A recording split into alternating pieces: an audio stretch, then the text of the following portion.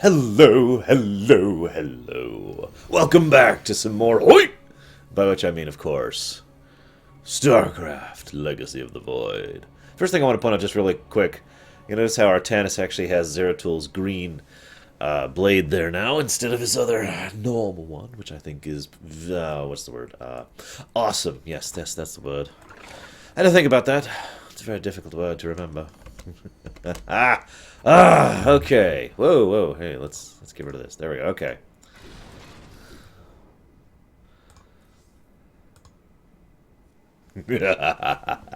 That's what I'm here for, Samurai, to give my viewers heart attacks. And hopefully give them some entertainment and some food for thought. If I can make all three of these things happen, other than the heart attack, I don't actually want people to get a heart attack. That would be unpleasant.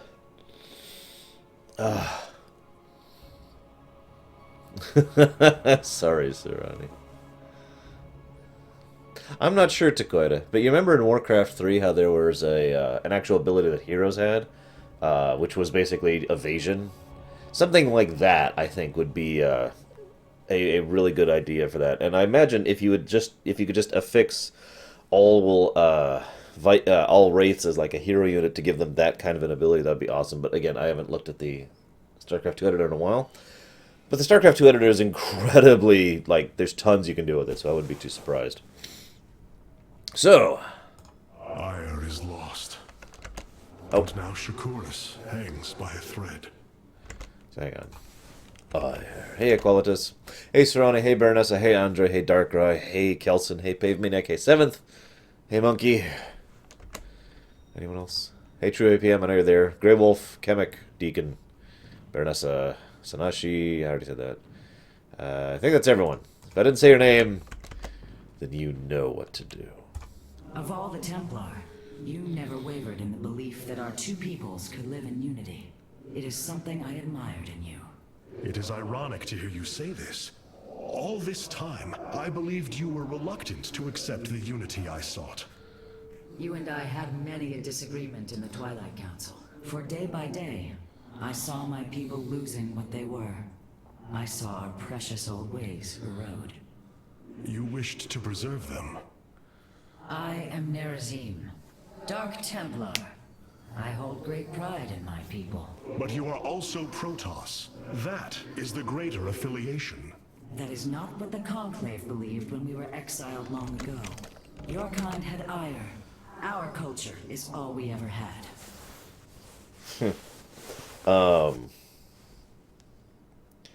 Hey, British. Hey, Shadow. Hey, Sulfura. Hey, Schmidolf. Hey, Nailman. Hey, Corwin. Hey, Stars. Hey, Dead. Hey, Krenzler. I'm not sure I would pair these two, but I will say one thing. And I know I've said this like 3 times before, but I really like that there's no mammary glands on the female Protoss. I hate to keep bashing that in, but it is such a rare thing. And I think they do a really good job of that. I mean, she clearly looks female to me, regardless of her voice, without that kind of a feature. And that's awesome. That's all I have to say about that. Hey, Zed. What do you have to say, Twit? The Dark Templar are heretics, exiles. Ugh. We must be on our guard. Whatever. Twit. So what can we Cloaked do warriors are now available for deployment. to the Dark Templar? So we can make them the Dark Templar. Attacks what? Oh my god. Okay, so Shadow Fury gives them, like, Omni Slash, or Avenger, For ire. gives them Life 3.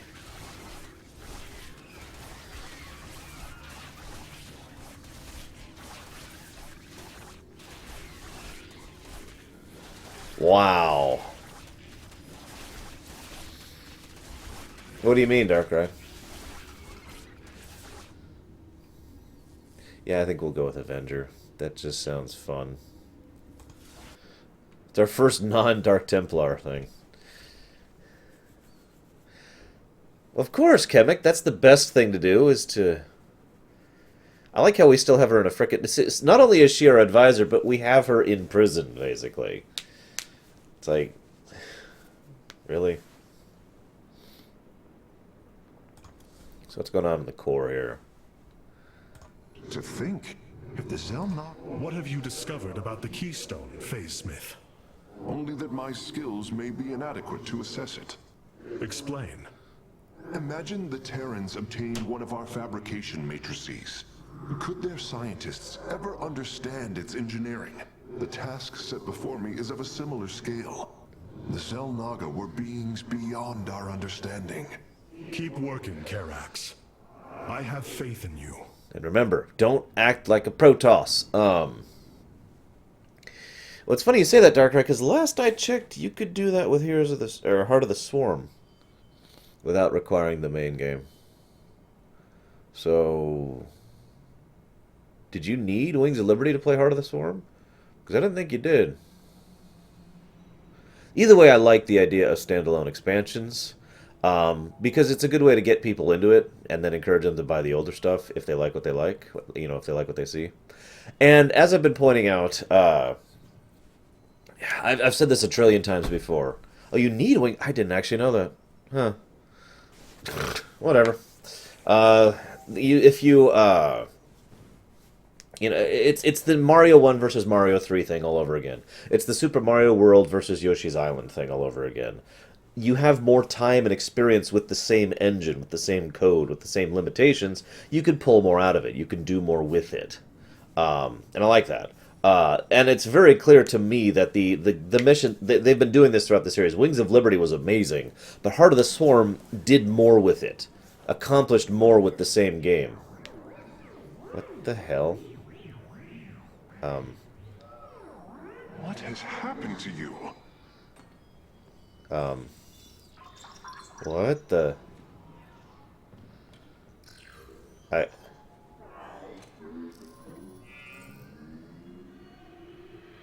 Okay, then. Our probes are under attack. Anyways, and in my opinion, this game already shows just superior design, superior quality. Like, they've gotten better at their own engine. It's the same exact thing. A lot of the things that they do are more creative and just generally feel like they're more polished, especially in terms of the actual missions. I was genuinely impressed with the mission where we were fighting alongside Raynor and Valerian. The two of them really felt like they were doing a lot more than they had done with the AI before.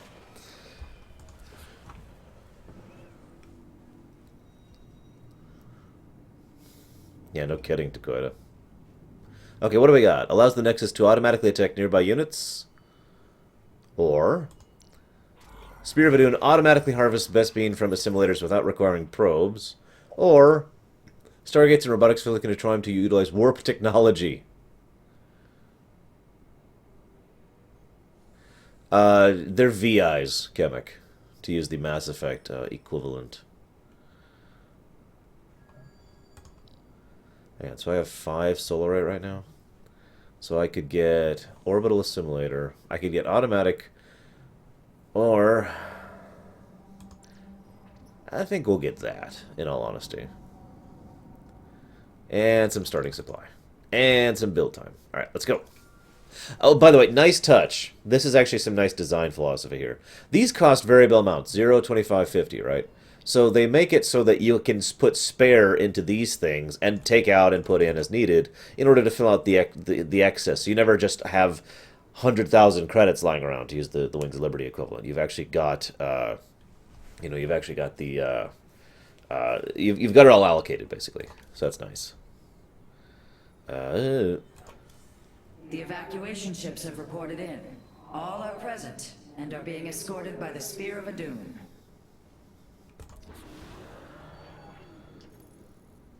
This was not an easy decision, but I would rather see Shakuras destroyed than overwhelmed by Amon Zerg. We have much to plan, Hierarch. Zerg life signs, 50 million.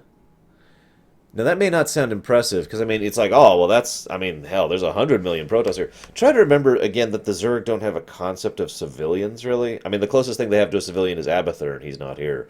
So that's not a 50 million population. That's a 50 million army.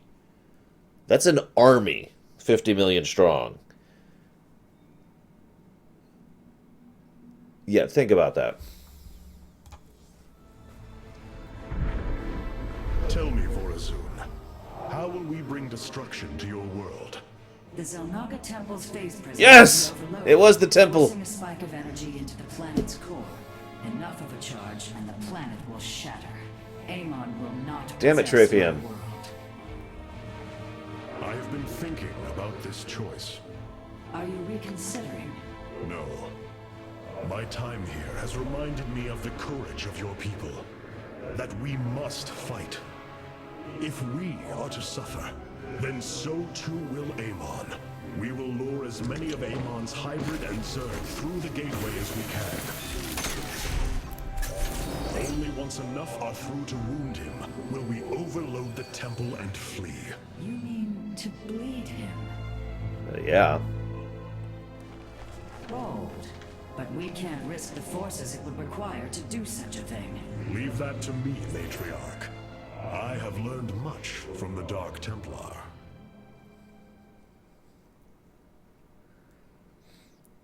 In all honesty, I want to stress this. I liked the Artanis Zeratul scene. A little early, but at the same time, as a writer, I feel like that was the proper moment for that scene to happen. As weird as that sounds. It was very well executed. If it was a worse scene, if they hadn't done it right, if it had been poorly executed, I think it would have been. I think I would have enjoyed it a lot less, and I would have been much more pissed off at the timing of it. But that is the perfect moment for that to happen. That is quite literally Uncle Ben and Aunt Beru moment is what that is, and that should happen early on in a story. Got it, Tripium. I'll do that next time.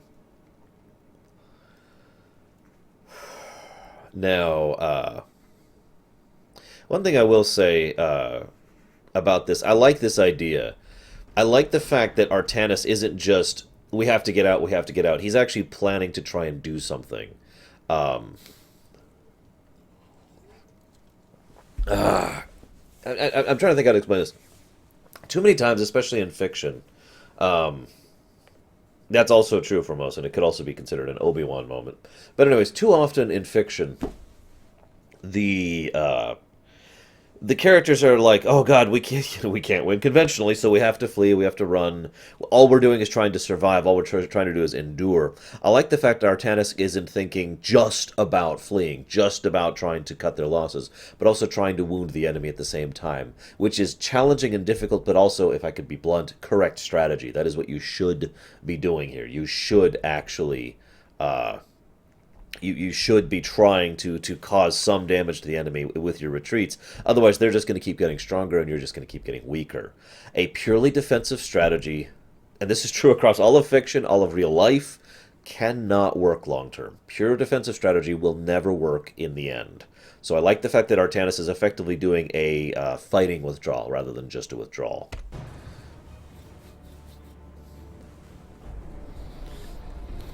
Our forces have secured the Zelnaga Temple grounds. Artanis. Dude, it even looks the same! Oh, that's cool. I am configuring Sorry. the temple now, but without the Uraj and the It's got the catalyst, wings and everything. It will take time. Time is not all it will take. The temple's energies are regulated by 3 Zenith stones. Only once they are destroyed can the temple be overloaded. Until then, we must defend it from the Zerg and their hybrid masters. The Nerazim have long used Kadaran monoliths to protect our lands. I see your Phase-Smith has become familiar with them. Indeed, Matriarch. The monoliths are quite deadly and fire a considerable distance. They should prove instrumental in our defense. Am I getting obelisks of light? Let us begin. For those of you who've played Command & Conquer. Or was it... I forget what those actually... The obelisks, you know what I'm talking about. Command & Conquer, come on. You know, right? Zerg on Shakura's 55 million, 56 million, 57, 8. Oh my god! Oh my god! Agreed. Although, should it become necessary, my Dark Templar can sneak through the enemy and destroy the stones. They're still going up! Why are they still going up? You know what? Okay, I'll trust you, Sam. That's actually what I was thinking about doing. Oh my god, yeah. This is a definite let's go moment here. Exercise caution when attacking a Zenith Stone. The energies within may become volatile as it is damaged. The Zerg gather for an attack to the southwest. Ignite your blades, warriors. What do we got? I can handle that. 100 million. Now the funny thing is, on the one hand, that's a counter of Doom, which is a nice touch. On the other hand, that's very Zerg. That's actually one of the biggest thing that is the Zerg's greatest strength, and I've talked about this many times before. The fact that the Zerg can reproduce a lot. Like, very, very quickly. It's one of their, like, 3 greatest strengths. Hierarch, there are more resources nearby. We can construct a second Nexus. Yes, I know how to play Protoss! I know how to make an expansion! Kind of busy. Yeah, let's just go and do this really quick. How are we doing? Okay, so we only have the 1 defense right now. We should probably... we actually can't do that. Let's do this. And then this. And then this.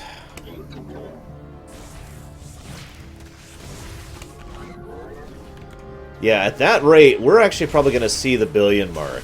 It is also possible that those are Zerg coming through the Gate of Ire. Actually, I think you're right, Dakota, now that I'm thinking about it. Although, I'm not sure which is more terrifying. Another brood of Zerg is preparing to attack from a hive to the northwest. Okay. I could make that happen. Come here.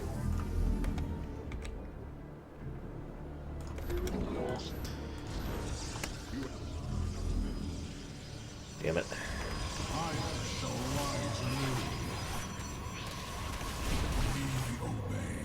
The story is so... God, I don't know, Redix.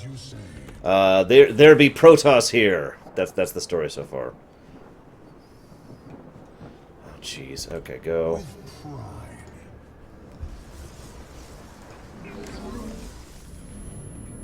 Actually, it may mean that, Baronessa, which is kind of a terrifying thought, if I'm being completely honest.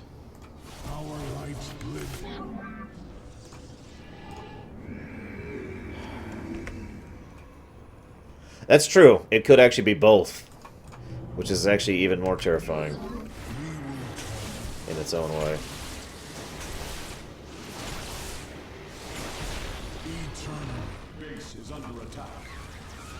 Oh, jeez. Oh, jeez. I got an achievement for some reason. It is done. The Zenith Stones have been destroyed. Once your task is complete, the temple can be overloaded. Understood. And the temple alignment is proceeding well. Now, we wait for the Zerg.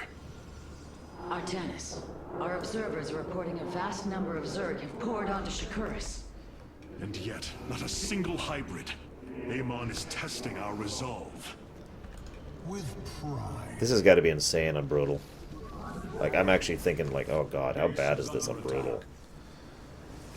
Actually, let's save that for now. Yeah, I know. I'm really resource-starved right now, and it's giving me some issues. Really resource-starved right now. The Zerg approach the temple from the southeastern access way.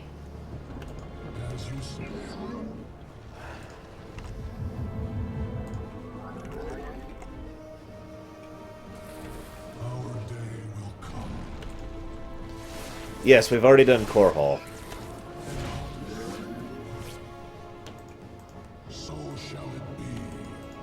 Damn it, Baronessa. Oh god, I can't even imagine what that one's like, Shadow. Fun! That's what that one's like.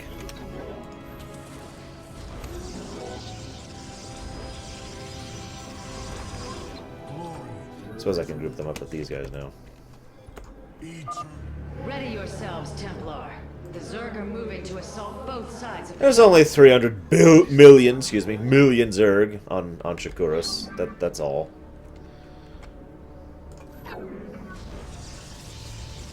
State thy bidding. Hey, Sigma. Base is under attack. Let our enemy know our fury. We move unseen. I think they kidnapped them, and I think they used them, RTRT. D. God, those cost a lot.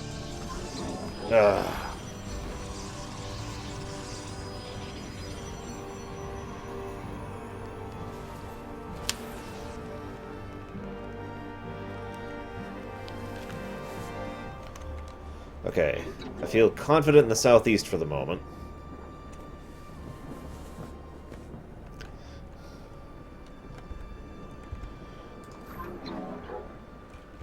You require my skills.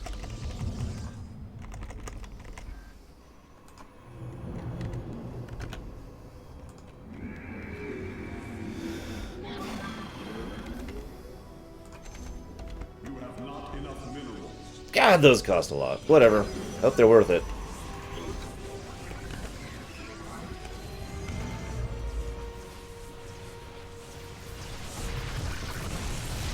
The original Diablo? I would say no, in all honesty.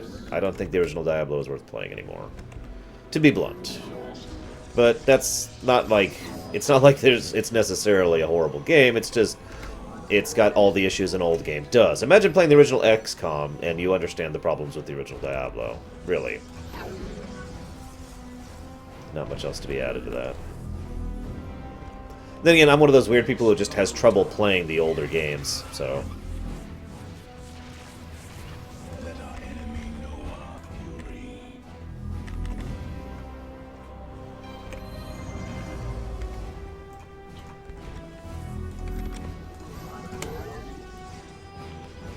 Well, there are these doom buildings called Kyderan monoliths, which look like they're basically a slow-attacking, Curious. big There attack. are overlords closing on the temple grounds. I have seen this tactic before. They are transporting ground forces. Destroy the overlords, quickly. But they're way over there. Oh, I just noticed there's a range limit on those batteries. I should be positioning those slightly more carefully.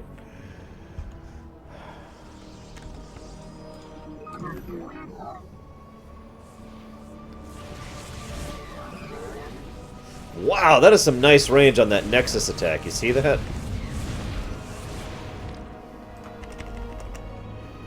Okay, we're finally starting to overcome that resource problem, which is good.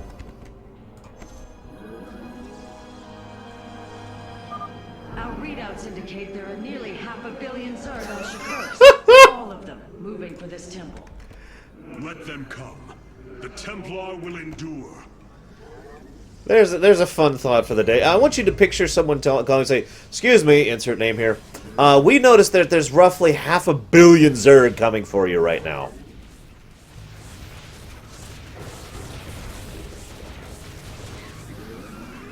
Just picture what that thought is like.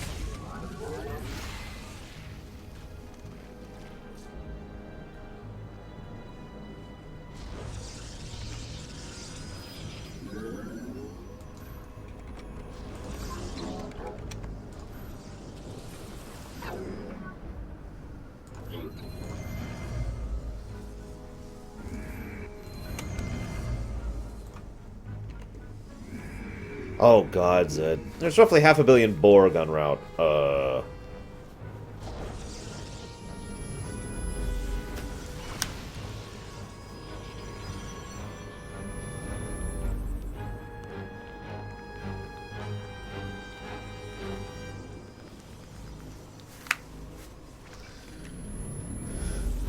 I'm pretty sure they technically should be rushing me a lot more than they are, but you know what? I'm not complaining at the moment. I'm okay with this. Be on guard, warriors. The Zerg are attacking the temple from all 3 sides at once.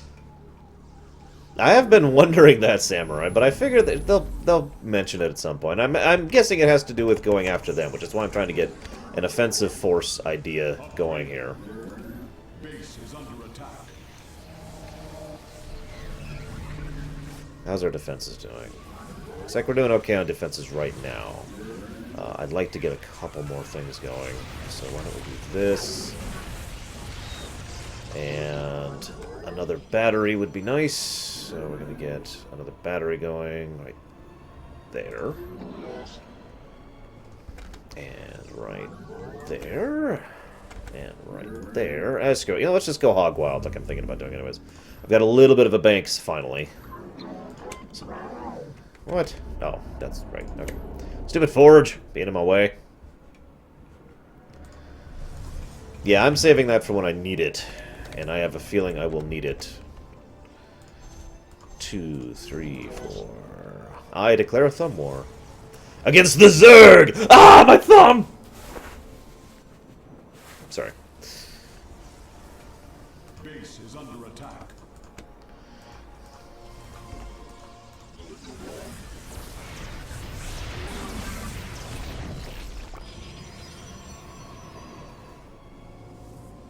We're up to 600 freaking million Zerg, guys. Void thing! So I'm clicking it, True APM, and nothing's happening here. I have never seen such abomination. Also, that's a flying hybrid. That's a flying hybrid. We must defend the temple. Okay, let's see how our defenses do against this thing. Not as well as I'd like. Yeah, that looked like a hybrid Void Ray. God. Upgrade complete.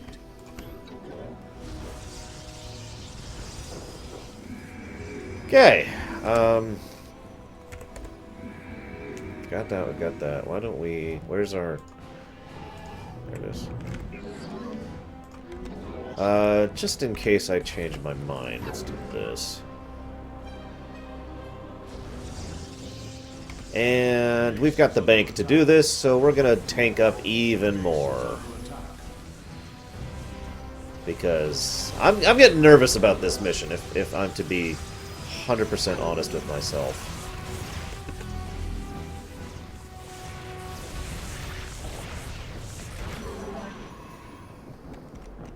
So yeah, let's get even more of these suckers going. Just place them wherever you have room, my warriors. And by warriors, I mean builders. Because that's what you are. I like how the only one I've got actually symmetrical is this one over here. I have never borne witness to so many Zerg. Was this the threat my mother once faced? Yeah. No, matriarch. This threat is a far greater one, and it will take all we have to resist it. Let our enemy know our fury.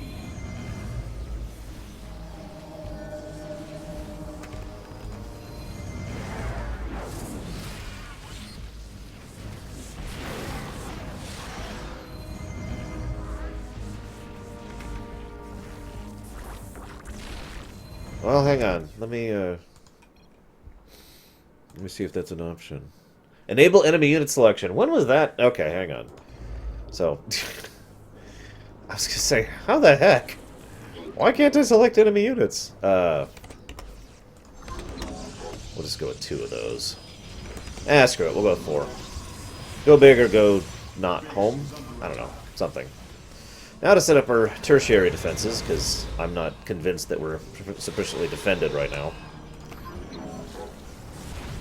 There's apparently a 1.8 billion achievement. Okay. We can go for that. Why not? Why not? Why not?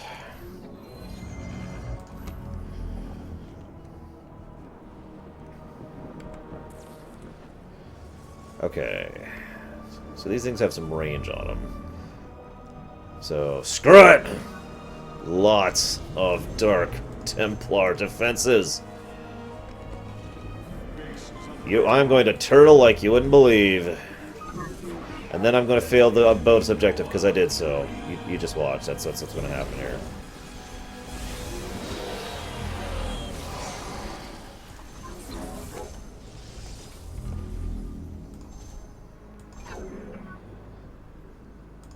Yeah, I'm preparing for hell. I know how this goes.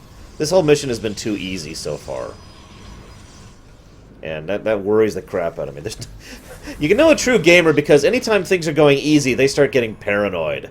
Like, oh god, why is this so easy? Take care, Brigman. Tell him happy birthday for me from a total stranger he's never met before. Hey, I can select the Reaver now. And so that's the Reaver, that's the Destroyer. Whenever we see a flyer again, I'll be like, hey.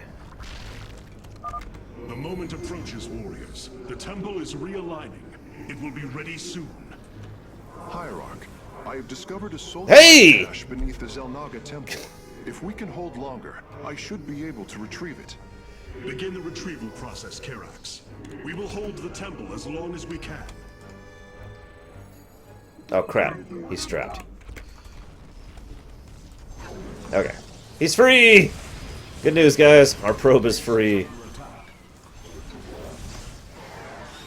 Hey, Night Forager.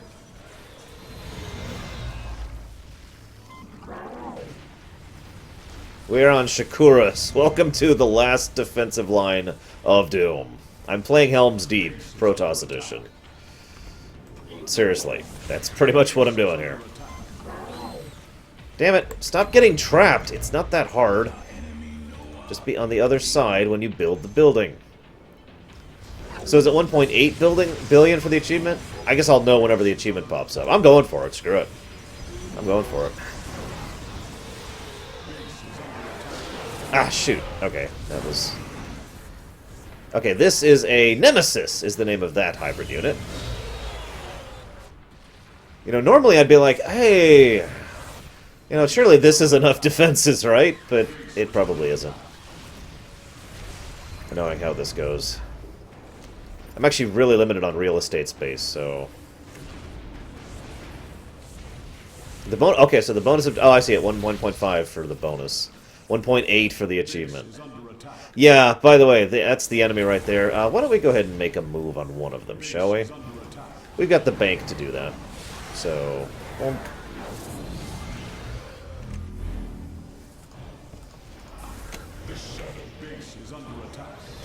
I like how base is under attack non-stop. Oh god, we're actually losing defenses. We're actually losing defenses! Can I even get over here? Is there enough real estate space to get over here? There is! Okay! The temple thrums with energy.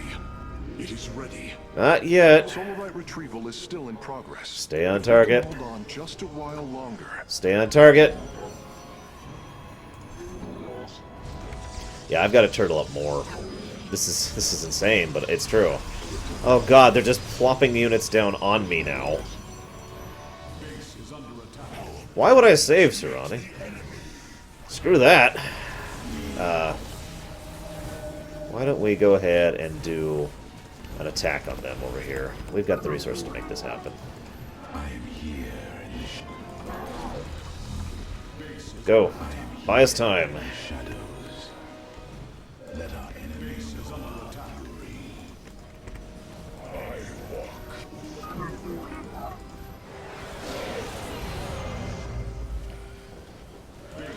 I was gonna say, I can't even imagine going for the bonus objective on Brutal. I really can't.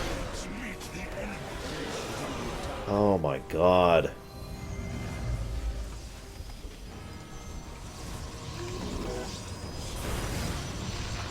I have a unique problem. I'm running out of places to drop units in. Okay, let's do... Right about now sounds like a good time.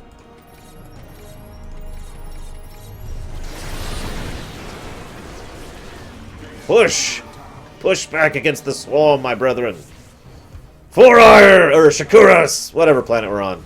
For whatever planet we're on! Oh my god, they're actually taking out my defenses. This is crazy.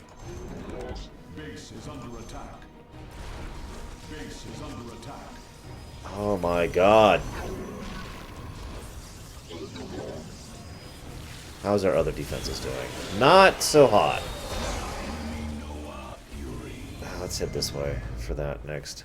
Southeast seems to be fine. It's like the only defensive line that's fine is the one I actually got symmetrical. At least to start.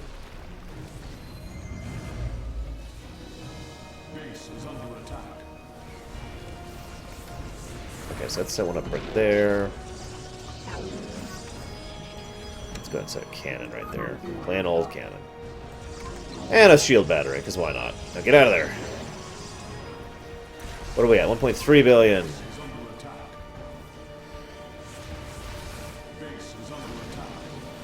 Surely you guys have played Command & Conquer, right? The solution for the downsides of the obelisk cannon is lots of obelisk cannons. But you are right. I don't have the real estate to make lots of these. That's probably why they're so big, so you literally can't turtle up with them like I want to. How are we doing on the southeast? Okay, we're doing okay here.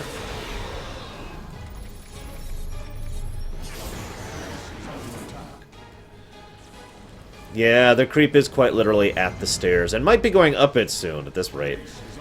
Oh my god! Love the music for this. This is what the last Xel'Naga Temple mission should have felt like. The one in Brood War. Seriously, picture that. I mean, this is practically what that is anyways. Let's get another battery going. Okay, there's the 1.5 mark. The Solarite has been successful. I'm going to unsave just in case. We're going to go for it. 1.8. Let's do it. Let's do it.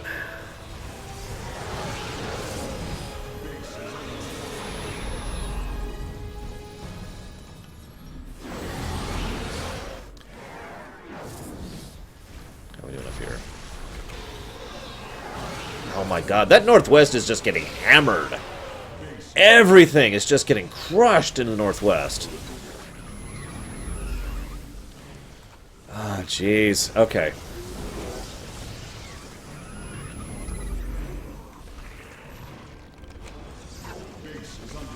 Yes, I know.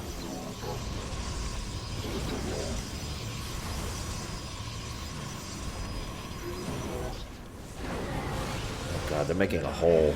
They're making holes. Come on, come on, come on, come on.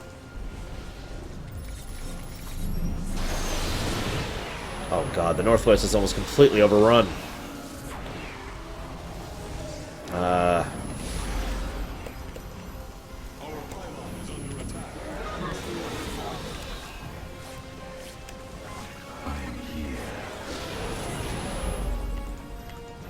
Highest time with your lives!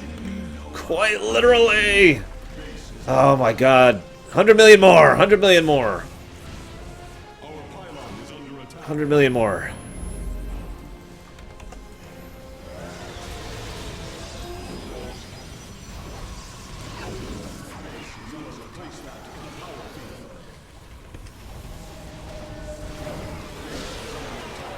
We must place that in a power field. The shadow path. The shadow path. Base is under attack. Come on. Come on. Just a little bit more. Yes, go! You notice the southwest line is completely gone. Templar, initiate dimensional recon. Get to safety, now! Nidus worms. The Zerg are poised to breach the temple. Have faith, Matriarch. Your fallen people cry out for vengeance. Wow. They shall have it.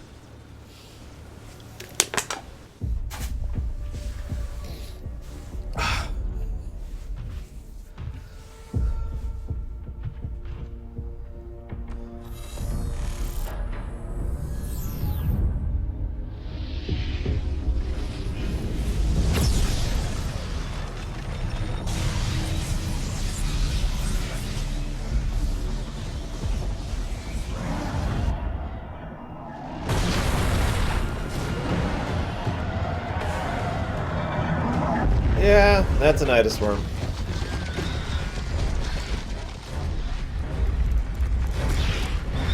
Alone. It is said that those of our kind suffer, separated from the glory of the Kala. I think that's the first time he's actually brought out the green blade in combat.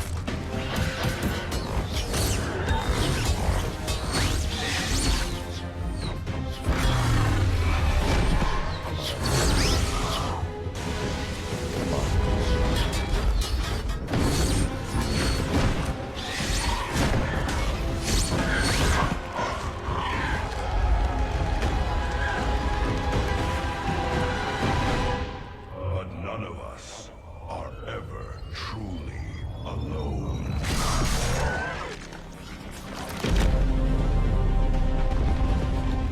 For our warrior hearts are bound by honor, traditions. Battle is waged in the name of the many. The brave, whose generation after generation choose the mantle of Dark Templar.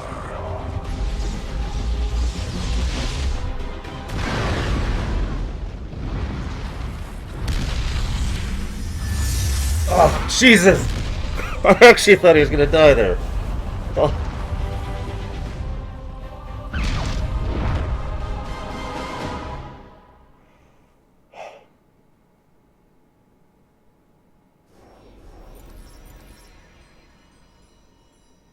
Wow.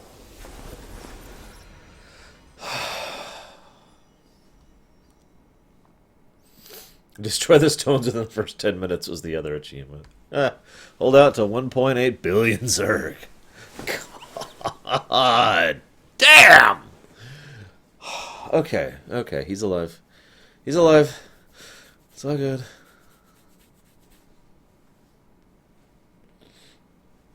That would have, see, the thing is, that would have been a very brave move if they killed him off here. I'm not even sure it would be the right move, but it would be very brave.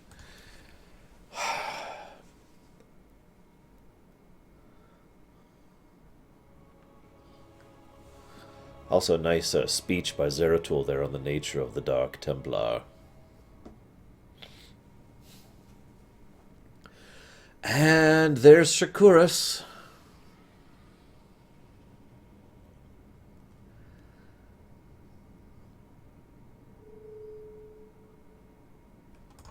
If only I had heeded Zeratul's warning. We lost the Kala, and now Shakuras. Yet we still live, and that is no small gift. Oh, dude. Bits and pieces of the debris from Shakuras are actually hitting the shields of the Spear of Adun.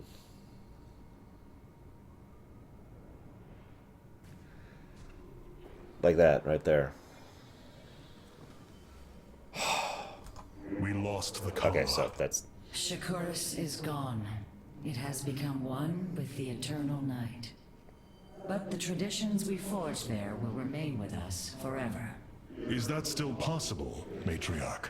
More so than you may realize. What do you know of the Shadow Walk, Artanis? Little. Your people closely guard their customs. It is our most sacred rite of passage. The Initiate stands alone. Members of her tribe strike against her from the shadows. If she endures, she becomes a Shadow Hunter, true Dark Templar. Why do you speak of this? You stood alone, as Dark Templar, against countless enemies, risking your life for the many. You have walked as we have. You have walked the Shadow Path already, Artanis. You no longer have the Kala. You are Dark Templar. Interesting. I feel like pointing out that's more of a cultural thing than anything else, other than the severing, obviously. I do find it curious if Artanis has actually learned to channel void energies at this point in time, because it kind of sounds like it. That sucks, Baronessa. I'd make an Alderaan joke here, but... So let's see what she has to say about the fact that we're Dark Templar now. The Nerazim fought valiantly beside us, even unto the destruction of their world. Why? Their homeworld has always been Ire. They have never forgotten it, or the sacrifice that delivered them to safety. You speak of Adun. So saith Judicator Zentheon. Adun failed to eradicate the rogue tribes, those who call themselves the Dark Templar. We witnessed the burst of the Twilight Star. In that treasonous instant, Adun ushered the heretics and himself to fate, purifying Ire of their taint, but allowing them life. Treason? Adun chose mercy rather than committing genocide. This was a noble act, Preserver. Was it? I see history through the eyes of those who lived it, Artanis. Perhaps this is why you are blind to all that is before you. History's truths are only ever understood looking through the backwards lens, seeing its consequences take root. As a preserver, I have always experienced history as a living, breathing now, as those who experienced it in the moment did. Perhaps I should consider the way you view it. And then join with Amon! So, a question for you guys. And this is kind of a sticky topic, and I don't want to get too much into things, especially you, Shadow. But I often wonder if tradition for tradition's sake should be maintained. Prog, I always hesitate to put a number on something when I'm doing my first impression because I have more of an emotional response than a mental response. But if you're asking what I recommend this game so far, I'd say yes. Like, for example, from the Preserver, we see the example of a tradition being maintained for the tradition's sake, and yet, as we've already established, the Dark Templar want to do the exact same thing, just different traditions. And we also know kind of what happens when traditions kind of get warped over time, and these are the Protoss, and it's kind of a messy topic overall. And Arudin Shakuras, you were our salvation, and we will forever remember that. Personally, I'd say the Private Star, by the way, Shadow. So I have 10 more Solarite. Can I do... what do we got?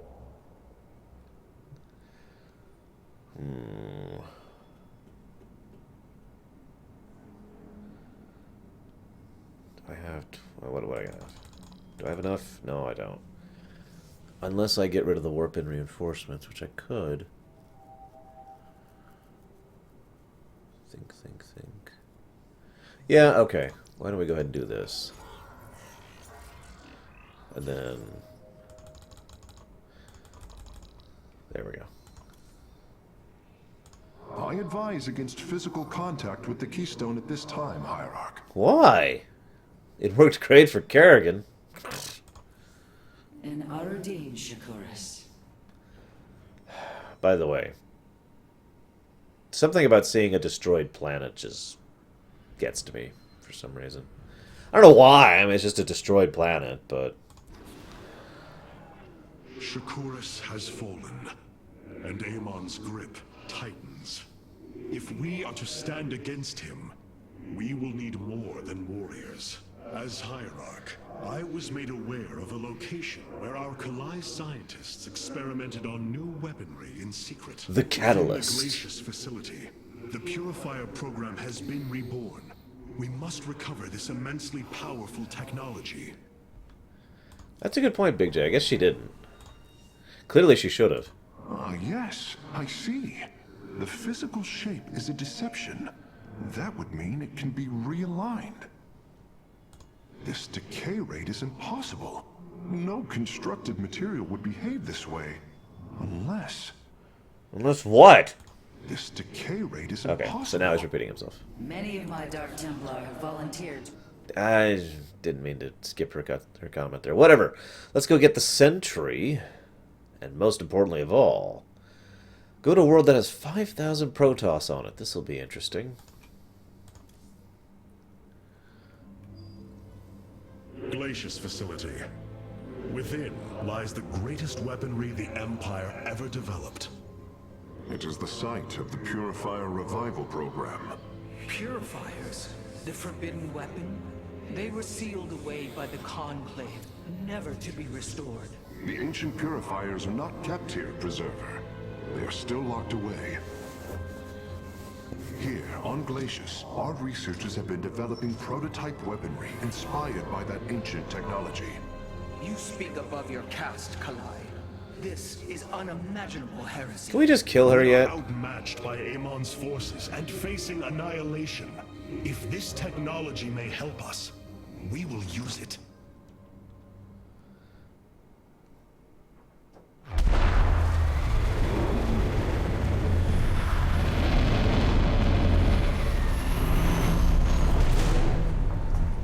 Like I said, Shadow, it's an interesting thought. What are those?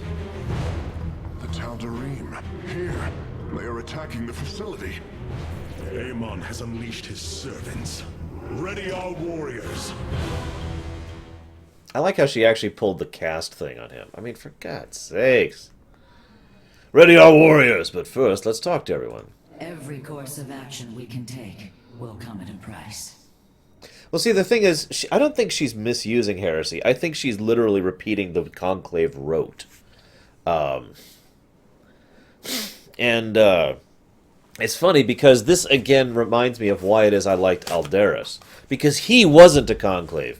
He was repeating their message. He was the one who was sharing the thoughts that they had.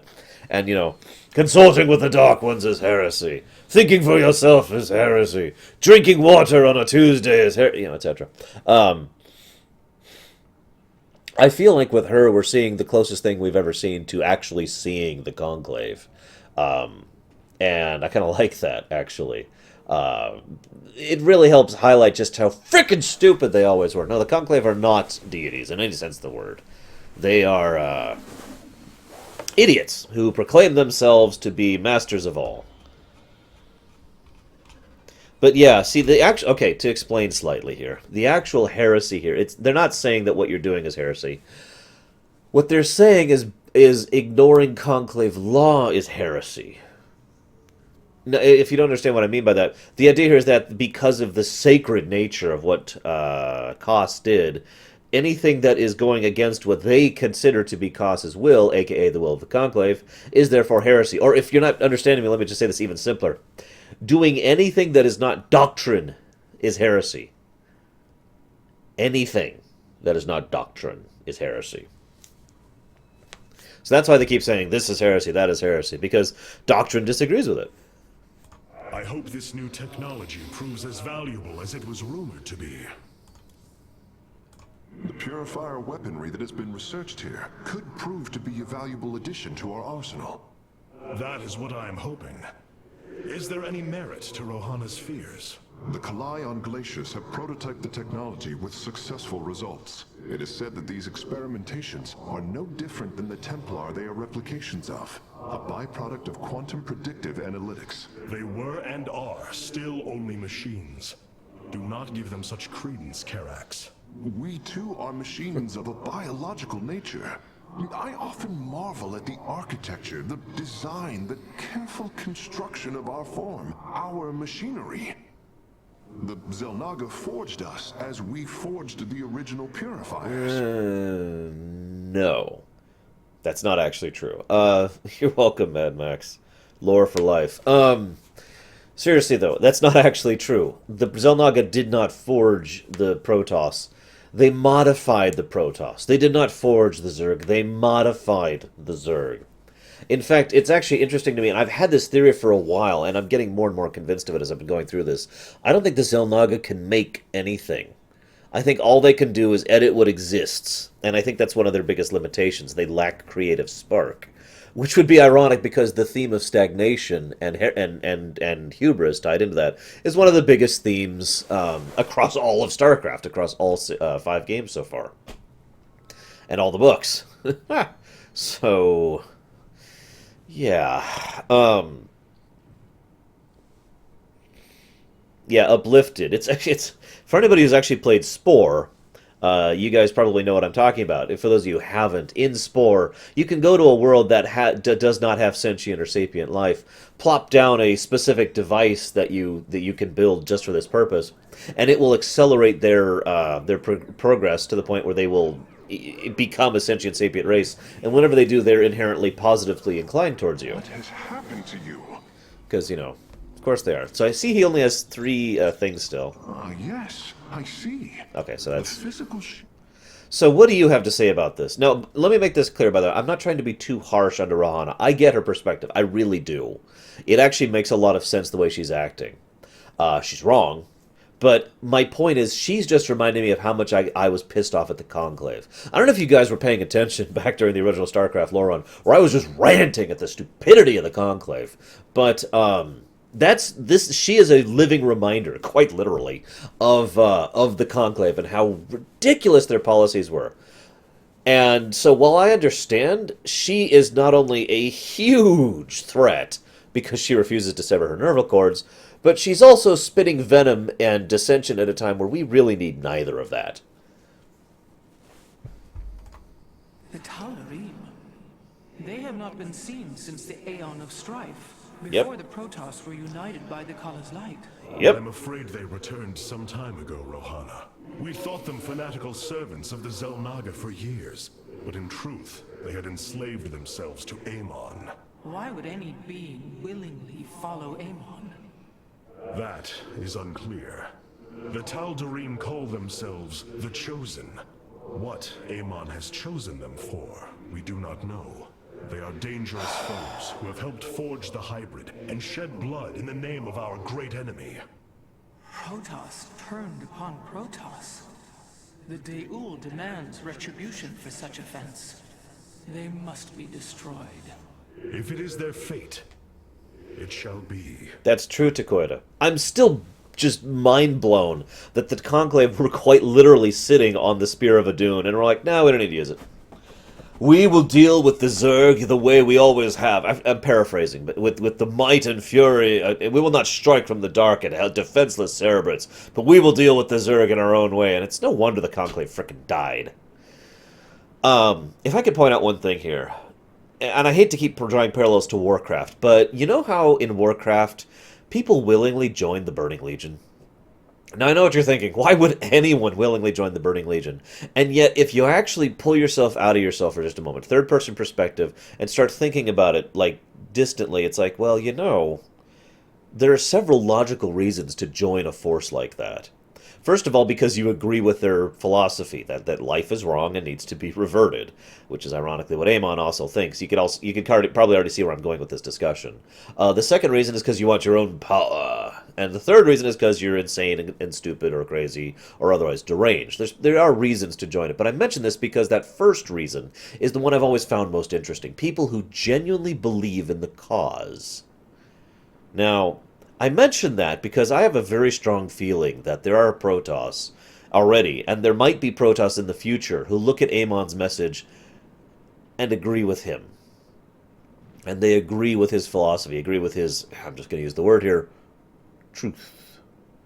And the idea that they might willingly join him means I'd almost guarantee we're going to have some betrayal thing in the future. And given how Blizzard tends to do things, she is the very, very, very obvious answer for to be the betrayal. But as several of my viewers have already pointed out, the slightly more likely thing is that she's a red herring, and the actual betrayer will be this guy. And if you don't understand why, well, go watch my video about Metal Gear Solid 3 if you haven't.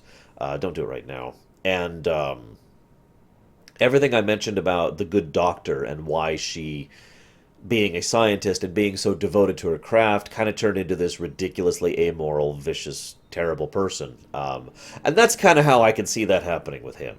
Amon's message is the end of life. Scouts are reporting Amon's forces But are I'll talk about that in a covering minute. System after system. We must choose our plan of attack carefully, Hierarch.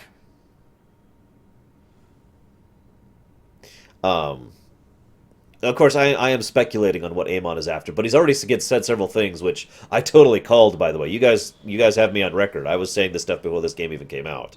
First of all, that he believes that the Xel'Naga cycle was wrong. Second of all, that he's trying to remove life from the galaxy, all the corrupted life that's been tainted by the Xel'Naga. Third, he's trying to actually get rid of all of the pain and suffering of the galaxy by reverting it to a null state, etc., etc. Glacius, we were never meant to come here, but our need is dire. We must awaken the One Ring. The rulings of the Conclave mean nothing to the Nerazim. We must discard the past divisions to pursue the future. Okay. If we are to obtain the Purifier technology, then we must move quickly. The Tal'Darim are preparing to fire upon the facility.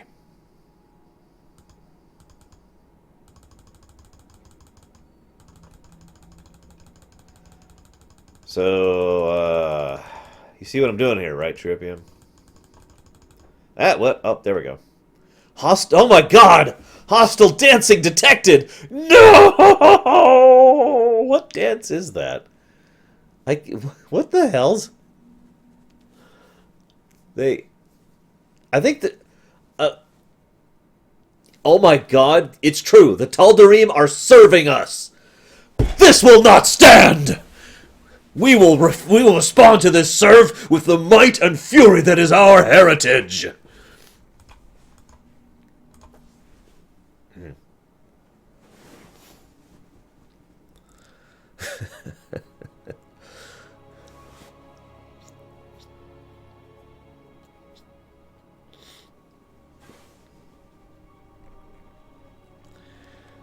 Sorry. I know you guys hate it when I raise my voice.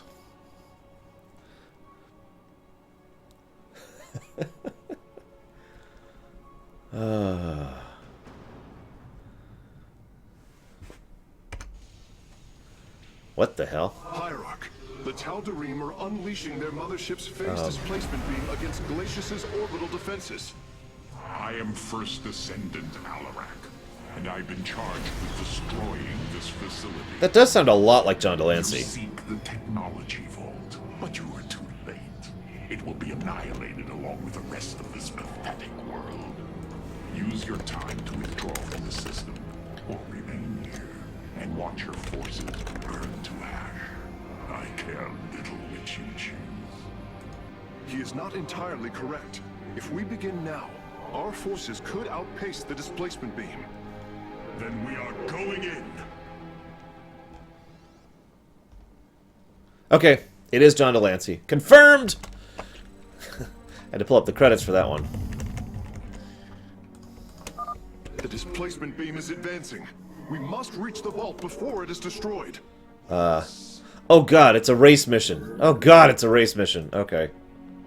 The guard move. Okay, okay. I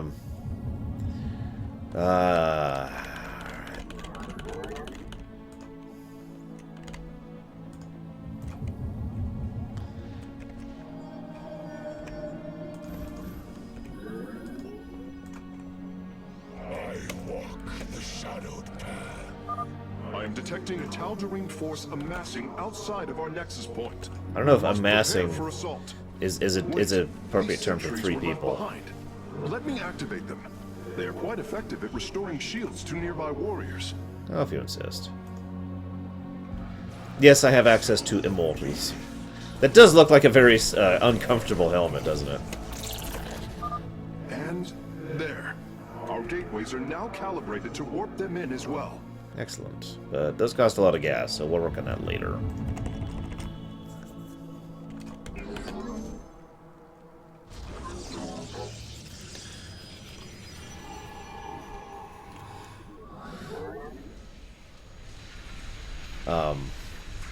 That's fun looking. Also, that worries me. If you don't understand what I mean, Alarak just now, the John Delancey guy, sounded reasonable. Maybe that's just John Delancey, because he's really good at playing a villain who doesn't actually sound villainous, but, I mean, really, he was just like, you can leave if you want, it's okay.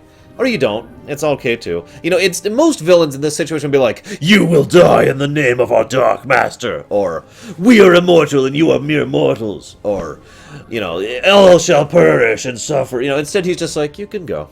That's, yeah, this is making me wonder. Also, you don't really spring for John Delancey for no reason.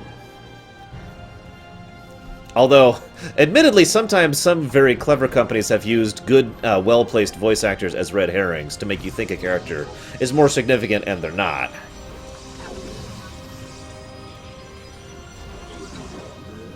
Yeah, but his tone is all different, Progue. I mean, really, it's completely different, the way he's talking. Yeah, I like this. It's like... let's get back here.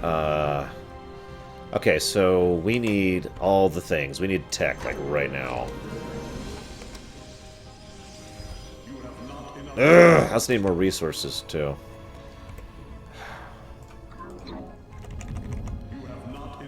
Baronessa, stop stealing my minerals! Knight Kerrigan is not going to sleep with you if you bring her minerals. She's got plenty. Actually, that wouldn't surprise me at all, Night Forger, considering they already did that in Wing of Victories. Oh crap! Did I just no? Okay, I didn't even notice I already had a Cybercore. I was just kind of auto-moding that. Whoops. I must construct additional pylons.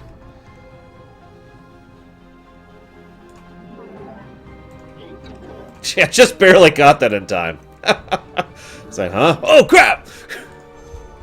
Yes, thank you for the warning. Thank you for the warning. Did not catch that.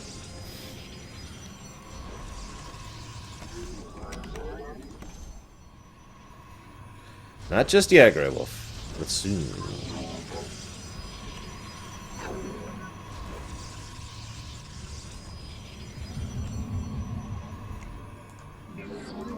So that should be 22, 23. Going right up to the cap. I want max minerals coming in. Today, about 1 hour, 6 minutes, and 7 seconds ago. Yeah, they're fine.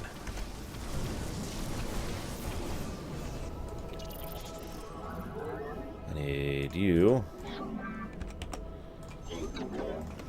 Alright. Shut up, I have the minerals. I like how these are coming in as warp gates now. That's nice, because that's what I want. Speaking of which...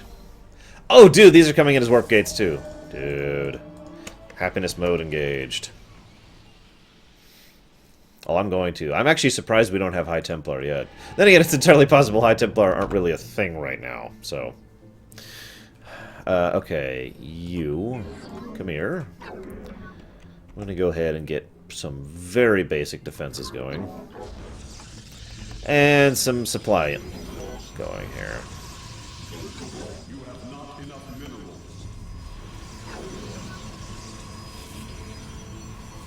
I don't know. Why don't we ask whoever my guy is? Do I have enough minerals?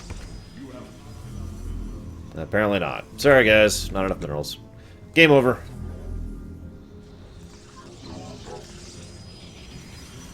You know, I hate to say this, because most of the time I'm a little irritated when you... Yeah, that laser beam is starting to worry me, if I'm honest. Most of the time when you have a situation like this, it bugs the crap out of me, because it's like... You're not really starting fresh, but at the same time you kind of are. Like, you start off playing in the Protoss campaign, and you start off with crappy units, even though the Protoss have been active for forever and really should have more units than that, but... you know? You'd think they'd have more than that at their disposal at this point in time. Alright, let's do a little scouting here.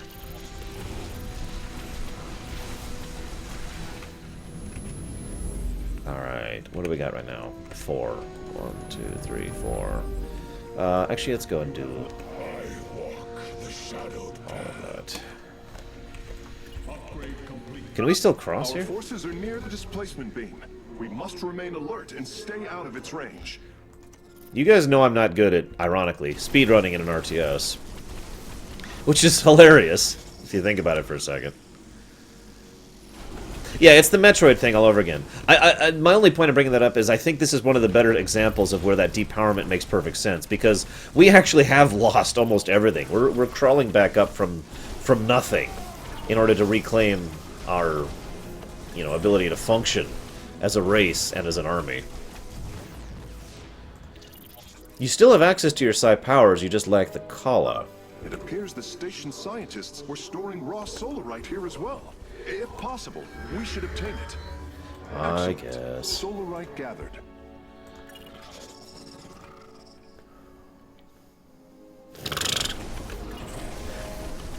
Imagine if Voyager had done that, by the way.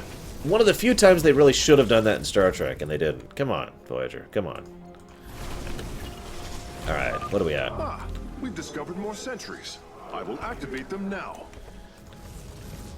A Tal'Darim force field. We need to destroy its power source to clear the way.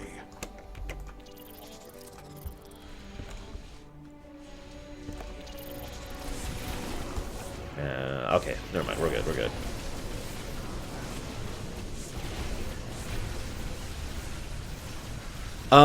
Actually, gateways have an ability that make them actually useful, which is really nice. It's one of the reasons I've been using gateways instead of, you know, my usual strategy. And that ability is the fact that they can queue up 3 each, instead of being limited to just 1, which is a really nice thing. Upgrade complete. I also like the changing the abilities and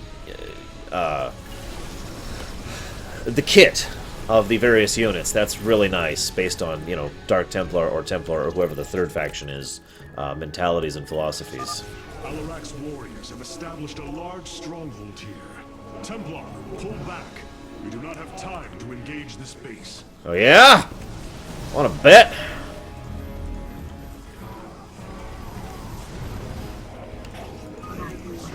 I love this ability, by the way, Mad Max. Some excitement, Hierarch.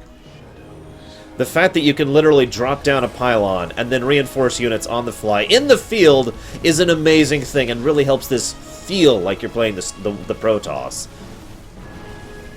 I really enjoy that a lot.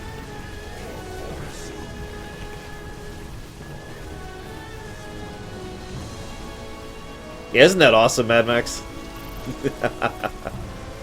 It's this ability up here. I have selected Deploy Pylon, which for 75 energy on a 3-minute cooldown, or excuse me, 60 seconds cooldowns, bam! Alright, what do I need? I need 4 more of these. What else do I need? 1, 2, 3, 4, 5, 6. I need 1 of these. Oh, wrong one, wrong one. Whatever. And the rest I just need to be zealots right now. Yeah, the ship powers are super useful. I'll show off the cannon attack just for you, Mad Max. Very wise. Yeah, they could never do this in multiplayer. It's in our way. We can sneak by. Go! Just don't look into it. Just don't look at it. Oh god. Oh god. Okay, we're fine. We're fine. That would have been a perfect time to use it, but whatever. I was out of energy. That's a good point. We need to get some immortal love going on. Which means we need more robotics facilities to really get some immortal love going on. This is also nice. You can just put buildings basically wherever, because you can warp in from wherever. There we go. How's our research going? Oh, we're already maxed. How's our supply going? We could use a little more supply. Here, go here, go here. Hey, Leander. What's up? For the swore eye, or whatever. My life for Ner'zhul. Alright. Oh, dude, you can see the shadow of the mothership there. That is such a nice detail. Look at that. Look at that. That is so nice on the detail of that. Also, sorry. Anyone else think this place looks a lot like a ship facility or something?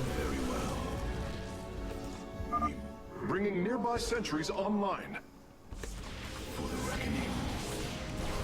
Intriguing.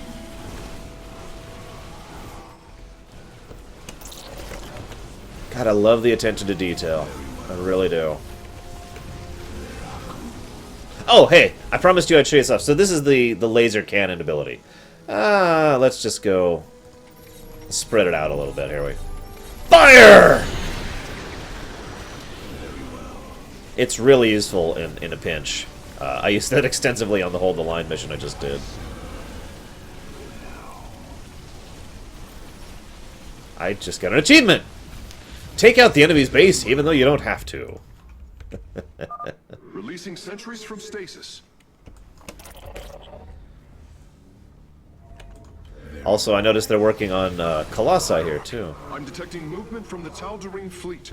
Multiple transport signatures inbound on the facility. Warp prisms. Clever. Alarak is activating the facility's old defenses, using them against us. Go! Yeah, activate this. Goodbye. I wonder if I can activate the defenses. Nope. Darn. That would have been a nice touch. Yeah, it's much more effective against units. Like I said, I was using it against the hybrids a lot earlier. Okay, we need to find that solarite. Why don't we get this going, because I've been waiting on this anyways. What's that? You guys want some immortals? Well, okay, I guess. So these are the improved immortals, Mad Max. These guys can hit the air. That's like the only thing that's changed about them, but they can hit the air! I mean, what else needs to be said about that? I haven't been this way. Maybe I should. What? Yeah, let's back up. I'm sorry, Night Forager. You're welcome, I guess? I'm not sure how to respond to that. That could be it, Takoida. It does 50 damage and 100 to armored units, so there you go. That's why it was doing so much against the hybrids. I imagine that's kind of designed to be a anti-hybrid gun. Our forces are in mortal danger. Get them away from the beam. There it was, yep, it was right here. Acquired all of the raw solarite samples. Okay, so now we gotta wait. Because... You should see them.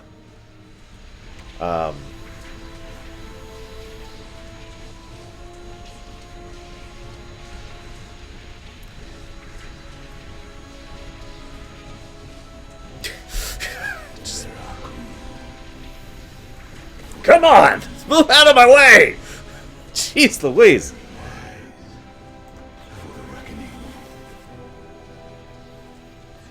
I think I didn't lose the unit there. I think this guy right here, or no, it was a stalker who got hit really bad by it. Whatever. I'm pretty sure I didn't lose a unit to it. Maybe.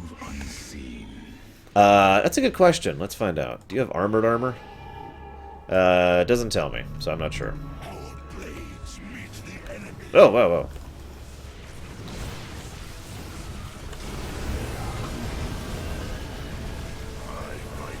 Looks like they just do the same damage to air and ground in response to the immortal thing.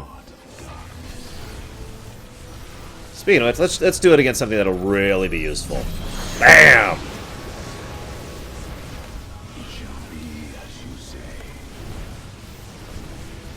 So I've got the solarite.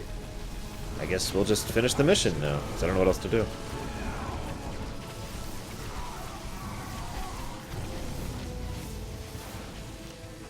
Yep. That Colossi got dunked on. Oh, yeah, mechanical. Acquiring access. Work quickly, Faye Smith. Yeah? Focus the disruptor on their location. Let them burn. I have its coordinates. Warping aboard the container now. I was cutting it a little close there. I can't imagine this this mission on Brutal. You are not as weak as you appear, Artanis. We shall meet again. I hope so. The Purifier weaponry is safely aboard the Spear of Adun. Wait, there is a prototype warrior here as well. What? I will have to examine it more closely. So did I get the Don't Die achievement? I might not have. Nope, I got it. Yay! The Don't Die... And what was the other one I got? It was probably just for taking out their base. Yeah, take out their base. And yeah. Woo! Woo! So, I actually am Fat Squeak. Although I have a feeling this is going to be pretty rough. I think I'm going to upgrade to hard first when I go back in my second playthrough. And work my way up. So what is this? Is this... You wish to see me, Faye Smith? Artanis, it is good to see you. What?! Executor. Phoenix? How can this be? It was his cloned personality that was used for the Purifier prototype. Given your friendship with the Source personality, I thought, well, he believes he was brought from stasis and made a Dragoon. Why are you here, Phoenix? I was given a directive by Ogdaris himself to come to Glacius and serve the Templar. It is the last recollection from his memory web. The Great Templar were still encoded by order of the Conclave. Do you know about the experimentation done on Glacius? Why Aldaris gave you this order? I am a warrior, old friend. You know this as well as any. It is not my place to question. Okay, that's not the my order of Phoenix. Adjudicator.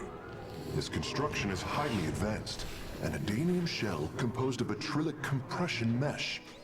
It appears he was to be the first in a revival of the ancient program. Oh. Enough!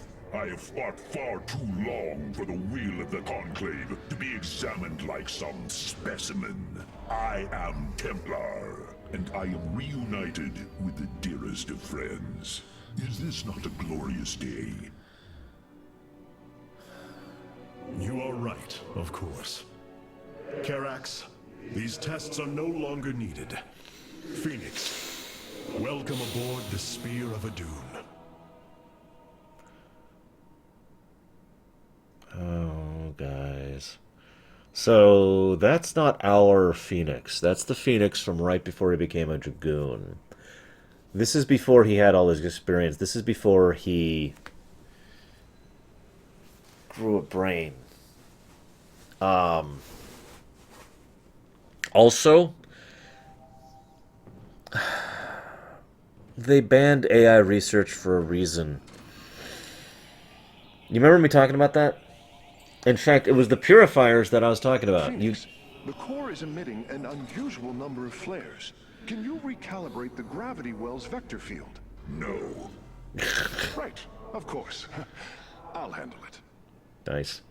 Seriously, I was actually talking about the purifiers. You remember me talking about that back in, I forget when, but I think when we were going through the original Starcraft, and how the purifiers rebelled against the Conclave because they actually created real AI, and the real AI didn't like being used as less than a tool, and so they rebelled against the Conclave, and the Conclave banned AI research, and that's why all their stuff from now on is VI.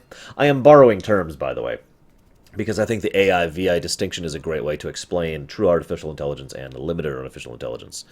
So yeah, this is in every way not Phoenix. This is Purifier Phoenix. And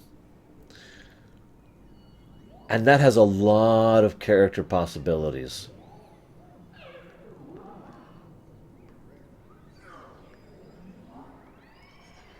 What has happened to you? Still cute. I'm going to pause this for a second because I need to think. See, they could go a lot of different directions with this.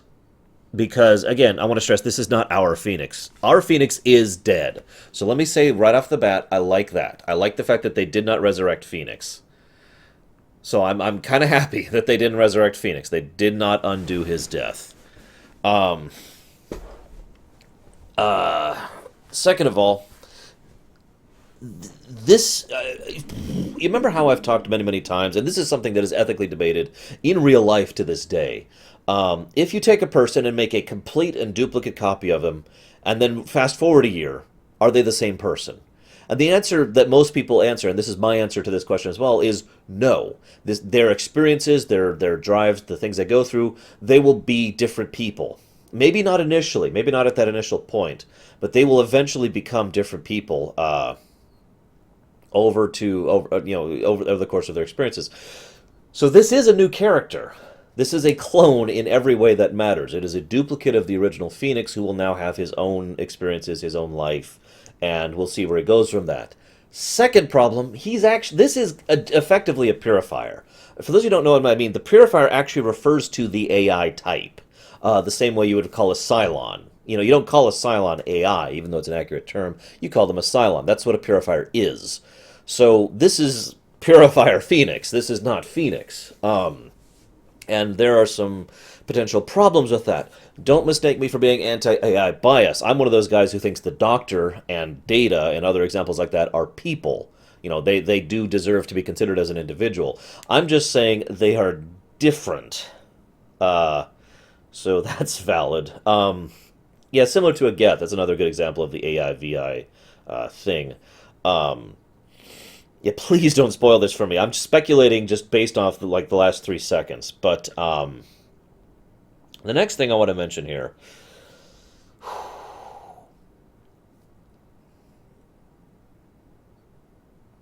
They've already done a character arc with Twitface of her being, you know, Protoss out of time, someone who was basically from the old era, from the Will of the Conclave, and showing all that old terrible stuff. What we are having here is a Phoenix who is effectively from the original Starcraft. His last memories of his original Phoenix life are of fighting at Antioch, yes, I even remember the location, and dying against the Zerg. So he is also out of time, and he is also skipped out on time, just less time, a little busier time. He's lost out, and I guess that would be about 6 years at this point, 6 or 7, something like that.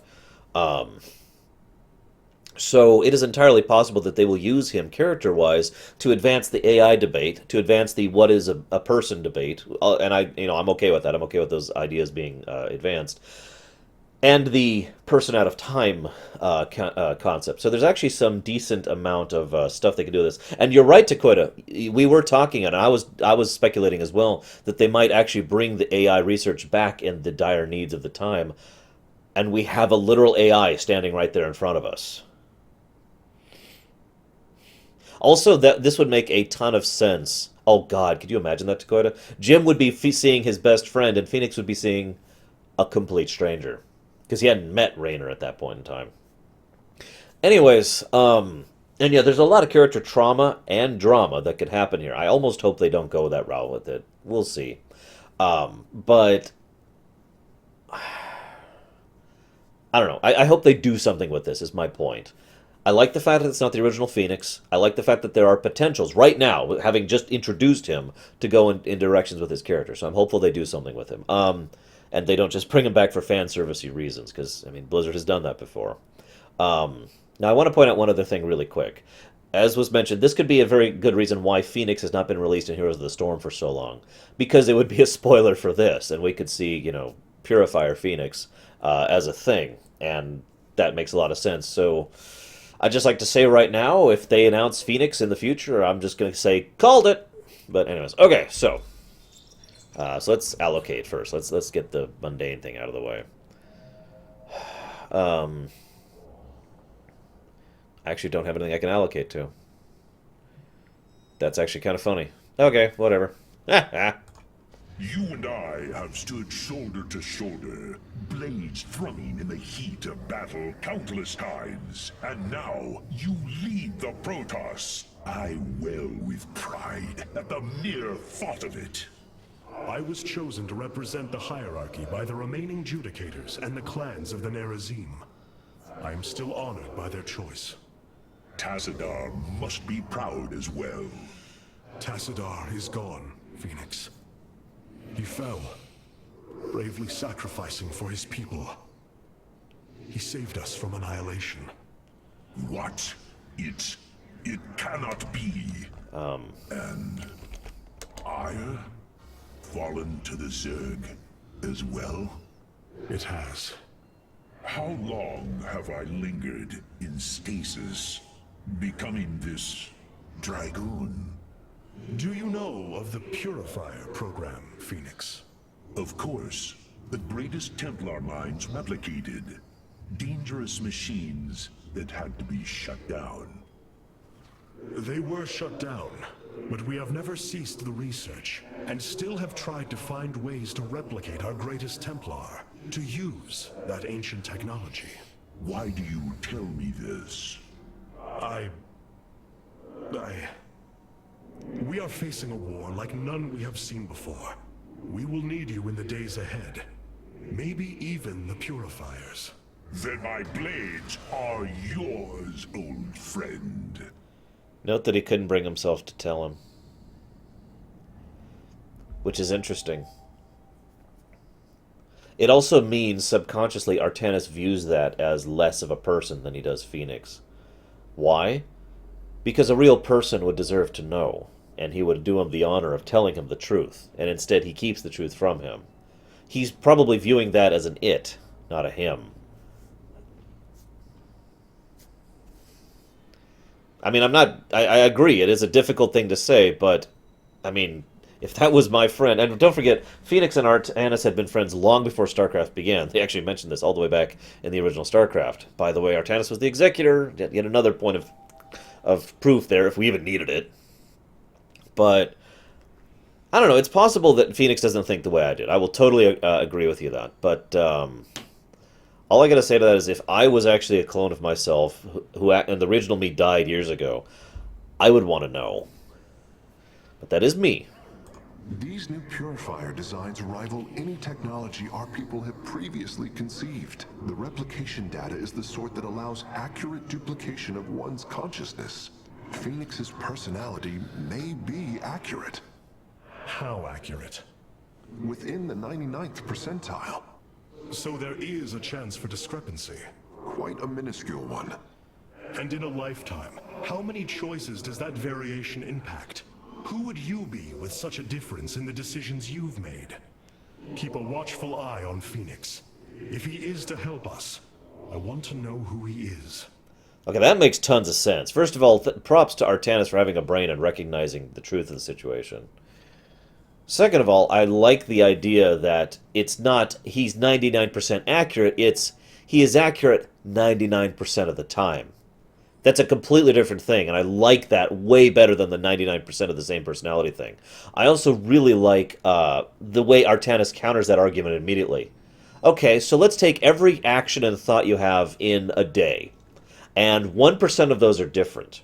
How different would that affect your life? Now how about a week? Now how about a year? Now think on the Protoss scale of things. So I like the idea that Artanis is not blind to what's going on here and is like, ew, okay. But anyways, hang on, can I... Do I want anything else? What have I got? I got 15. Can I get up to 50? I can. There we go.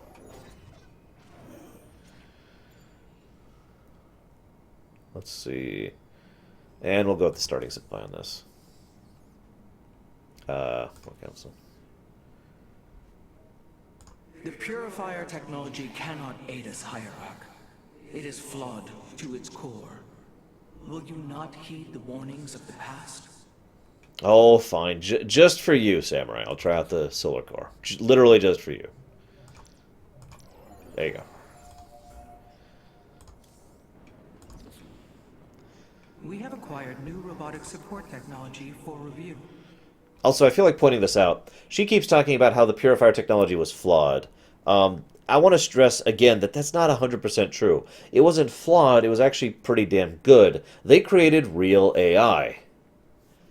And that was the problem because they then treated them like dirt. So if you take people who are, let's be honest with ourselves, people, and treat them like dirt, then what do you think they're going to do? The Purifiers rebelled and tried to kill the Conclave because they were being treated like dirt. They were oppressive, horrible overseers. It wasn't the fact that they were AI that made them wrong. It was the fact that the Conclave were frickin' morons that made them wrong.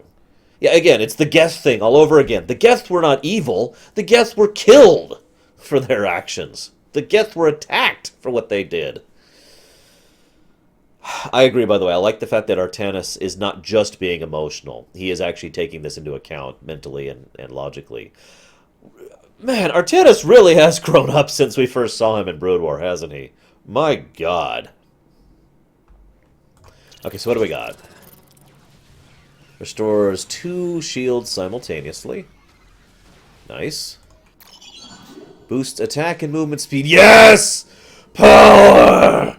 Unlimited power!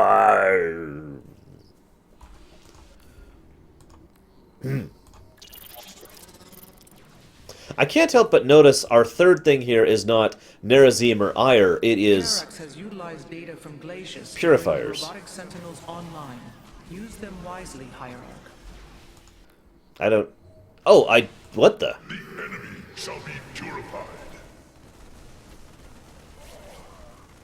Life 3 Zealots?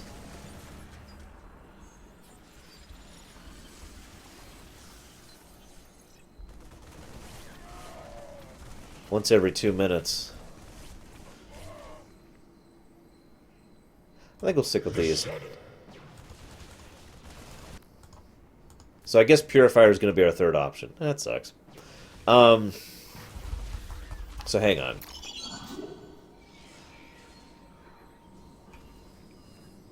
Oh, dude, we could turn these into pylons. Ah, yeah, okay. We'll turn those into support. That's gonna make a hell of a death ball, ain't it? Seeing Phoenix once more perplexes me. I feel sadness, but I should feel joy. It is said the warrior Phoenix was felled by the Queen of Blades. This approximation is not Phoenix, but he is a reminder of the loss you suffered. His voice, thoughts, his very presence.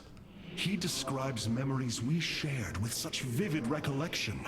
Every instinct I have tells me that this is my friend, but all logic defies it. We of the Nerazim often ponder whether our people are the sum total of their experiences, or are more than them. A truth lingering inside us. In time, we shall see if this Phoenix has his own truth, or is little more than a flawed forgery. Spirit of Memory, honestly, even if not for the show, I'd be playing this first. I'm more hyped for Legacy than Fallout 4. Not that I'm not hyped for Fallout 4, but Fallout 4 can wait. Legacy, yeah. Hold fast, my people. I will come for you as soon as I can. Wait, are we already done on Glacius? Oh, there better be more missions. I have this really bad feeling there's not that many missions in Legacy. Because, yeah, we'll see.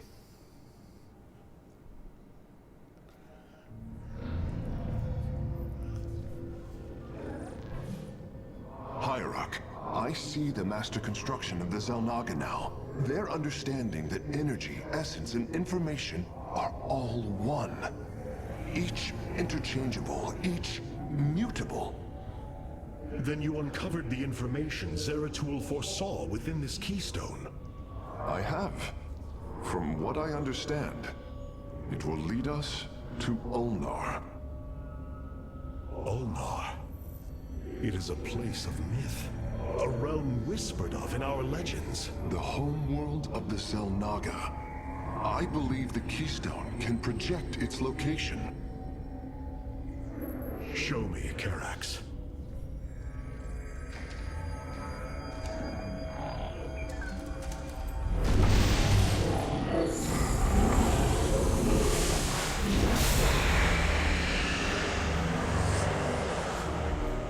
It cannot be. I must be in error. The Altarian Rift. That is impossible. Nothing could survive within such unrelenting forces. It appears I have failed you, Hierarch. Whoa! I do not believe so, Karax. It is said that the Xel'Naga came from a place where no life should be. This aligns with Zeratul's prophecies. We will go in. Make preparations at once. Okay. Zeratul, many thought you mad. And yet, once more, you have seen truer than us all. The keystone leads us into the Altarian Rift, to the Xel'Naga home of Ulnar. It is my destiny to carry your mantle, old friend. I will wake the Xel'Naga and honor your legacy.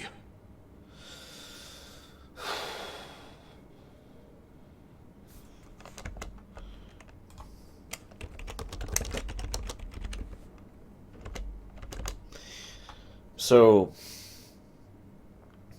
first of all, given what I know about the Xel'Naga, and they could always retcon things, they could always change what they've already said, the Xel'Naga don't actually have a home world in the sense of things. By the way, yes, that's another legacy there. They don't have a... I'm surprised Prophecy hasn't been mentioned as much. Actually, I guess it was. It was just mentioned in that mission right now. So they don't... I mean, I'm curious what this place actually is. Either it is the Xel'Naga homeworld, and they're retconning things, or this is... I don't know. This is what I was originally thinking, a Forge world. I'm going to go ahead and say this is a Forge world. I've already given that prediction anyways, so we'll see. Also, I noticed we're going to get High Templar in this mission. and Phoenixes, which, ironically, I don't like either of these units, so this will be great. I'm curious to see if they make them useful in single player, because that usually tends to be a trend I've noticed in all the campaigns so far. Here's a useless unit, and here's some way to make it useful, you know, etc.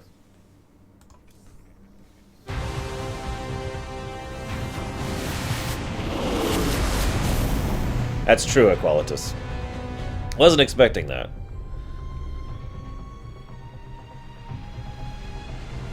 So let's see if the Spear of Adun can survive in here, shall we?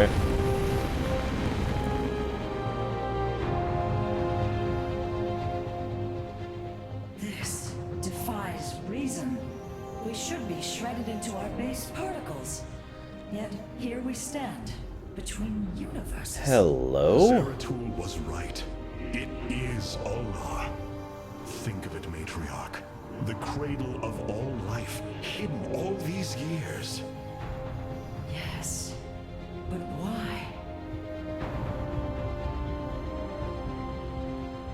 Again, very Egyptian-style architecture for the Xel'Naga, just like it always has been.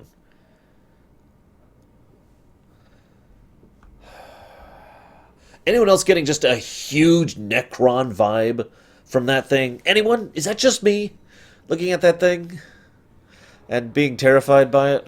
Just... I don't want to go in there. I use the parallel. If I was in a D&D campaign and they're like, we have found the Necron core, or, you know, the Xel'Naga core, I'd look at that like,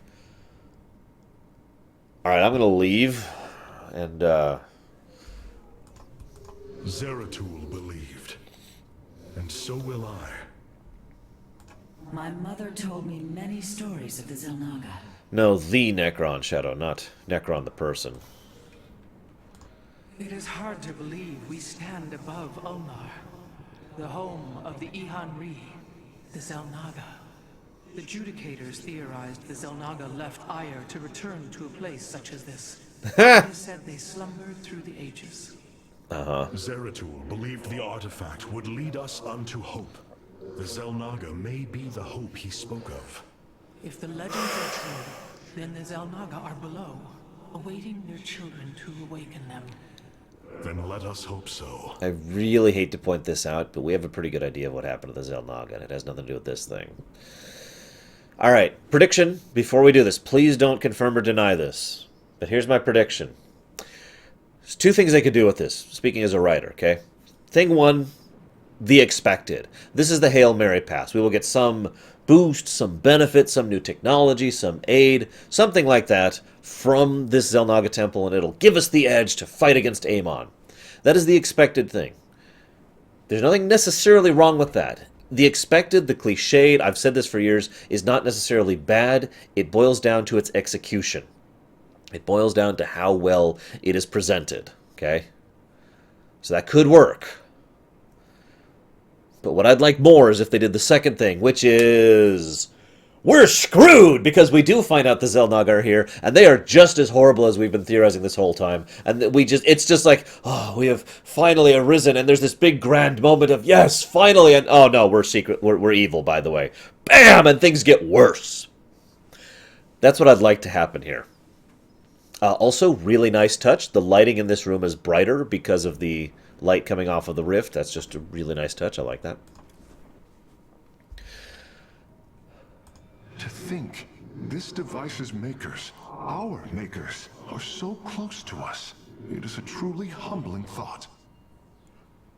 How Zeratul foresaw the Keystone would lead us here is uncanny. It is now clear that it was this device's primary purpose. Zeratul was in touch with an expression of reality beyond my understanding. This place should not exist. It defies all decrees of science, shatters all understanding of astral mechanics.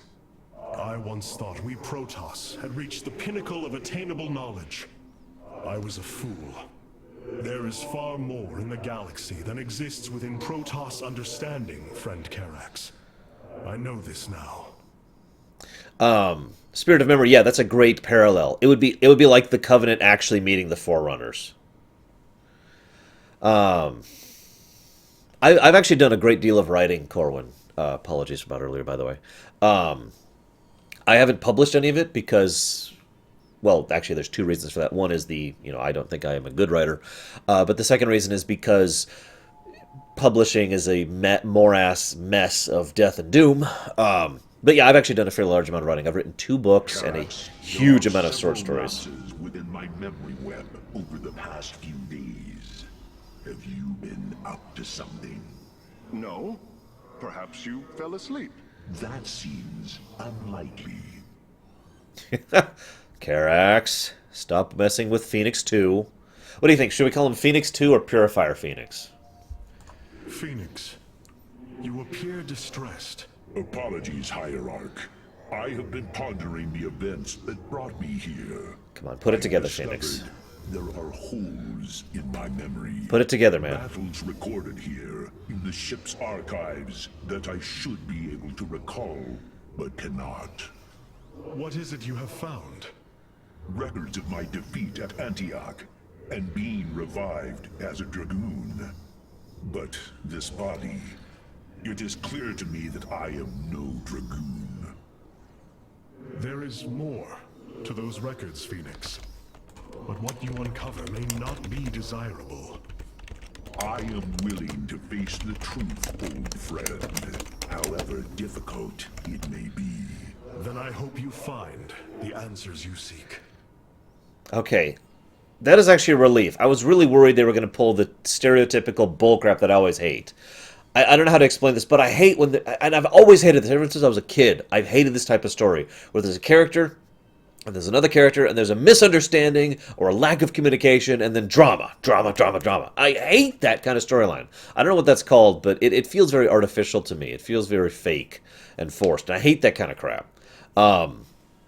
So I was really worried that Phoenix would be like, oh, I am totally stupid and not anything, and then all of a sudden he'd hear the truth. No! I like the fact that he's looking for the truth. I like the fact that he's already thinking about it. I like the fact that Artanis is respecting him enough to let him figure it out for himself rather than just laying it out for him. I like that. Purifier Phoenix 2.0, Samurai. Already thought about that. Okay, so... Hierarch, it appears we cannot receive transmissions while we are within the rift. We have been cut off. And yeah, that appears to be, for all intents and purposes, a city. A big old city. Right there. Because, I mean, that thing's bigger than the Spear of Adun.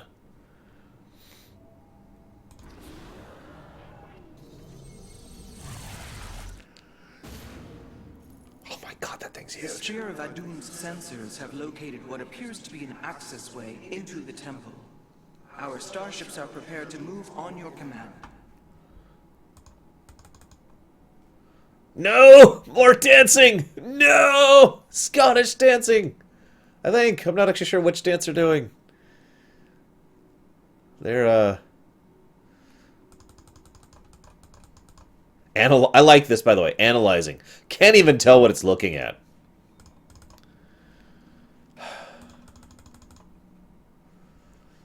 Yeah, it does actually look a lot like a pylon. Freaking huge. Oh, dude, the probe's dancing too. I just know. That is so cute. The probe is doing the only... because the probe doesn't have really limbs, so it's just...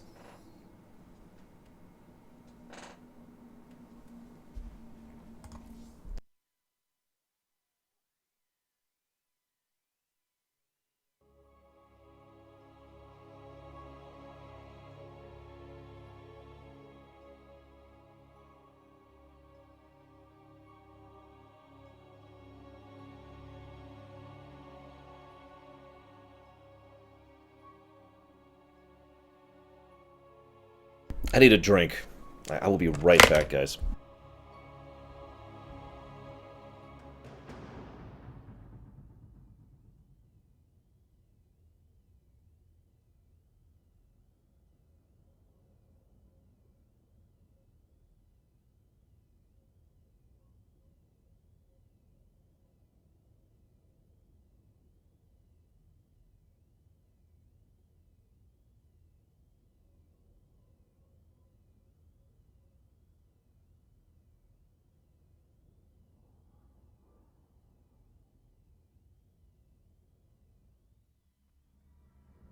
Here lies the resting place of the Zelnaga.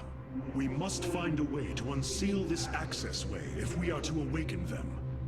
Grand Preserver, what do you know of the temple in the depths below? Only myth, legend. Here upon Ulnar, the destined races will seek ascension. Their very presence shall open the way forward.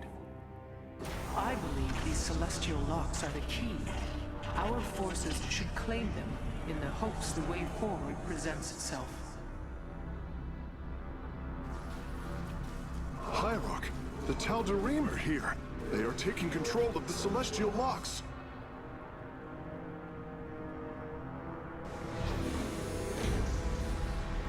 The voice's demands are clear. Keep the temple sealed. As long as they control the locks, the secrets of the temple will remain hidden from us. Warriors, engage the enemy and reclaim the locks. Amon will not have his victory so easily. Blizzard has several artists. I actually recognize that art style. I just don't remember it off the top of my head. You have not enough minerals. So yeah, specters. Where do our enemies look? That worries me. Because there's really only two Stargates possibilities can now here. warp in phoenixes. They are extremely mobile and effective at engaging our enemy across long distances. Yeah, and they can only hit the air. They're freaking worthless. Most worthless weapons ever. Actually, if you give me a moment, I bet I can figure out who that artist is. Just give me one moment. Because I was actually looking at one of his artworks today about ire. Is this it? Peter Lee might be the gentleman. Because that looks like his style. Here's another example. Here's an example of what Peter Lee's art style looks like. And he does a lot of stuff for Blizzard. Starports can weapon phoenixes! We should just keep cloning him over and over. Okay, specters. A couple possibilities. So, first possibility.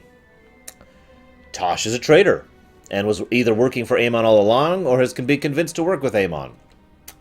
Second possibility. Tosh was already a very damaged individual, and Mengsk was defeated, so it's entirely possible he basically had nothing left going for him.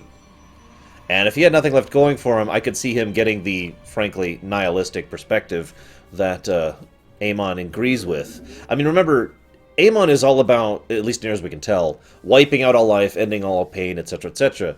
And given all that Tosh has gone through, don't you think he would actually agree with that? Option 3. Because of the fact that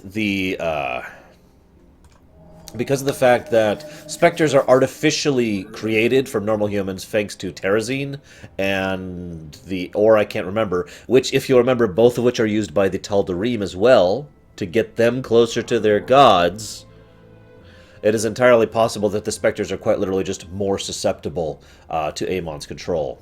So these are all possibilities. I'm not sure which one I like best. I'd hate to see Tosh turn into this, but honestly...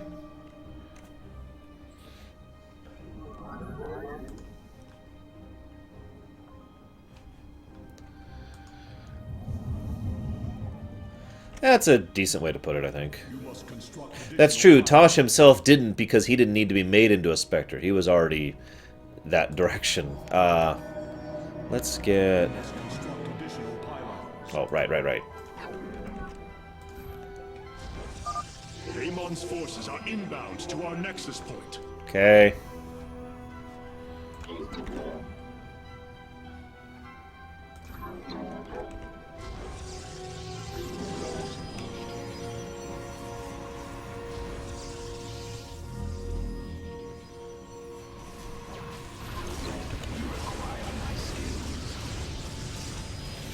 Well, like I said, if it's that case, Pave Maniac, all that's happening is these are basically people who have been... Oh, I didn't say that theory, did I? I'm sorry. The third theory, fifth theory, whatever I'm up to, is that Amon/Nerud have just been continuing the Spectre project and making Spectres and using them for their own purposes. Because, you know, why not? Hyrok, the Tal'Darim have deployed a titanic warp prism. If its core is similar to our own, the reactor is made of pure solarite.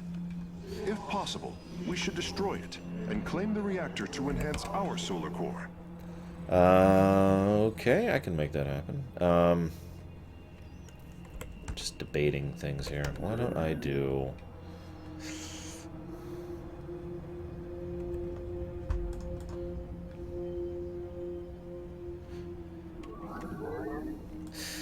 Sorry, I'm thinking here. All right, let's do our intended strategy. Let's get going. Let's get going. That's what we need to do. Mass Zealot. I don't think that'll work. It might. I don't know. It'd be funny if it did. You know, do I have line of sight on this guy?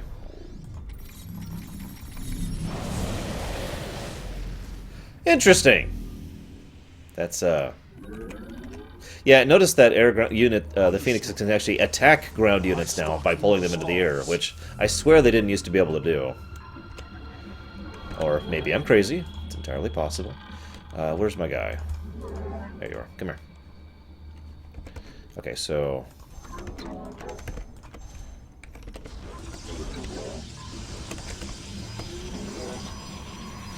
Oh god, alternate carrier. Dude, I am so hyped to find out how we can modify carriers to be even better.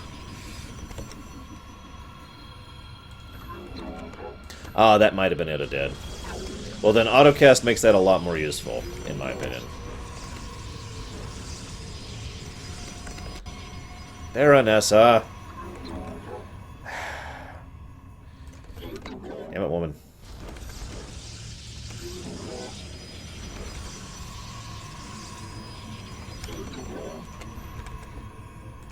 That should be sufficient for anything at the moment. Ah, using cooldown instead of energy. That's actually really nice. I'll go and get another one going right now. Teleport successful. So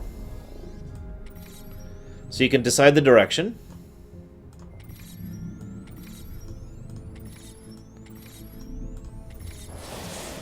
Like that, if you feel like it. Has anyone ever actually liked Jim Lee's art style?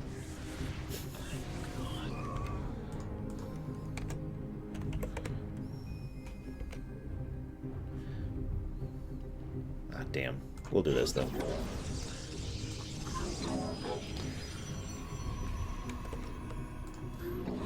You have not enough minerals. Dude, Liefeld... Well, we're not going to talk about Liefeld here. I'm actually really, really picky when it comes to art styles, as anybody who knows me talking about Amano knows about. So, you know, that's not exactly a new thing here. Upgrade complete. No. You have not enough minerals. That should do me for now. Okay. Now we're going to need to get a battery pack going. Let's do that over here.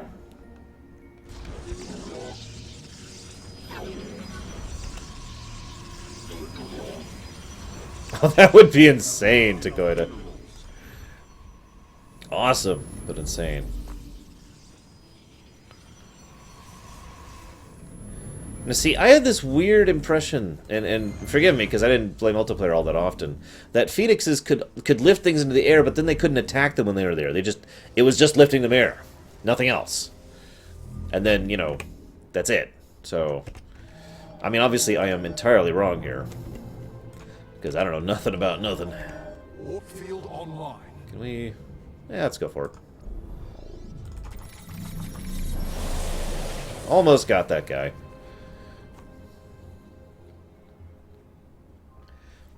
I would give them very big hugs, Dog Andes, and tell them to stop being fanboys.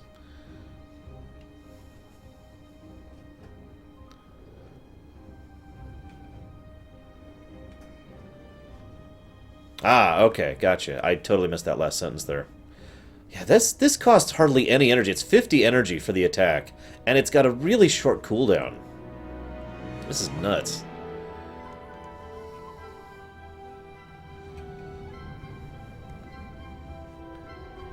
I wonder if this is an achievement, killing this with just the Adun.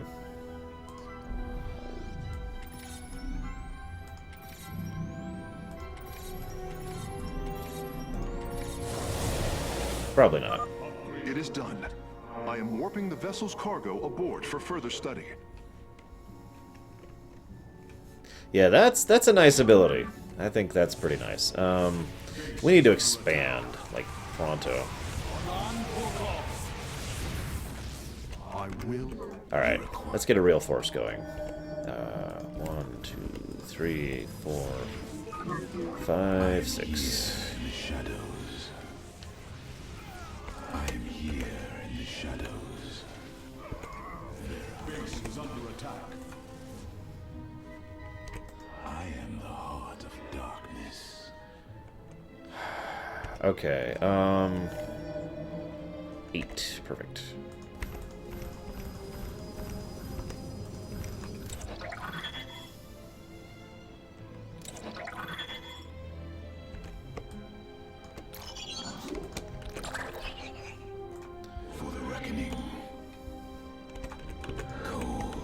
Also, anybody else notice that this is the exact same design as the Xel'Naga Temple that Skygar Station was built on? I am the voice of the eclipse. Anyone else seeing that parallel? Amon's forces have been defeated. Our warriors' presence should allow us to lay claim to the lock. Wow! That is some nice fun stuff. Right there.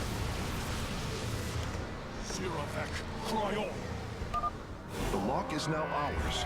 These energy patterns indicate once we control the other 4, So. the temple will open. So, these guys can turn into mobile pylons, so I can warp units in on the fly, and they can turn right back out of pylons to go back to mobile mode. That is awesome! See you around, Deutsch. Hope you feel better. If you don't, well, may God have mercy on your soul. Seriously, though, that's just... Kerrigan is the bestest ever. Ow. Honestly, though, I would say she is anti-hero. So, are we good for... Yeah, we're good for another round of things.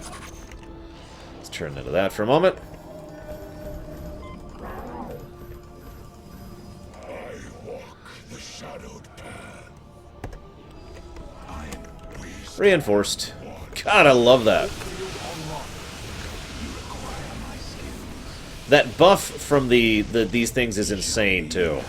I have mobile haste, for God's sakes. Anybody out there who's played, like, any game ever, especially RPGs, knows how incredibly powerful haste is as a stat.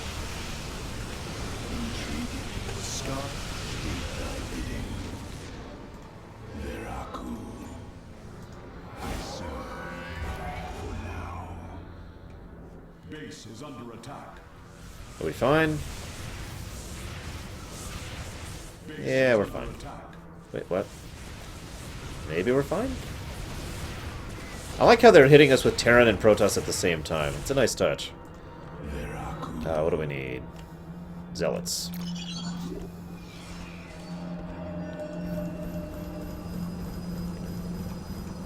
I walk the shadowed path. I walk the shadowed path. God, that is such a useful ability. And again, I really feel like I'm playing Protoss as a result of that. Very well.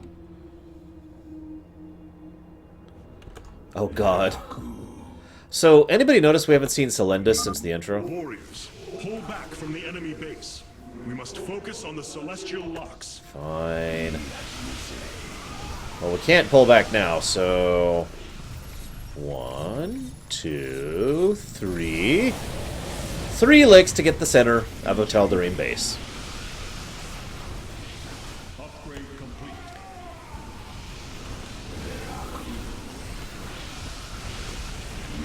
Yeah, I think we got this.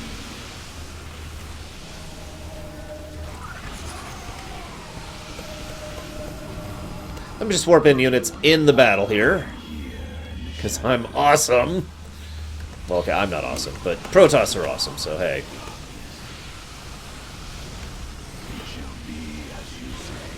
See you around, Bragwin and Shadow. Alright. 1, 2. Hey, achievement. In all honesty, I probably shouldn't be doing this. Yes, that is absolutely correct. Selendis was an Amon vessel. My reason for pointing that out is there's two possibilities with what they could do with that storyline-wise. Possibility number one.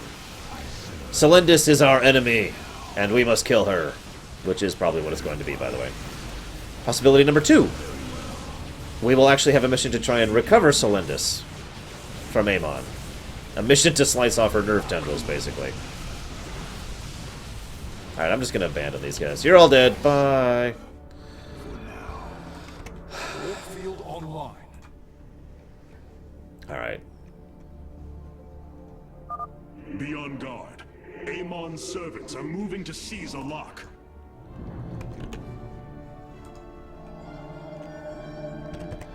Yeah, 6. There we go. The skies teleport successful. I am eager to strike. Amon's forces have claimed a mechanism. They have, huh? Wow. Justice. Whatever will we do? So I was kind of expecting an expansion point, and it's right. God, I am so blind. There's an expansion point right here.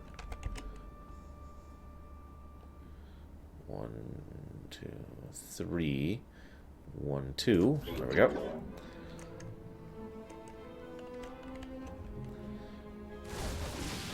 Oh, chip foot, really? Right when attack's coming? Really? Ah, crud. Come here, come here. Time for battle. Understood. Oh, thank God. Okay, we're good. La Faroche.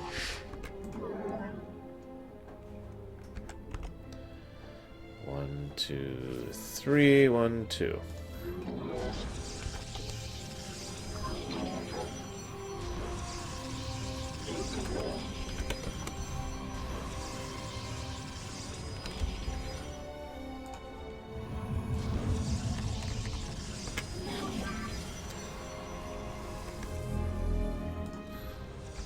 This is true, guys. I am subject to hubris.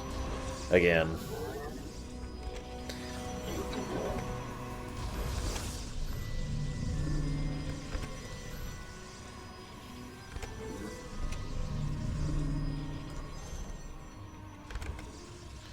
No, Dog Andy. See you around, Spirit of Memory. Enjoy Fallout 4. Ugh.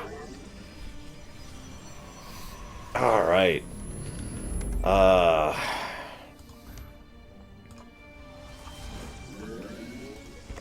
Oh, right, we're not done yet. That's also a possibility, Kemek. Upgrade complete. Yeah, nobody's posted turns yet. I'm half debating just doing a turn without anybody's intervention tomorrow. Just being like, well, and then nothing happened except for the surface attacking the islands, of course, because that's going to happen. But other than that, nothing happened.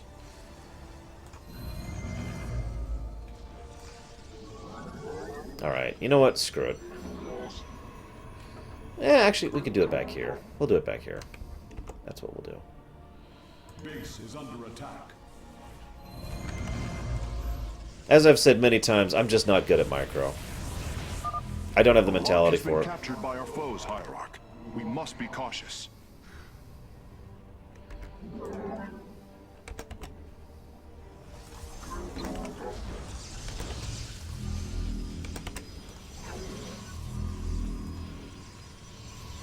A lust for revenge, Dog Andes?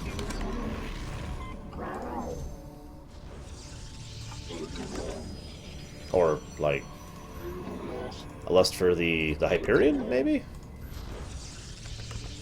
Man, I don't know.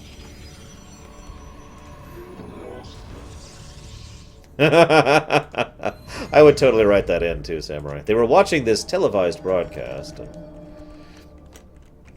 Time for battle. Let's go ahead and claim this one really quick. You know, the funny thing is I'm doing this super prep thing, and I bet I don't have to. I bet I could just take my Phoenixes and win at this point in time. What do you want to bet? Engaging the enemy. Okay, I can adjust to that. What are we at? 4?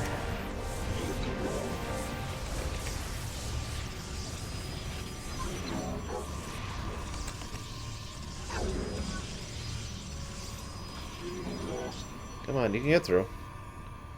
You can't get through. Oh my god, fine. I abandon you to your fate, probe. Sit there forever in eternal purgatory. Oops. Okay. Upgrade complete. I'm not gonna try that, Leander. Understood. I'm too paranoid to do that. I will do this. Time for battle.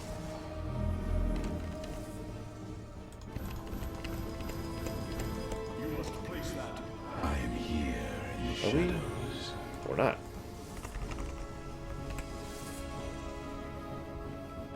It's only 8, Big J. You require my skills. Speaking of which, we'll go ahead and use all 8 right now. I am detecting another lock in enemy hands. Amon's forces are in a defensive position. Still, sir. Is that a frickin' battle cruiser? That is. You require my... Where do our enemies lurk? That's true, Chemic. That's probably why the probes are constantly like, help us, Karax, help us. Warp field online. No, Baronessa.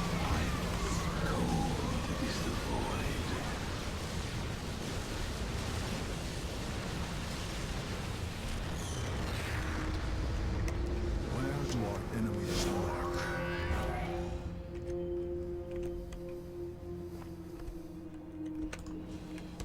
Cold is the void. Teleport successful. I am here in the shadows.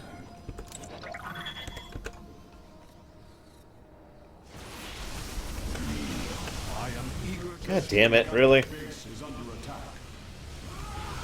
You require my skills. Zerofek, cry on. For the reckoning. Right when I port them in. Completely unready for that. Skies await. Bastards. Warp field online. Real cold is the I need another one of those. state thy bidding. And 2, 3, 4, 5. Here in the shadows. What? I like everything to be multiples of 8. What do you want from me? I am eager to strike. For honor. I am the voice. Or I could do 4, 5, 6, which is what I actually have going. True APM. Enemy no one. Let's go ahead and get another round of Immortals going. You require more. Oh, wow. We're out of Vespine, of all things? That's a new problem. I might be using a little bit too much resources. I probably shouldn't have been hybridical Time for battle. earlier and gone after that base when I have no reason to do so.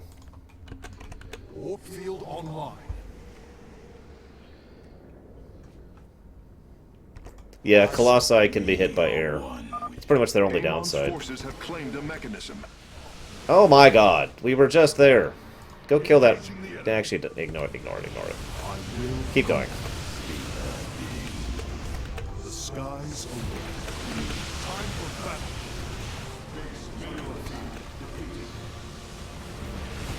Warp field online. Of course I do, Chemic. Why wouldn't I? The skies await. Really wish I had repairs as the Protoss.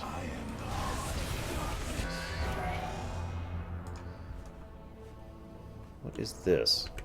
Oh, I know what that is. That's the path the platform was going on earlier. Time for battle. Hubristic. There we go. Alright, one. Darkness. On. State thy bidding. Base is under attack. Our foes grow bold. Where's that carrier? Hey, carrier! Strike. Has the carrier arrived? I guess it has. Mineral field depleted.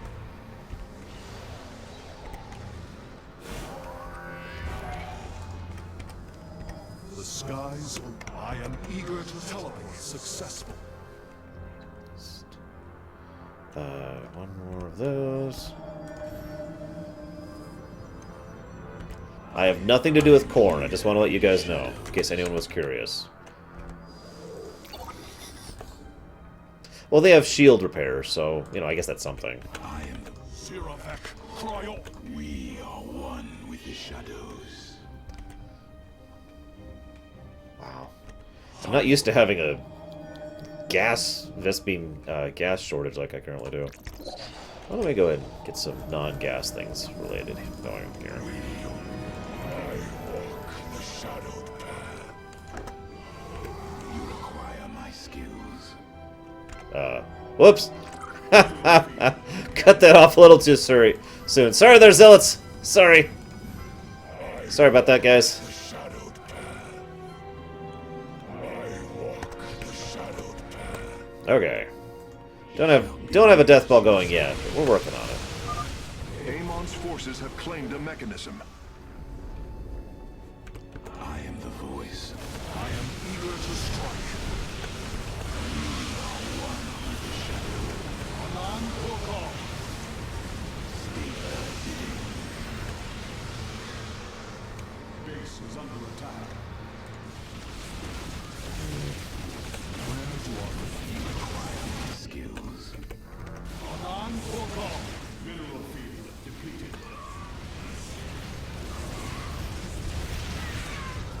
Mineral field. Let our enemy know our fury. Where do I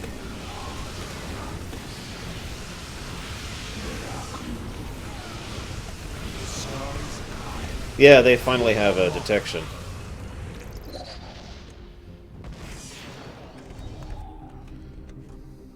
Mineral field depleted. Teleport successful. Time. The skies await. You require my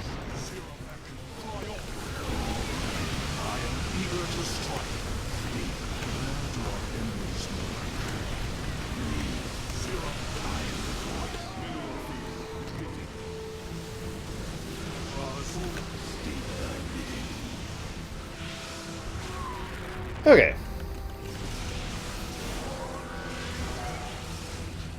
I like how that Wraith was just running. I am eager Like, oh god, oh god, oh god, oh god, oh god.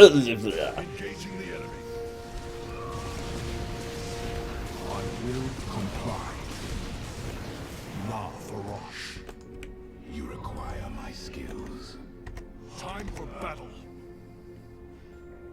It's okay. I got this. Maybe. I might not actually have this. I like how the Colossus like, I got this! Oh, wait! Oh, crap! Oh, crap! Oh, crap! Oh, crap! Oh, crap! No, but I have to stay, but... Oh, death. Blades meet the enemy.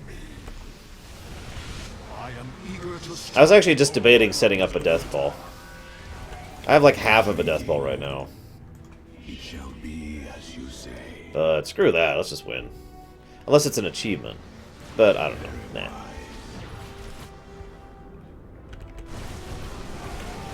The skies await. I am eager to strike.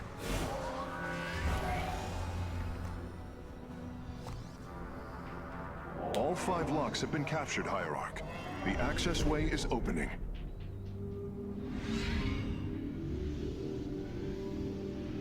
Oh god, it's the Triforce. I'm sure there will be Chaosbringer. Hell, we've already had one mission like that. It seems Amon's forces have drawn back. I sense only a great stillness from within the temple. Then we have succeeded. It will not be long before we see what fate has in store for us. Well, the Protoss Death Ball is probably the most well-known Death Ball, but any race can make a Death Ball. All a Death Ball is a combination of units that complement each other well and move well as a single unit, aka the Death Ball. So, what were the achievements? Destroy the War Prism quickly, and take control of a lock and hold it for the duration. I kept losing my lock, so that's why I didn't get that one.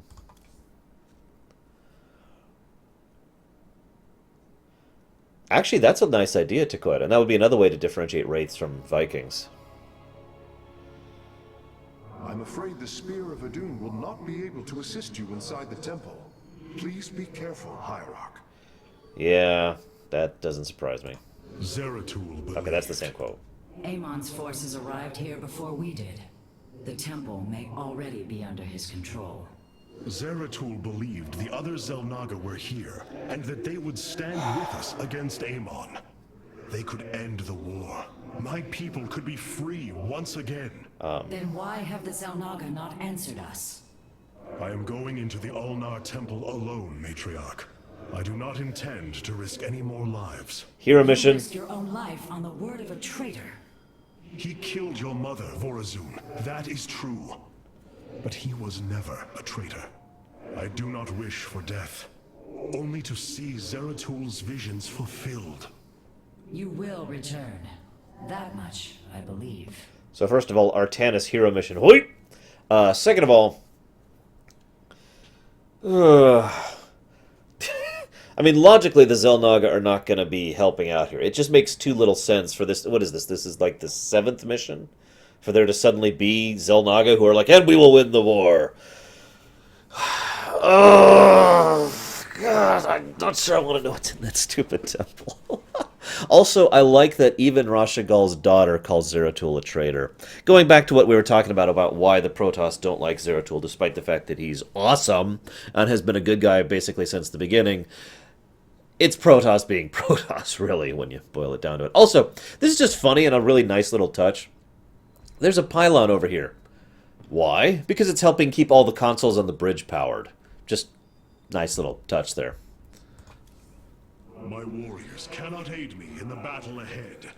This burden is mine to bear. Yes, I know. But The starfighters have arrived, and they await your evaluation. so we've got Skies await. Graviton Beam 2 enemies simultaneously. That actually seems really nice. Or Disruption Web, the frickin' Corsairs. Man, I have so many bad memories of the Corsairs. Screw it, we'll go with this one. Skies await.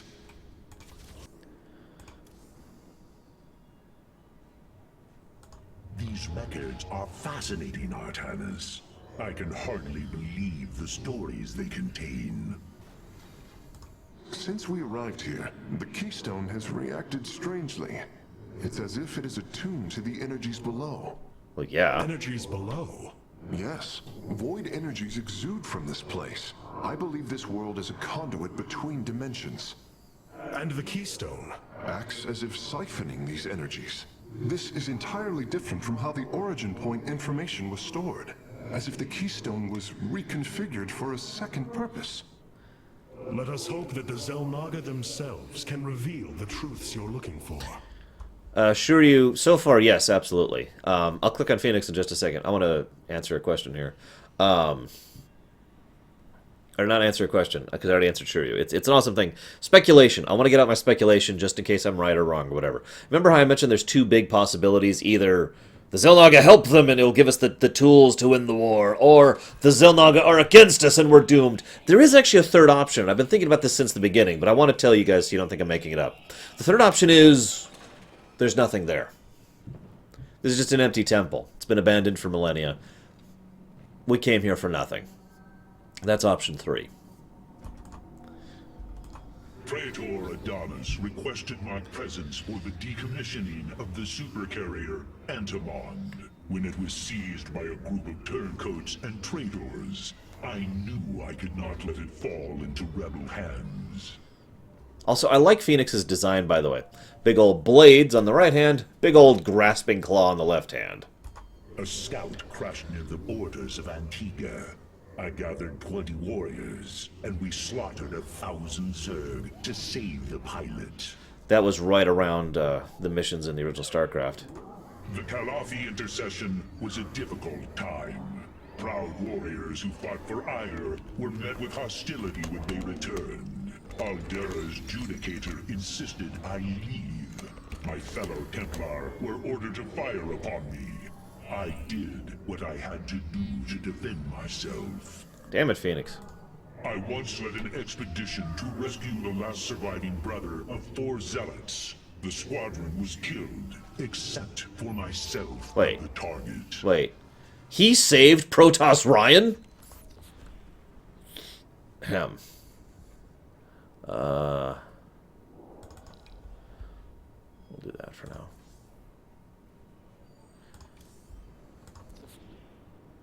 These purifiers have joined our army, Hierarch.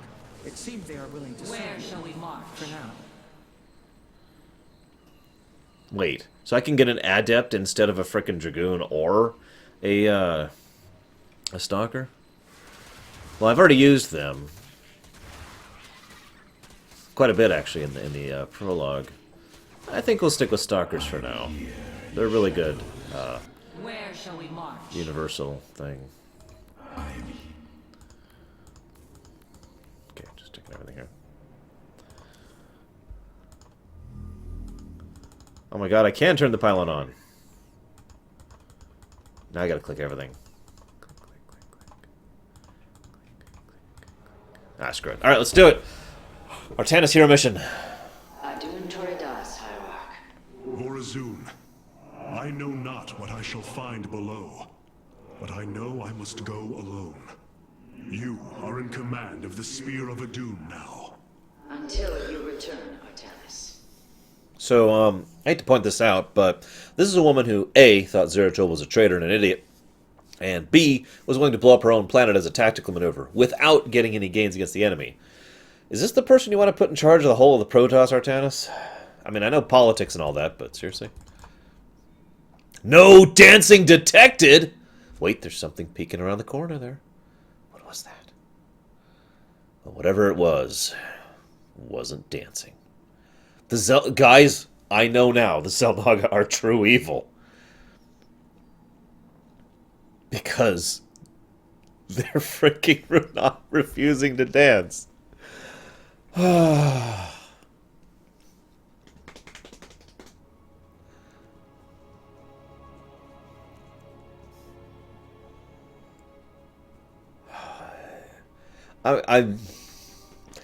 There's a fourth option for what could be in this temple, by the way. Because option one is the Xel'Naga help us.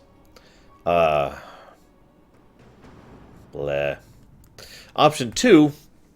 Option one is that they help us. Option two is they're against us. Option three is they're indifferent. There is also a fourth option. And the fourth option is what I like to call the wacky option, because it irritates me almost every time it's done. Weird for weird's sake. In other words, you know, so we go in there, and actually my favorite example of this ever is actually from the television series Andromeda. I don't feel like I feel bad spoiling this because it's kind of a meh show. But anyways, there's this one big see you around, Kelson. Hope you come back. See you around, Bragwin. Feel better. Don't stretch too much, except for that one thing, because there's a series where they fight the big doom ship and they save everyone, and oh god, and everyone's dying and everyone's dead, and he suddenly shows up and he's in this extra dimensional space and he sees himself walk towards him and look at him and be like, huh, okay, and then the credits roll.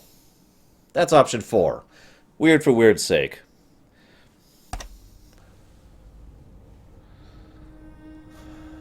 Oh, come on, let me play it at least. Also, notice how he's using the blade to light his way, just like Zeratul did back in the last Xel'Naga temple Zeratul was in Wings of Liberty. Zeratul.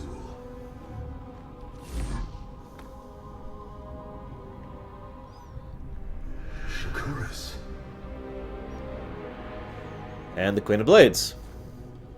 Or Kerrigan, not sure which. Queen of Blades.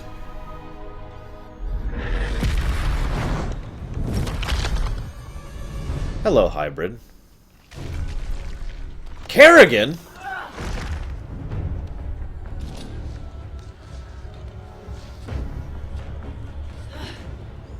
Okay.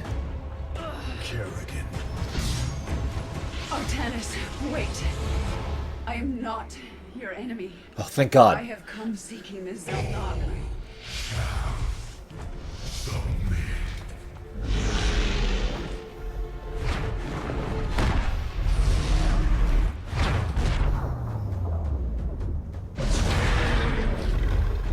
Come on, Artanis, decide.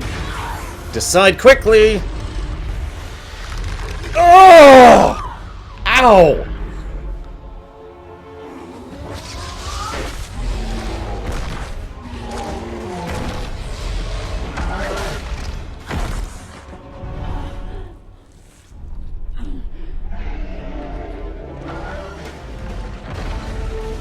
Come on, Artanis. He is in shock. Remember, he knows nothing that we know about Kerrigan.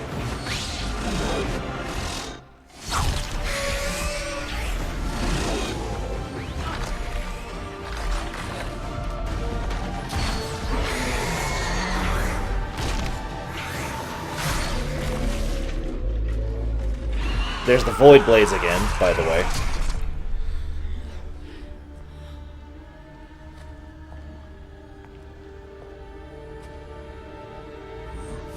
Oh, thank God.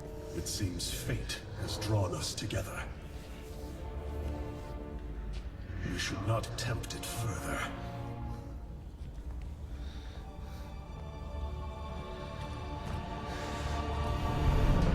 Also, yeah, that is exactly how you use a warp ability as a combat ability. That was awesome.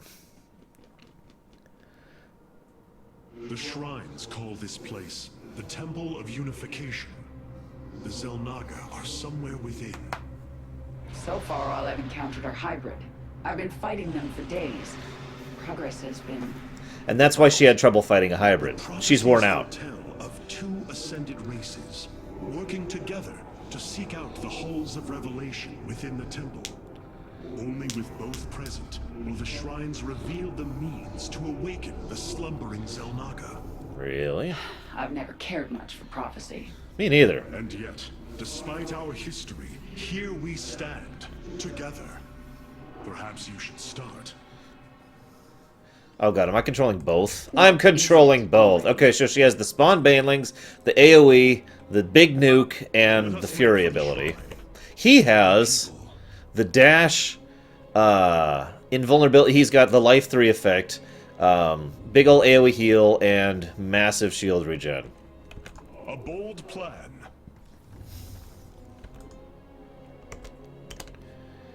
Oh yeah, sorry, that's definitely a prophecy counter there. That's actually a 2 prophecy counter there. Together, we are strong. It seems the temple has guardians. Halt! Do you sense that? A great power awakens within this construct. Purity of form. Purity of essence. Oh god, it's a raid boss. Prove your strength. Stay close to me, Kerrigan. My psionic abilities can mend our wounds. En voyage. Purity of form, purity of strength. So the constructs hold the Wait. keys. Good to know. Oh no. Let us proceed. Oh no. Our I hope I'm destiny wrong. awaits. Oh, I hope I'm wrong.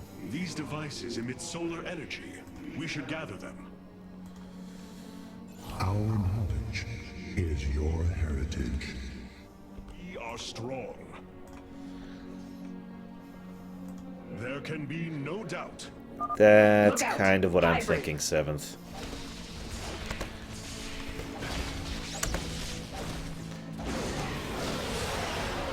Our path is clear. That would be nice if she retained the same skills we set her to. At least she does have some of the same skills from the original. Another construct. We'll have to destroy it to open the doorway. You have my attention. I need answers. Arak en voyage. A bold plan. The future is ours. A key is still missing. There is a powerful energy across this chasm. Kerrigan, remain here. I must investigate this. With honor, I lead. Kerrigan, the construct is coming for you. We shall prevail. Well, yeah, it's only interested in both of you, not one of you. Dawn will come. Our destiny awaits.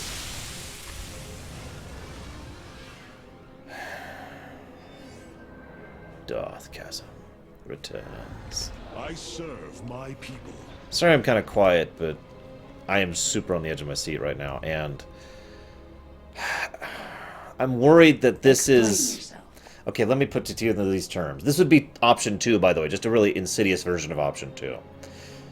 We are an ancient race that is interested in the merger of these two races so we could use them as our new host bodies. We create this temple, which specifically challenges the people within to make sure they are strong enough, and they have the two different types of essence that we need. The essence that we need in order to survive in the new host body. We make it so that there's this big prophecy about how we will help them once they reach us. So they have the motivation, and if they have the skills, and then they reach us, we smash them together, and we have our new host bodies. I've come this far. Oops. Harak and Vayash. Is there anything I missed? I don't want to miss anything. Okay. There can be no doubt. Hey, Pug Commander. I am a very boring person who talks a lot about lore, story, and speculation and the like. In unity. Fate is with us. The shrine still functions. So, raid boss? I also like how the actual unit graphic has Zeratol's blade now, too. There. It gathers power. It should be active shortly. Hey, Nardu. Friends of yours? Not quite. It appears Amon's forces have found a way into the temple. We must slay them all. I think I'm starting to like you, Artanis. Well, you should. Nice, music cue there. What is it already? I need answers. A bold plan. I've come this far. Together, we are strong. Our path is clear. Yeah, I'm kind of in the same position right now, Formosan. There can be no doubt. The future is ours. Let's finish this. Then we can see what your shrine has to say. Harak and Vayash. I see now. The Zelnaga were the first. Oh god, we're in a Zelnaga. Within the void. We're in a Zelnaga. Their sacred purpose was to cultivate life and perpetuate the infinite cycle. Also, they're At Reapers. a new universe's creation, they take a physical form.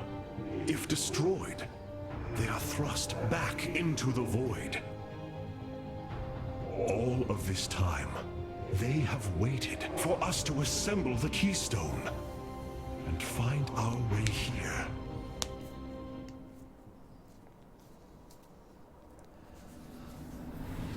Amon indwells my people, possessing them through the Kala. But he has no physical form. If he were separated from the Templar, he could be forced back into the void. Come on, Artanis. We've still got a long way to go. Okay. Well, at least the Zelnaga aren't from another Bold galaxy. plan. Because then they'd be the Yuzun Let's Vong. go. It won't be long until our enemy pushes further into the temple. You mean like that? Ours. It seems you were correct. Well then, shall we? Sorry. I've come this far. Yeah, Kemek, I'm kind of with that one too. That idea.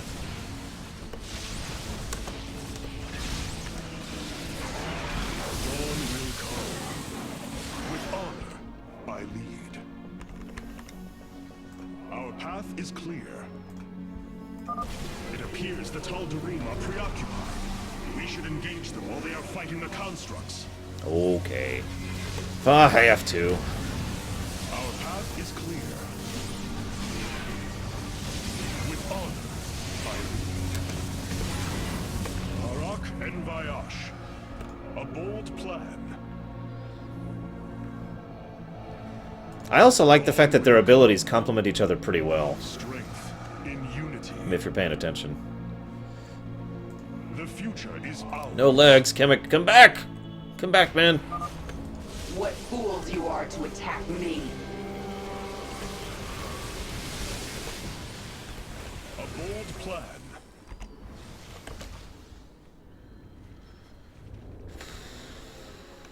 I've come this far.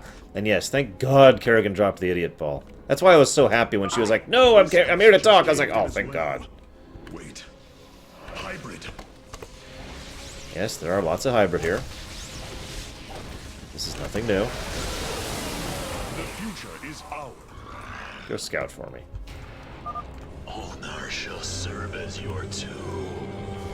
Okay. I was hoping for something a little more, you know, modern Greco rather than this Egyptian-style thing. But I guess this is okay. Together, we are strong. Our heritage is your future. That is Michael Dorn. That is totally Michael There Dorn. can be no doubt. I don't know what I think of that. I mean, I know exactly what I think of that. I don't know what I like about that or dislike about They're that. fighting another construct. I need answers. Bold. Dawn will come. Change is upon us. Our path is clear.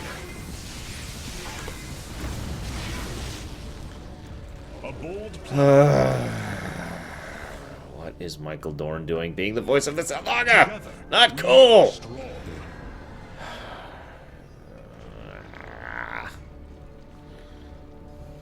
There can be no doubt. The Tal'Darim are breaching into the Hall of Revelation. Ready your blades, Templar. The future I like the is implication that the Tal'Darim have to literally, at least for their Protoss, bust a hole into the temple with their motherships in order to be able to get in here. Which makes me wonder, what the hell's going on in the Spear of Adun right now? together. Oh, we've been betrayed by Karax? Oh, okay. Looks like we've earned a breather. You're up, Artanis.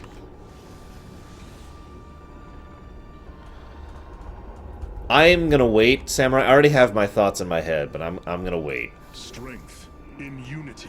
Because remember what I said about Tassadar being dead? And the new Tassadar? The shrines look like The they're Overmind covered with Protoss pentagrams. hybrid thing? How Yeah. do you know what they say? Communing with the shrine is more than reading carvings.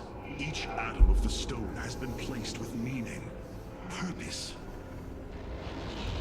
That's true, Trapium. And I wouldn't be surprised if that was done very much on purpose.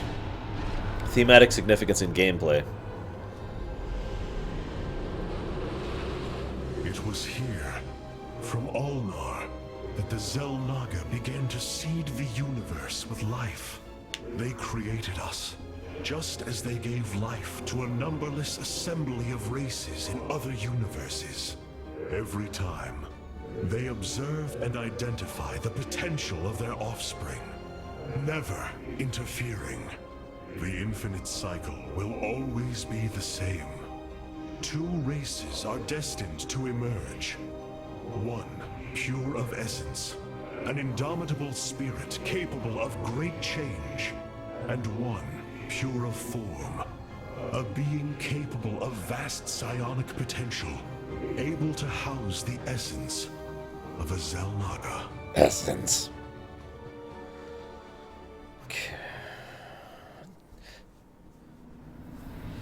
I smell a retcon. Essence and form, the Zerg and the Protoss. But if the Zelnaga do not interfere, then it was Amon who uplifted my people. Yeah. All we thought was the Zelnaga was a lie. Come on, Artanis. We're not far from having some answers. I believe this must be the final hall. Wait. The doors are open. The construct's destroyed. The shrine is under attack. What is This can that? only be the work of Amon. We delay no longer. Our salvation will not be stolen from us. He does, but... Hang on. Harak and Vayash. God, yeah, we're on a timer. Let's get to that shrine. Yeah, we're on a timer. Sorry, no pissed lines today. Together, we are strong. My search continues. Change is upon us. Yeah, I don't know if this qualifies as a retcon, since I actually speculated this on this myself, if you'll remember. We don't know if it was the Zelnaga or Amon who worked with the Zerg and who worked with and who worked with the Xel'Naga, or with the Protoss. Remember that? You probably don't. I do, because I was speculating on it back when we were talking about the Xel'Naga and their interaction with the other races. There can be no doubt.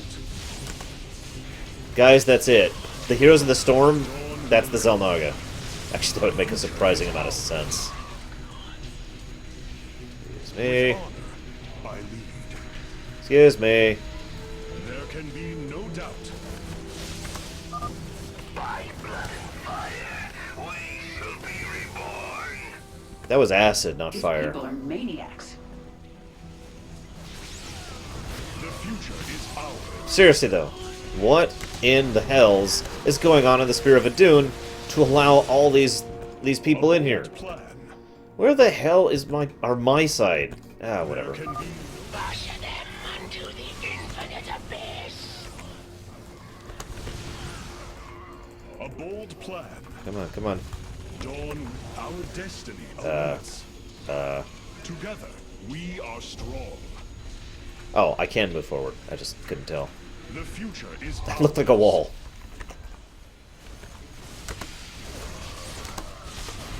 Notice I have almost no AoE powers, which is interesting.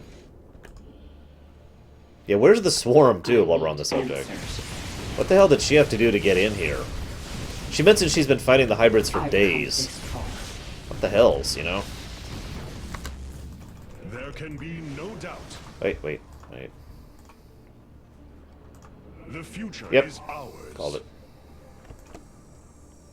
Our future is as one in the void. Yeah, but where the hell's the Swarm, then? Unless she had the same mentality. Strong. Okay, so... that is a behemoth. Zeratul, for ire. That's what that monstrosity is called. Come on, come on. Our path is clear. We shall prevail. No time for complacent. I've come this far. It's got some health. There can be no doubt. I need answers. A bold plan. Together. I probably shouldn't be treating this as if it was serious. Practice for brutal mode, I guess. My search continues. I'll add the ire counter in just a second. I am the swarm. Yeah, that's probably gonna... ire. It's done. Do your shrine thing, Artanis. These gods of yours have a lot to answer for. No kidding. No time like the present.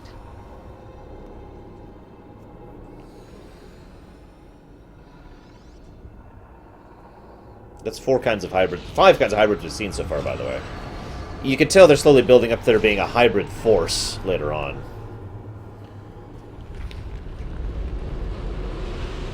Ahead of us, within the Chamber of Ascension, the Xel'Naga have slumbered as civilizations grew, fell, and formed again.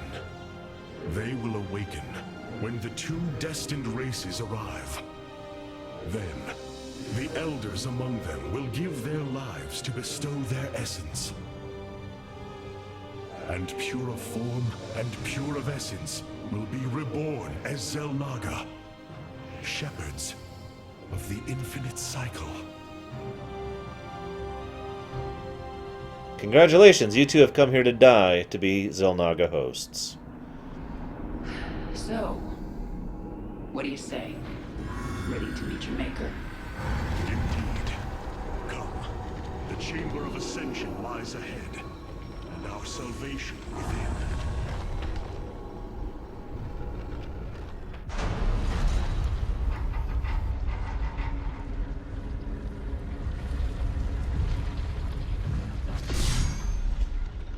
Something's not right here.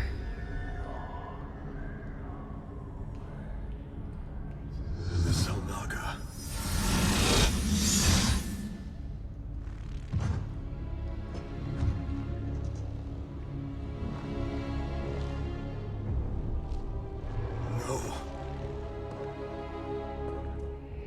They're dead, Artanis.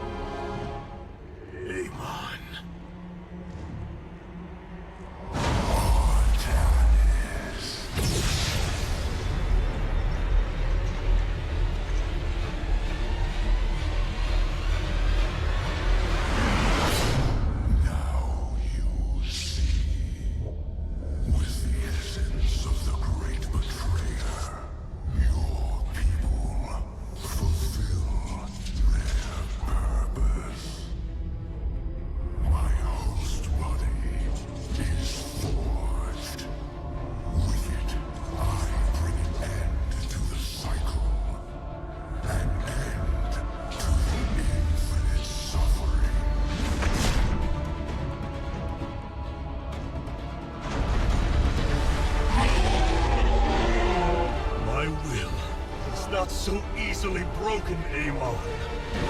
The Firstborn shall fear you no longer!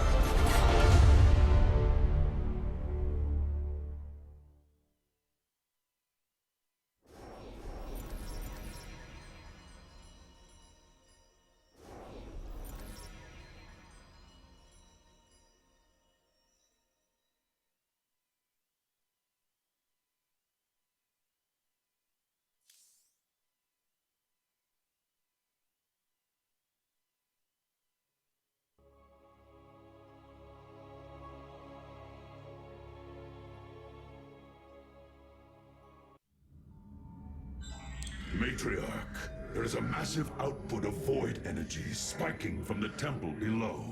Target the epicenter.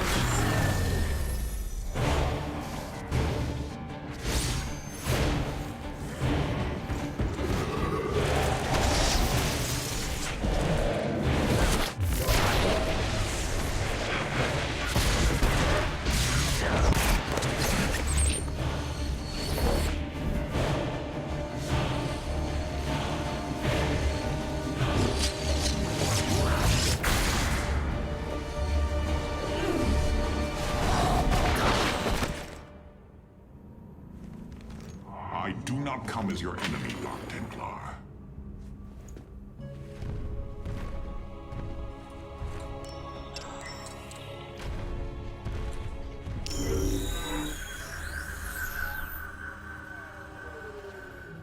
You must listen to me, Matriarch. Amon's trap is sprung. Your leader is in grave danger. You think us fools? Yes, but that is irrelevant. What is relevant is that Amon has opened a gateway to the void. Dark energies pour from within, and they will burn through your precious leader and any who oppose Amon. I can guide you to Artanis before this fate befalls him. If we are bold, we can stop the Dark God's assault. Am I to believe that the moment you're released, your blade will not be in my back? You waste time.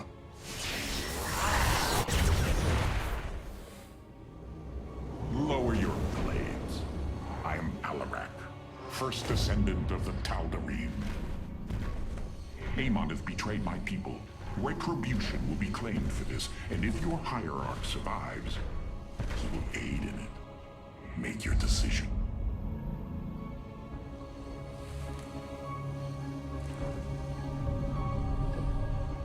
You will take us to Artanis.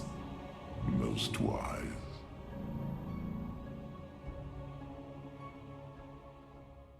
I have brought an additional defensive ability online, Matriarch. Please visit the Solar Core to configure it. Yeah, we've already established that's John. That's Delancey.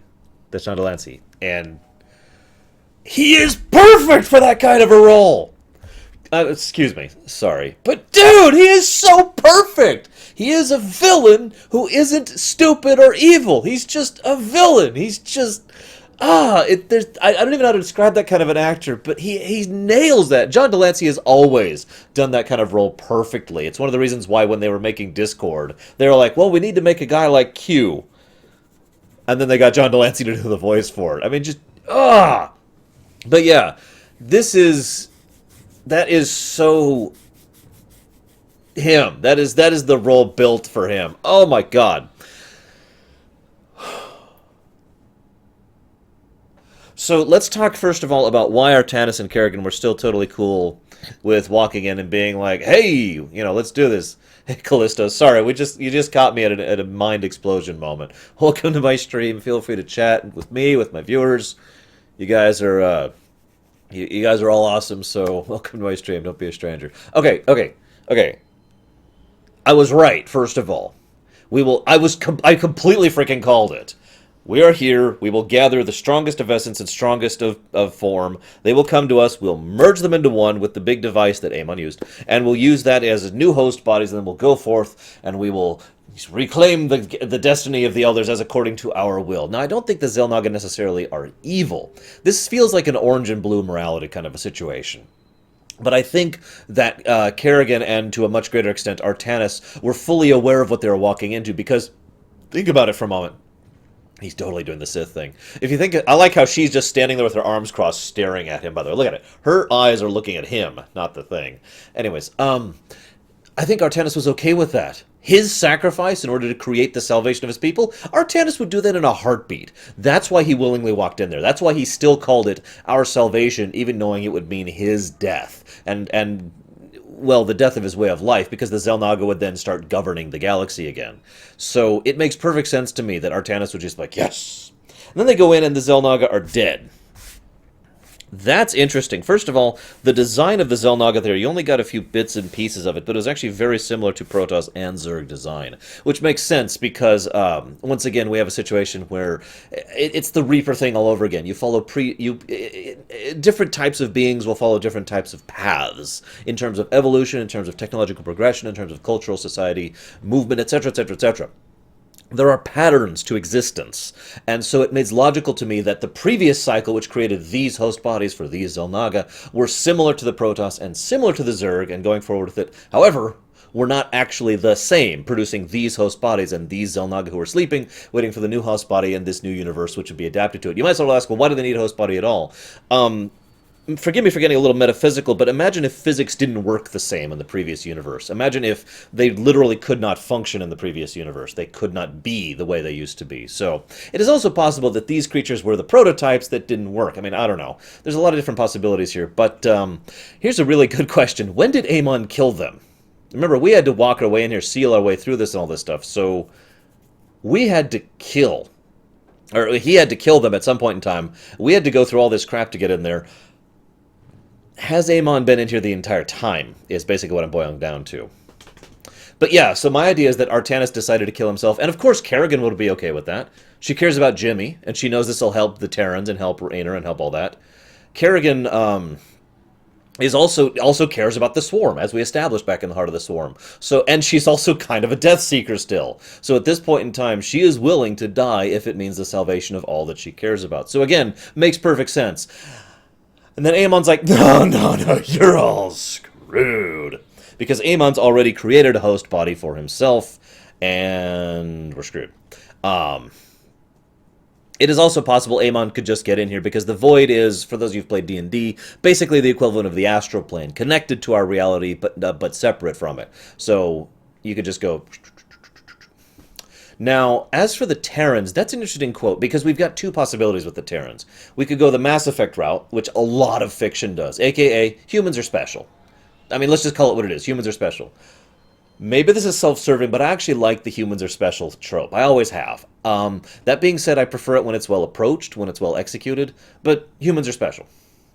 Second option, the Terrans were just another pawn that was put into place by Amon personally, however many millennia ago, and that makes a lot of sense because of the fact that Amon and Duran both have been manipulating the Terrans for their purposes for a really long time. And yeah, I actually agree with that, Dakota. So it's entirely possible the Terrans are pawns, literally pawns.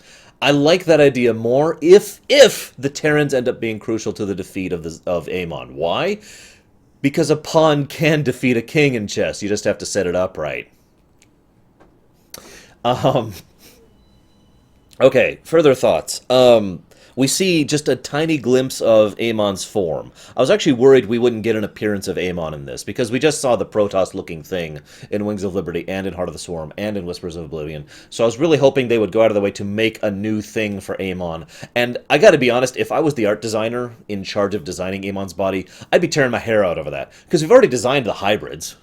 And the hybrids are all, are already, the Protoss Zerg aesthetic. They did a really good job with that. But you want to do something special with Amon. So what the heck do you do with him? I'm hoping we see something really special with him. We'll see. But it'd be kind of cool is if he basically looks like a really modified Archon. Because that makes a degree of sense, doesn't it? The two forms merged in together. It sounds kind of Archon-y. Now that is also a possibility, Callisto. It's a possibility that the Terrans were not a part of anything. That they were just a fluke. This is actually a third possibility, by the way, as far as Terran stories. The fluke, the accident. I actually have a short story I myself have written where there's an individual in it who calls himself the Error, and he exists within a small area where everything was prophesied and everything was planned, and one little thing went wrong, and it created this species of which there was only one survivor, who calls himself the Error. The idea being, it was just a fluke. It was just a random variable that wasn't supposed to happen, and it completely threw off every other equation. So that is entirely possible. That's what's going on with the Terrans here as well. So, Tassadar. So, yeah, okay. I was hoping we'd see confirmation of the Tassadar thing here. That was Michael Dorn's voice, clearly and distinguishedly, voicing the Xel'Naga. So, options. Is it entirely possible that the Xel'Naga when they saw the moment... Okay, rewind. What do the Xel'Naga need to manifest in our universe? They need a hybrid. Okay, they can't hop into the hybrids because they're controlled with by Amon. Also, the hybrids are different. They're kind of artificially generated through Amon and Duran's technology. So it's entirely possible they aren't true hybrids. They are artificial hybrids, if you understand the difference. We actually do know there is one true hybrid, Tassadar and the Overmind, which could then be a host body for the Xel'Naga. So, it would also make that I've never tasted death line make a little more sense too, wouldn't it? And yeah, the more I'm thinking about it, I like the Terrans being the fluke idea because yeah, they keep talking about this infinite cycle between two. It's always two. Alarak. I have no theories about him at the moment, other than the fact that I totally called that we'd get Tal'Darim on our side. You're my witnesses. I totally called that. I also think that he basically, at this point in time,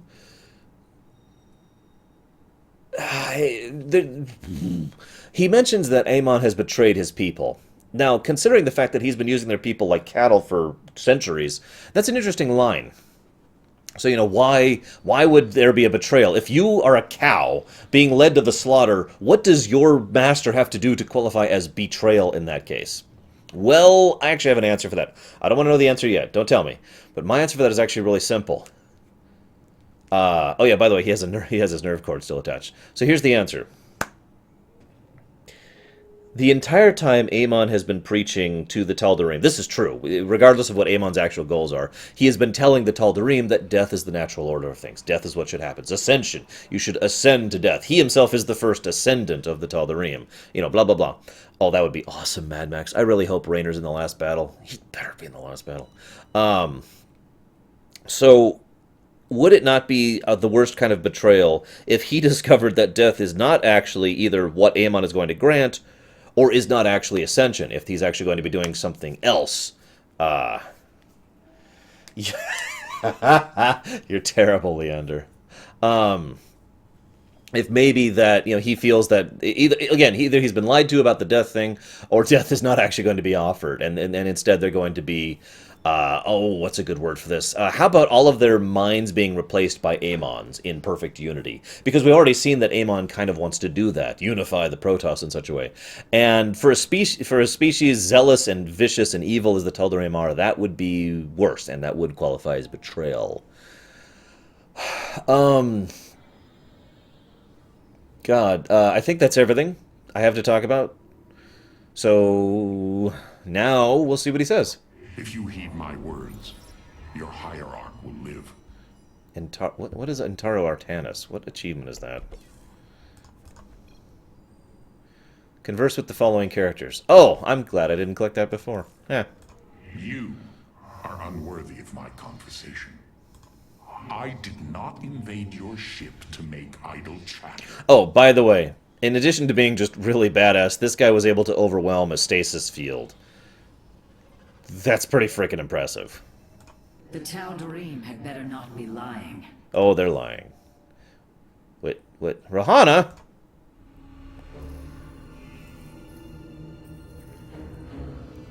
Rohana! Not quite. Rohana! You sought honor, and now you have found it. The cradle of life, both your beginning and your end.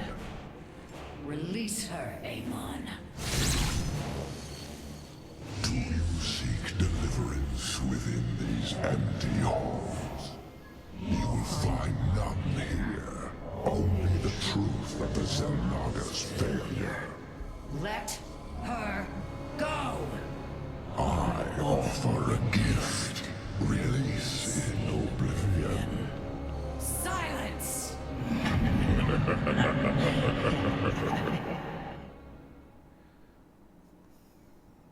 And now we just have Amon on our ship. Seriously. Look. Oh, hang on. That's just a repeat. But seriously, he's glowing red and everything. Oh my god, you stupid twit. Why did you... I need to look something up really quick.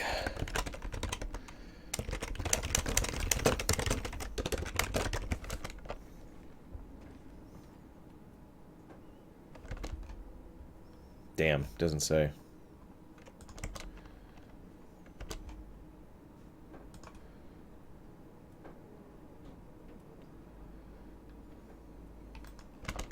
Oh well. This Tal'Darim has brought warriors with him. Perhaps there is a benefit to his presence after all.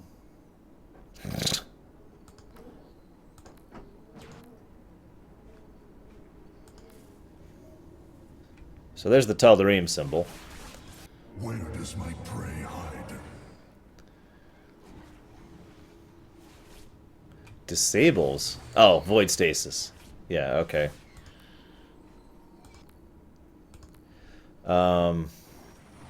I think we'll keep going with these guys, honestly. Not like I really use those that much anyways.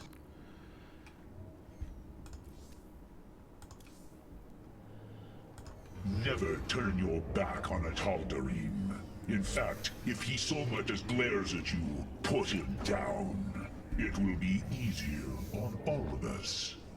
Matriarch, the Keystone is shielded, but I would keep your distance.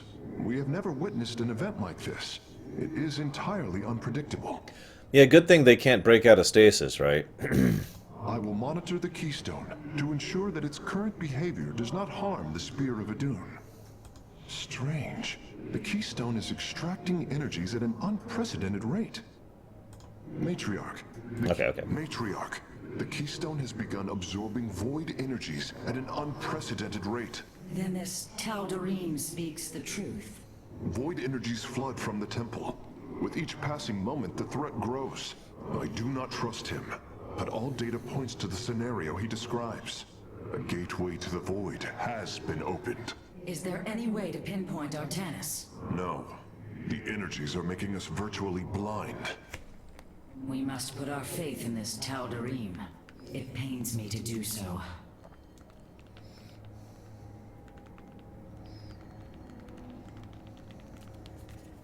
Pax just got his Pip-Boy edition of Fallout 4. That would make him higher ranked, I believe, Titans. Oh my god. I don't know if that's deliberate or not, Big J, but that would be hilarious if it was true. For those of you who are not reading chat, the endless cycle always being two races. For those of you who weren't here when I talked about the original Starcraft, basically every RTS prior to this one, like literally almost all of them, had two races: Horde versus Alliance, Nod versus GDI. I can't remember, etc., etc. I don't feel like going into other examples right now because I don't remember their names. And then StarCraft came along and suddenly there's a third race! Oh my god, the end of the cycle. Yeah, no kidding, right, Nerdforger?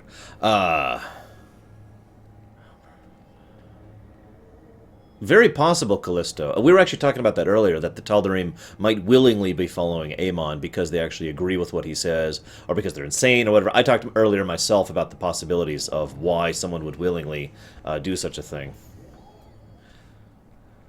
Oh, hey, so we've got mass recall now. Shield overcharge, and deploy Phoenix. We can only deploy Phoenix for 30 seconds at a time. But you guys know I gotta do this. I have to do this. Oh, we can increase shield recharge time now, too. Yay. Wow, that's expensive. That's gonna take everything to deploy Phoenix. Alright. A Tal'Darim warrior invaded leads our ship while our hierarch is missing. I do not like this, matriarch. I don't think anybody likes this, including him. Alright, so I'm pretty sure that this is happening while the previous mission is happening. From the perspective of a writer, that's why you do something like this. If you have a big mission and you have it end on what is effectively a cliffhanger, one of the best ways to keep that tension going is then to rewind time to someone else, a different perspective on the same event, and showcase that leading up to the cliffhanger, and then to continue with it. If I could use a weird example of this, Call of Duty 6, Modern Warfare 2, did a similar thing with the mission where you've crash-landed in the helicopter and you're holding the base in Washington, D.C., and everyone's coming after you, and oh god, and then it goes to black. And then we rewind time and find out what happened to lead to that fall to black, and then we continue from the perspective of the guy in the chopper and find out what happens next. That's a good example of this type of thing. So I'm pretty sure this is happening while Artanis is going in there. Also, as Leander pointed out, it is very clearly why why Artanis is fighting all of the forces of the Tal'Darim and the consumed Terrans there by himself. Because I'm here preventing the Protoss from assisting because I'm yammering on too much. So there you have it, guys. I'm apparently actually evil.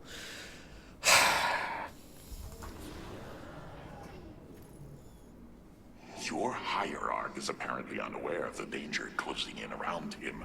If you desire his safe return, you will send your warriors to these coordinates now.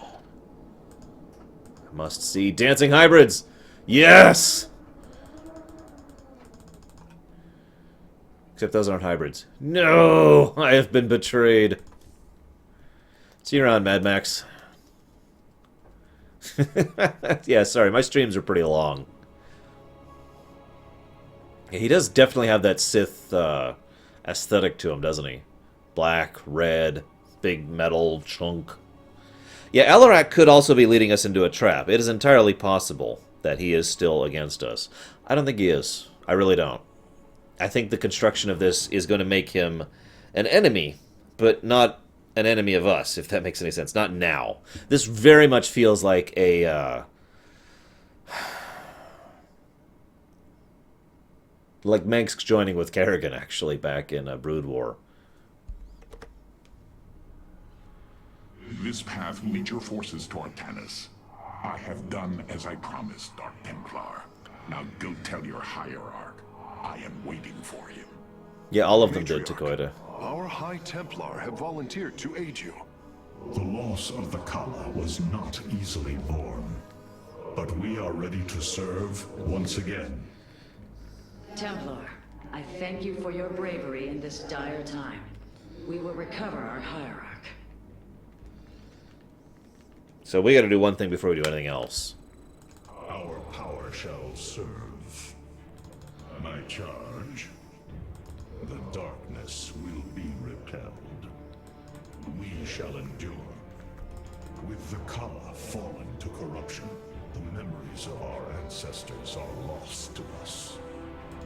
For the first time, the halls of the Templar archives are silent.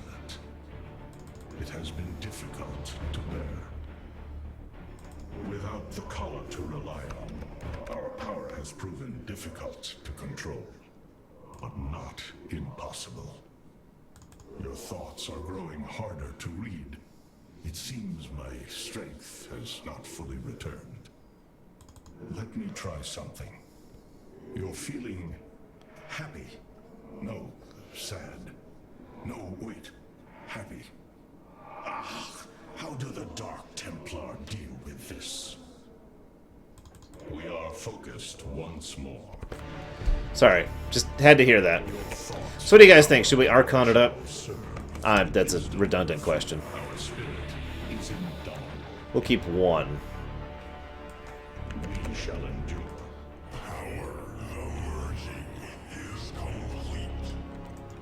Actually, hang on. There's probably no move sounds there. Will be.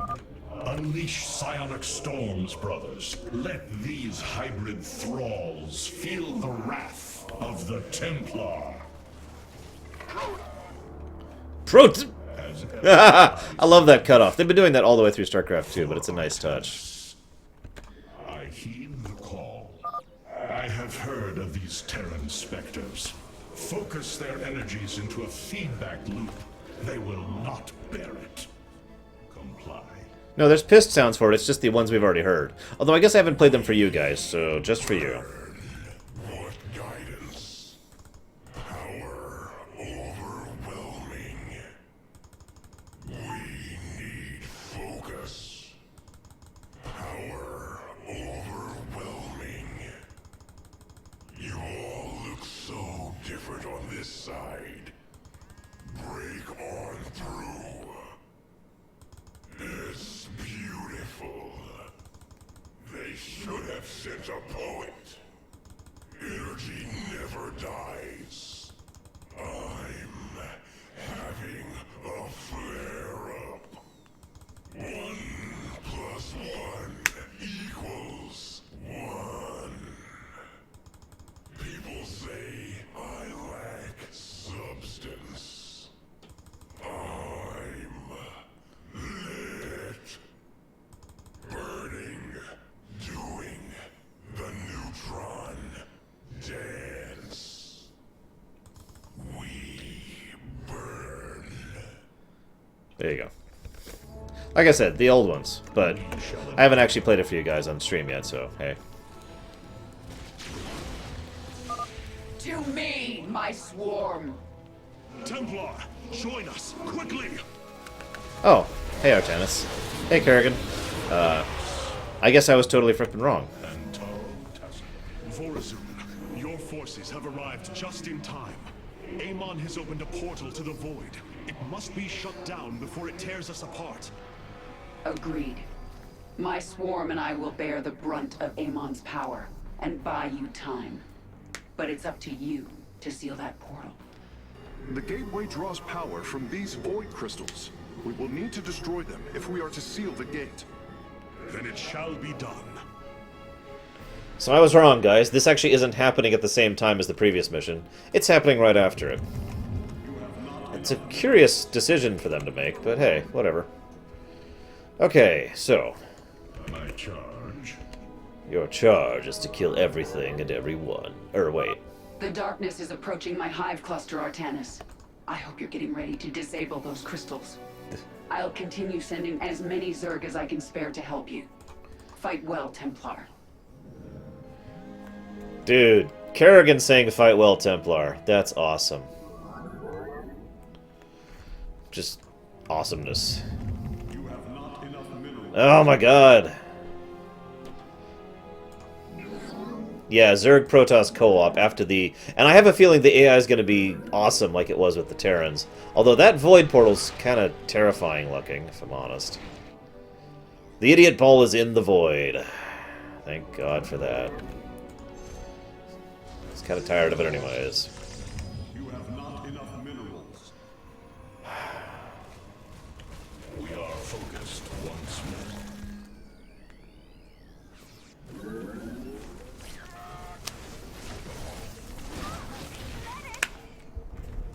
For Artanis. You have not enough minerals. Hierarch, I am detecting several energy sources hidden across the temple. They appear to be Zelnaga vessels, ancient power sources. If we can locate them, I should be able to use their energy to free up additional solarite from the Spear of Adun's core. Well, okay.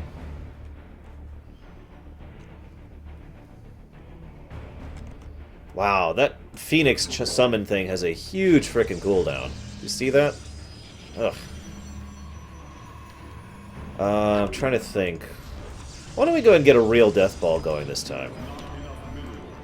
I think we have enough varied forces to actually pull that off now. Hey, I trust in Kerrigan. I was just her earlier yesterday. God, it feels like it hasn't already been an extra day.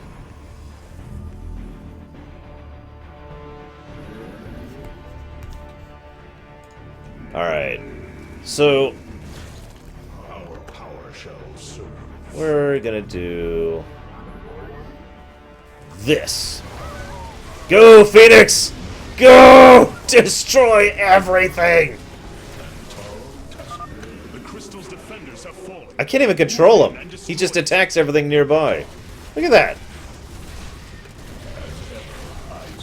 Go, Phoenix! Phoenix 2. What do we decide? Hang on, what's the poll at? Deutsch, see what the poll's at really quick, would you please? No. Takoida, absolutely not. We might call it the Lollipop, but not Sunshine.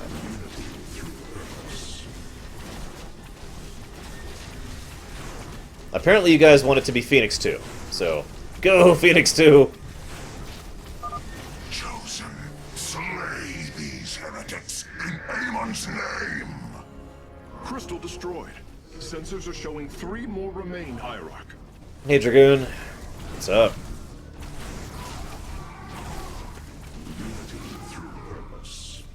Alright, let's back off for a second. Okay, so we have...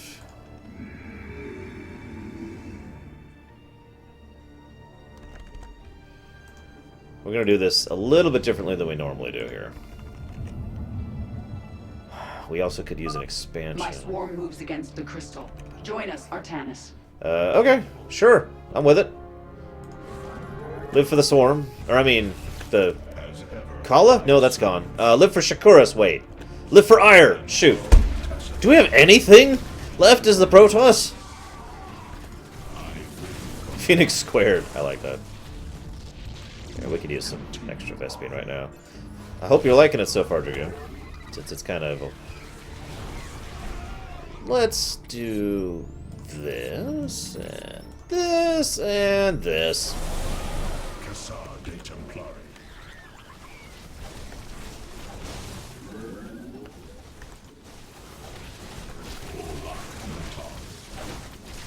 Yeah, it can't be Phoenix Jr., sorry. There you go, for the spear! That's our reason to keep fighting. Hey, Phoenix, could you deal with that, please? Thanks, buddy. Warriors, the crystal is secure. Destroy it as soon as possible. Actually, they do look a little bit differently to me, but I'm not a good expert on that. I didn't main Protoss during Starcraft 2. Cassar de Templari.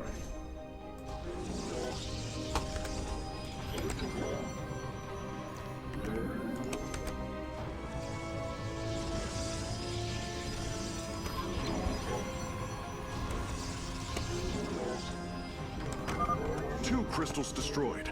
I suspect Amon's forces will not let us take the next 2 so easily. Probably not. Hybrid are moving to attack our nexus point. Ready our defenses. Working on it.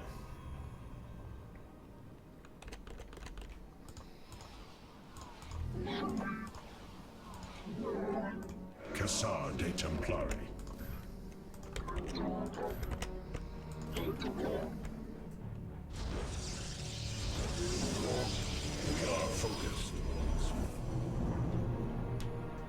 Yeah, actually, I kind of agree with that idea. Which is funny, because if you remember in the cinematic, it kind of looked like that sort of attack, too. The trailer leading up to.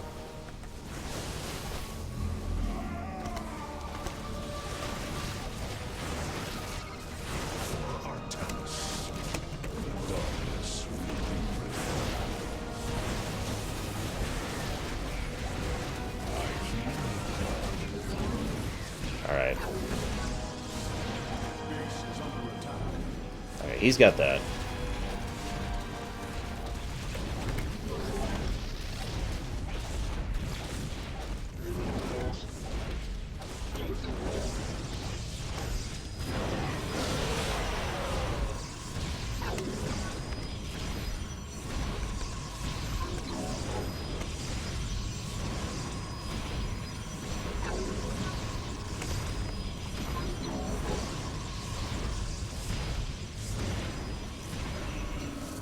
Okay.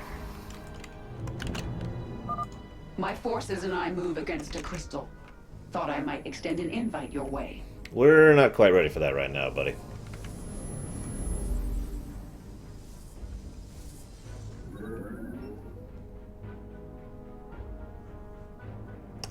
Because it was that, or just blow up Shakuras and not kill any Zerg Titans?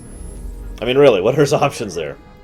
Give them Shakuras and don't kill anything, or blow up Shakuras and kill a few, or blow up Shakuras and kill a bunch. I mean, those were the only options there.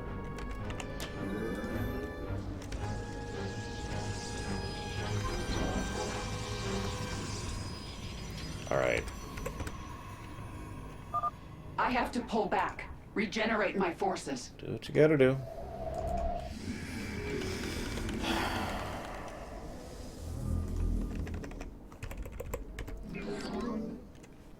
We need a lot more gateways.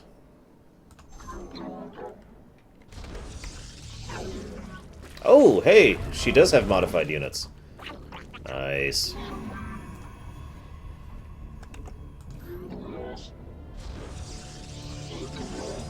Because they were trying to kill hybrids, not just Zerg. That's actually the real reason they waited so long. It wasn't the Zerg, it was the hybrids that they wanted. Yeah, Kerrigan's not doing so hot here. Wait, can we... Yep. No? No? We can't do gateways right now? Oh, right, because I lost it to get Phoenix. Artanis, hurry up and disable those void crystals. I'm My working on hive it. cluster is taking a beating. I'm working on it. God damn it. And they didn't have the Uraj on the Kalas while we're on this subject. Okay. Let's set this up right there. It needs to be.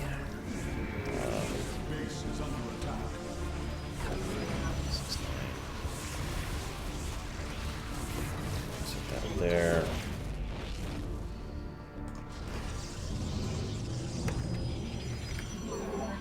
God, we are so dry on resources, and there's no new resources coming.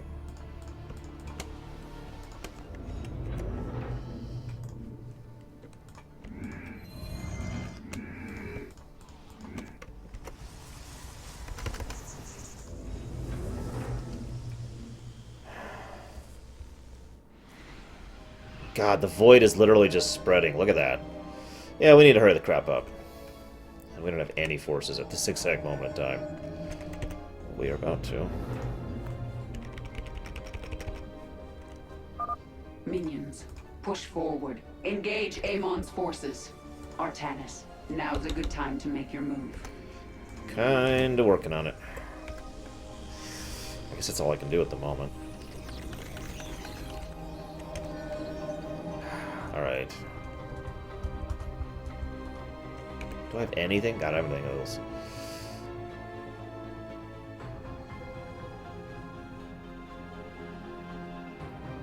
Okay. I walk the Shadowed Doridas. Can they get through? Okay, they can. Minions, fight your way to the next crystal. Okay. The Templar will finish What up do these here. things look like that I need to look for? For the bonus? The Zenlager crystals? Because, like, I'm kind of on a deadline here, and I need to hurry the hell up. Upgrade complete.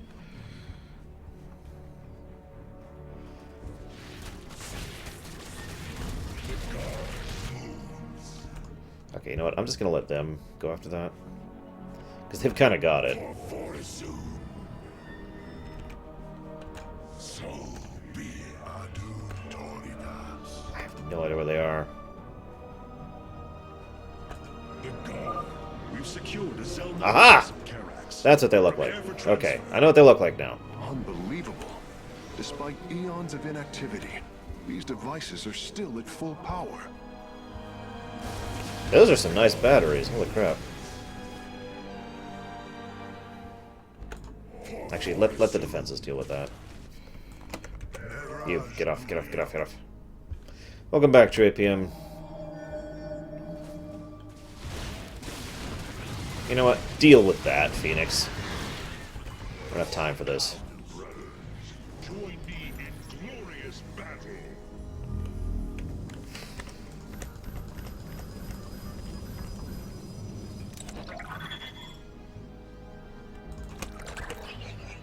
Okay, So be it. there's the second one. Name of Second Zelnaga power source has been secured. Anyone have any idea where the third one is? Energy signal left. Because I'm really running low on time here. Carriers fling lots and lots of fighters at enemies. Minions, And then win. move out. Eviscerate any fool who stands in your way. Why don't we help you out a bit, Kerrigan? Ah, damn it, we just lost some line of sight in there. And there, quick, quick! I want everything on that hybrid and that battlecruiser. There we go.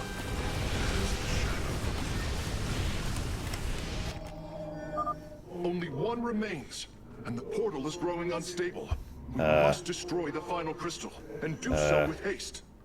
Hybrid inbound on our nexus point. Warriors, intercept them. I'm waiting. Here, you. Give me a scout.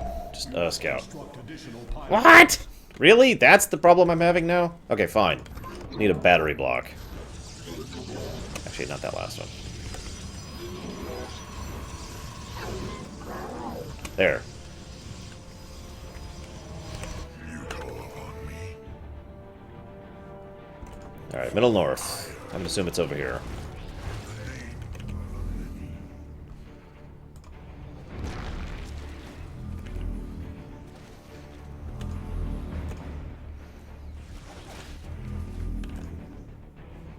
Yeah, I already got that one, Shripium. Focus on the void crystals. That's Artanis. not gonna be it. The enemy bases can wait until we're good and ready. There it is! There it is. Got it.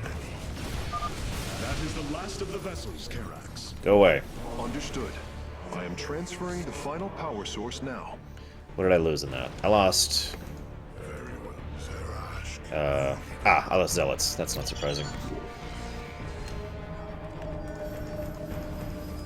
Our pylon is under attack. I walk the shadowed path. I walk the shadowed path. That's bad. Can you attack Air Phoenix?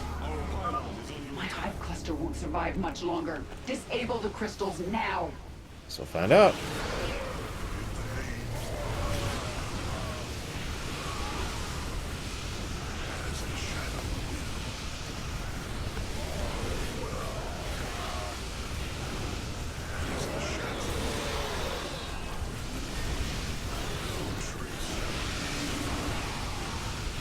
By the way, hasted immortals are frickin' awesome. I'm pressing towards a crystal. If you feel like joining me, don't get in the way.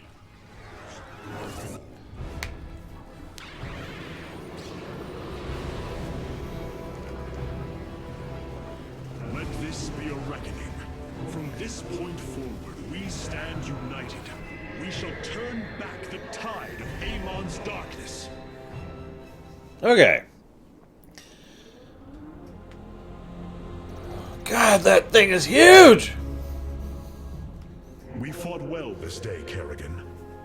Join us. Together, we can defeat Amon and send him back into the void. My swarm was broken here, Artanis. I'll need time to rebuild my forces. There is no time. My people are being consumed. Their very flesh turned into Amon's own. I cannot wait. Then you must do as I have.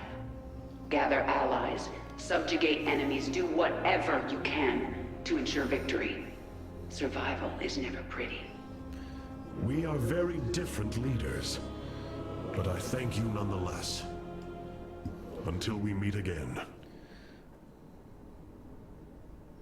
So, props to Blizzard for doing the relatively unexpected there. Wow, I've just got a whole bunch of stuff. And instead of we did get a benefit from that. If you notice, we didn't get the Xel'Naga tech, we didn't get the Xel'Naga helping us, but we did actually gain a benefit. We have improved our forces because we have a Tal'Darim now, and that's a wonderful subversion. It is the typical thing. Remember, I said option one is we go here, we get a boost, and we go on. But, of course, I was assuming it would come from the Xel'Naga. So this is a nice subversion of the first possibility there. What do we got? So, destroy 15 units with Psionic Storm. Oh, I could have done that. And that's a timed one. That's gonna be interesting. God, look at how freaking huge that thing is.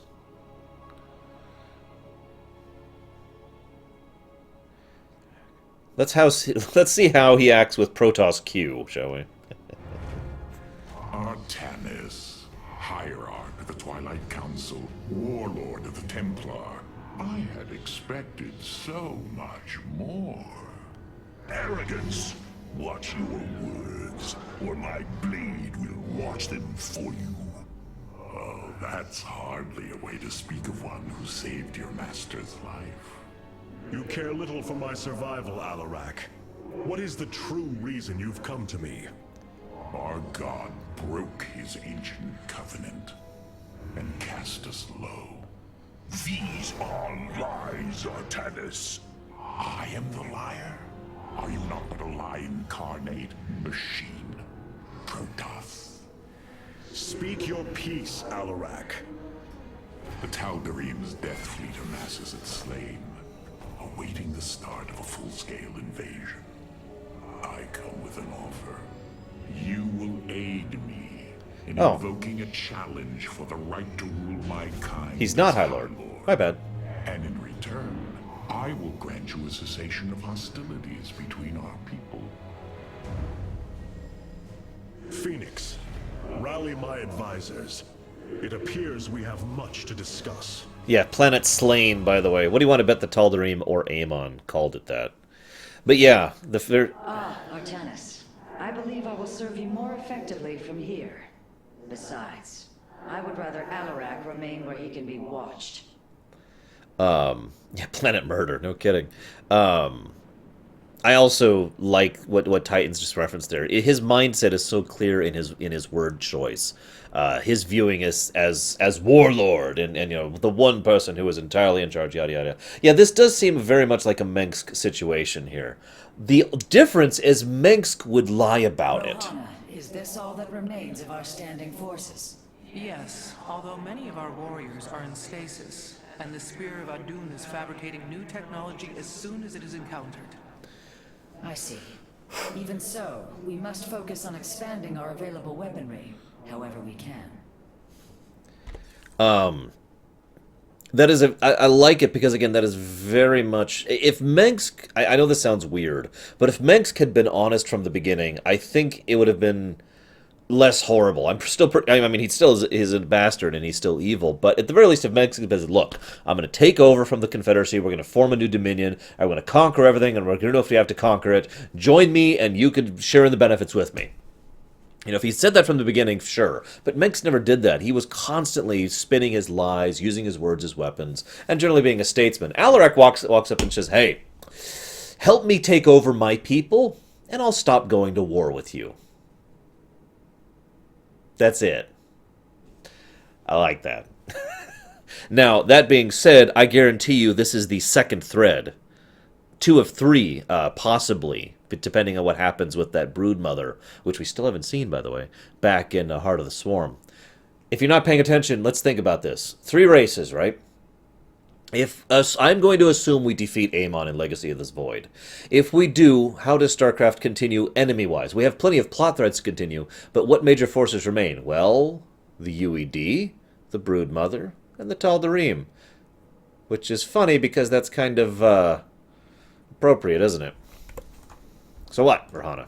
Rohana, do you not see why you must sever your nerve cords?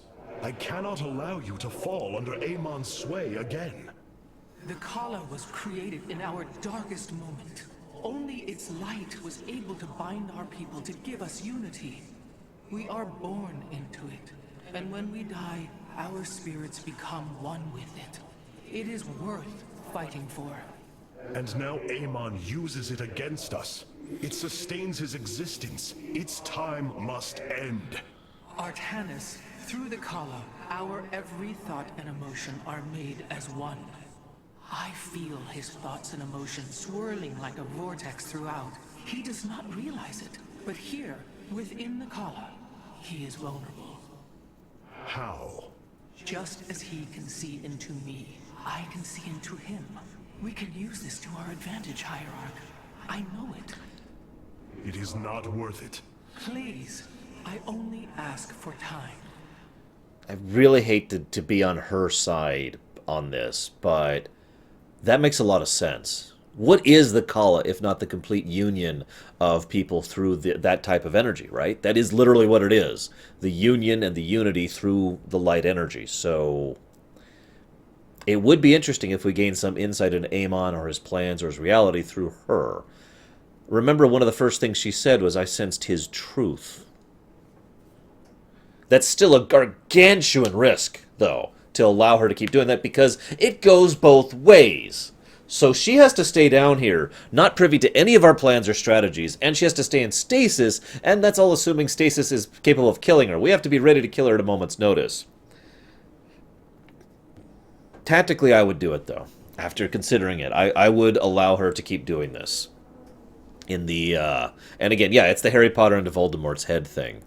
It is an edge, and like all edges, it can cut both ways, but I think it's at least worth the risk in this case. So, I would be, Vorazun, your job is to murder her if you think she's going too far. Not before. Not if Amon's just talking to you and preaching, but if she gets out of there, kill the crap out of her. Nothing was as it seemed.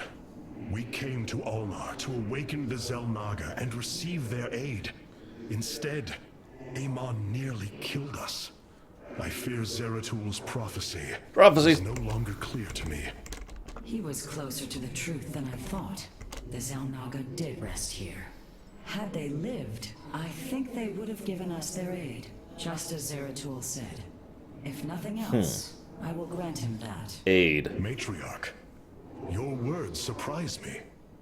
Perhaps your counsel has proved influential in some regards. Then I will endeavor to give you more of it. I said some regards, Hierarch. Not all. Those two are totally hooking up. Powerful psionic warriors have joined our ranks, Hierarch. You must choose among them. Order me to war. So, this is the new Immortal. Siege Immortals. See you around, Dragoon. Yeah, like I said, aid. I mean, he's right. We would have won. Amon would have been defeated, and yay. But the price for that? We don't even know the full long-reaching effects of what that price would be. This could literally be a Reaper situation, except instead of the Reapers being like, we will destroy all, it would be the Xel'Naga saying, we have come to reclaim all, and doing the same damn thing, wiping out all life, starting the cycle all over again. That is, of course, speculation, but honestly, that really sounds like what they were talking about doing here, so... I'm sorry, I just like the ability for my Immortals to hit air as well as ground too much, so, no. So... Cassar de Templari. We know what Hey Templar are. But, this is just for you, Titans. So there's the mind control. There's also confusion. So they get mind control and confusion. That's interesting. Or we could go with Templars who also get a buff. Ooh. We'll go and do Dark Archons for now. Hierarch, I believe I have found a way to save our people. As Zeratul foresaw, this keystone can indeed be our salvation. Explain yourself. As we have seen, the keystone was designed to be found and assembled by those who would ascend to become Xel'Naga. After leading them to Ulnar, it would also expel its stored energy to awaken the slumbering Xel'Naga. The keystone siphons energies and redistributes essence, matter, information. We already know this. To this device, they are all the same. I see that now. This is how it cleansed Kerrigan? It extracted the essence that forged her into the Queen of Blades. Then it used that energy to release Amon from the void. If I can discover how to control the keystone, we could use it to extract Amon from the Kala and save our people. Then Zeratul has led us to hope after all. Continue your research, Karax. We have a war to take to Amon. Dun, dun, dun. Oh, wait. Now, hang on. I gotta check something.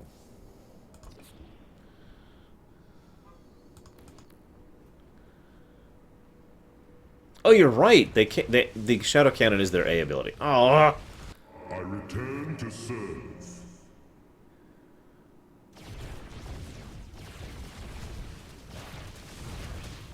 Does anyone know if Barrier is autocast for the Immortals?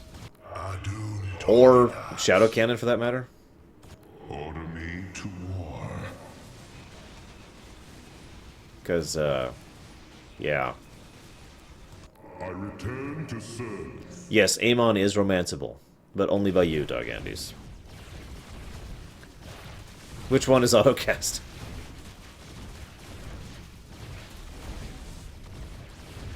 Okay, so Shadow Cannon is not. Barrier is. Order me. Although this sounds pretty nice. I might actually go with this and try it out for a bit.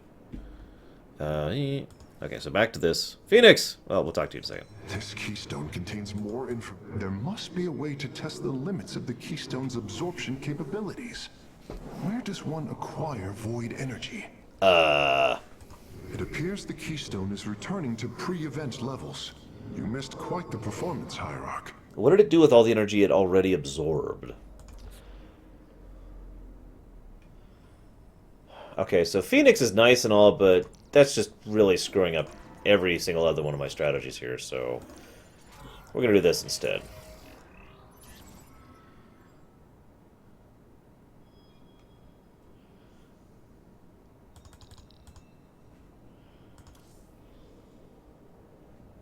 You were right all along, Hierarch. I am little more than a clone of your friend Phoenix. The Tal'Darim speaks truth. I am synthetic, a replication, a lie. What did you find in the archive? My death, my rebirth as a dragoon, and then my death at the hands of this Queen of Blades. I am not Phoenix, yet I hold his memories as if they were my own. I must have time to consider this. You are a warrior, Phoenix. Whether you identify yourself as my old friend or not, know that I believe in you.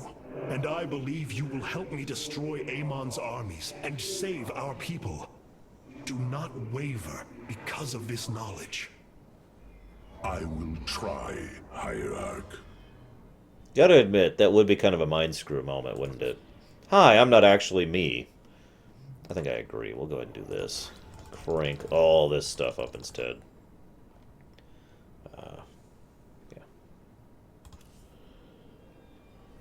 Yeah. God, I hope not, Samurai.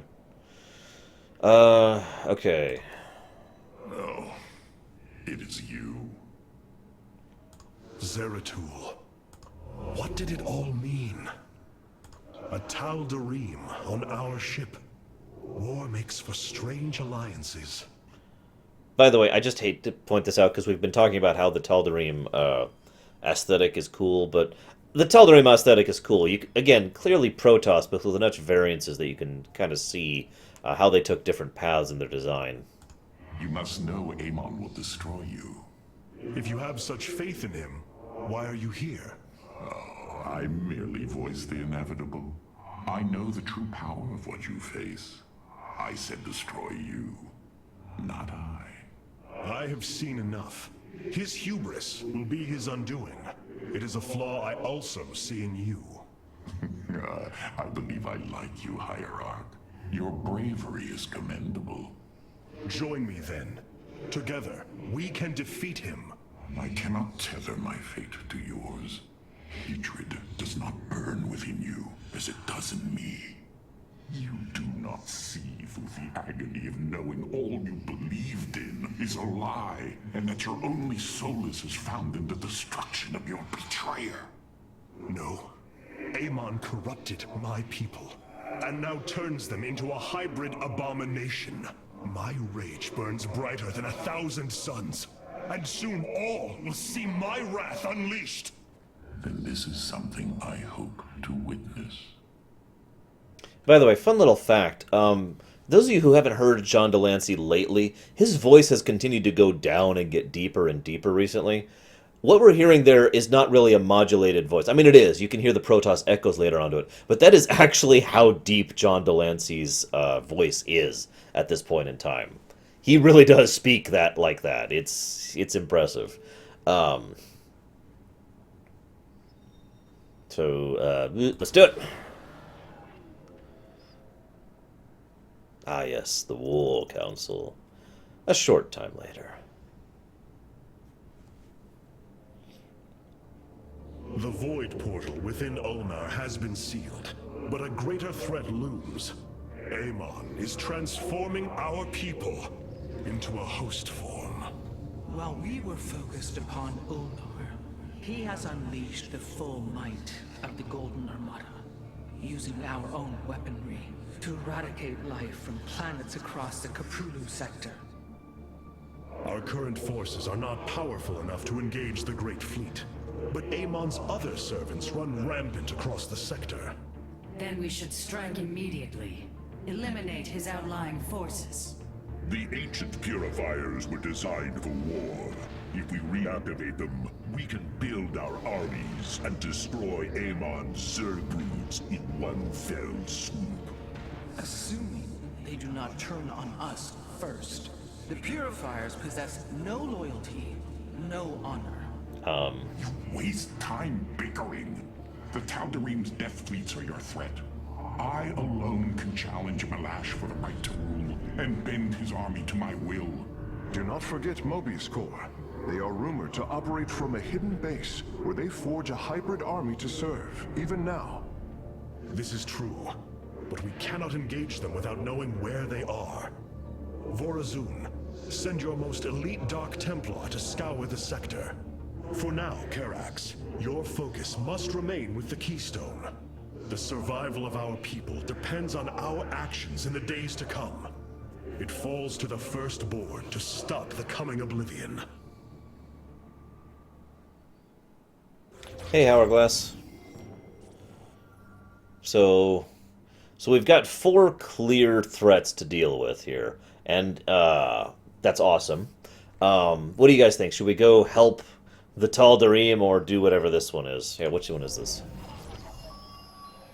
The Zelnaga are dead. There is no salvation within Ulnar. And yet, we indeed found hope. If we are to fight, we must raise an army. Phoenix and I believe that we can awaken the ancient purifiers and call upon their power. They may have been a forbidden weapon, but I have seen their potential in Phoenix and know that this time, they will not fail us. So, purifiers or Tal'Darim. Siding with Alarak is indeed a risk. And getting the Void right. Tassadar, old friend, what would you do? Zeratul, would you have me take such a chance? The answer matters little. If this alliance can weaken Amon's armies, then it is a chance that must be taken. I'm going to try and approach this not as a gameplay thing, do I want the Colossi or the Void Red first, but rather from a tactical perspective. And tactically speaking, I think going after the Tal'Darim first is the better option. The less forces they are wasting on the enemy side, the better. And I do actually think Alarak is speaking the truth, at least for now. I may be unleashing a Mengsk in the future, but right now, his forces no longer competing against mine means we have completely removed an entire front from the war. I am Germany, they are Russia, this is World War Run. I'm going to go ahead and sign the document.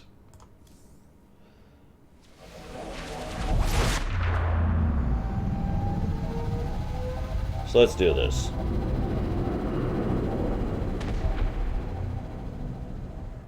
It is an armada. Behold the Death Fleet under Amon's command, poised on laying waste to all life in the sector. Then we had best act swiftly. Rakshir. Usurpation by ritual combat cannot be rushed. Its rites demand careful preparations if they are to be accepted. We are in orbit above a hostile world with an imposing fleet, and you speak of preparation? I intend to depose Malash, the ruler of an entire people, and bring them under my thrall. And in return, I will remove the Tal'Darim from this conflict. That was our bargain. To do this, the ritual must be carried out as tradition demands. This bargain grows less appealing by the moment. I love the total contrast of Zeratul bracelet on his armor, by the way. Completely looks like, you know, nothing like the rest of his thing. Oh, I love it! Okay, I've had this suspicion for a while now that the actual lighting of the bridge was being altered by the terrain. Remember I mentioned that when we ported into the rift and we're next to the Xel'Naga thing?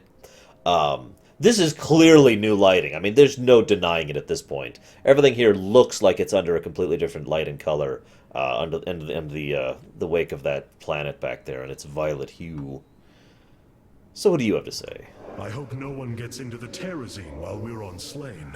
It is such a difficult habit to break. Yes! I wish to know more about this Rakshir, your ritual combat. To understand Rakshir, you must first understand the sacred chain of ascension that ultimately links to a... Let me talk about it for 3 hours. Each of us is shackled to his will, and to the will of he who is in the link above. And yet, there is a way to ascend. By blade and blood, any Tal'Darim can usurp the position of the one above his station. It is through this ritual that Amon's ascendants are assured to be the most capable to carry out his will. Then Malash is the most powerful of your people? He is considered so, but he has yet to face me.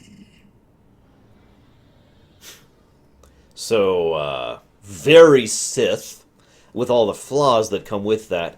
However, I will also point out that is very Amon. He doesn't care about ethics, morality, leadership qualities, charisma. None of that matters. He cares about effective tools. And so it is very logical he would create an entire system of ensuring his tools are constantly culling themselves in order to improve themselves. Also, I really hate to draw the parallel here, but this is very, very similar to what the Zerg were doing. A little more the Primal Zerg than the Zerg Swarm, Indecision, but the same idea. weakness. Do not examine. Act. So, I wonder if that's on purpose. Also, and again, I actually already mentioned this, but just to recall it here, Amon deliberately calls this the rite of ascension. The act of ascending being death, which I've already hinted at. Okay, Hourglass. I'm going to exit Vault 111 when I'm done with Legacy of the Void. This comes first. But after that, bam, we'll be done. Hierarch, my scouts are tracking the movements of the Golden Armada. Many of the Tal'Darim still hate us. I must keep my people safe. Oh yeah, this is another clear example of the lighting being different because of the background. Really nice touch. This is the kind of stuff you can do when you have areas rendered by the in-game engine. In other words, if they weren't doing this, each planet, they would have to, the art designers would have to go and render in a completely new version of the area to do this. Here, all they have to do is have the one static render, and then change the lighting and the background, and that's it. Way easier to do, way more effective, way more mobile. This is great coding and great design. Love this. Huge props. Appreciate you staring at me. I have been reliving memories. Your people, the Nerazim, were branded heretics. Yet my eyes do not see the evil the Conclave feared. Our people were separated by ignorance as much as malice. To live together, we must see each other as we truly are. As Protoss. As an aside, I actually really like... I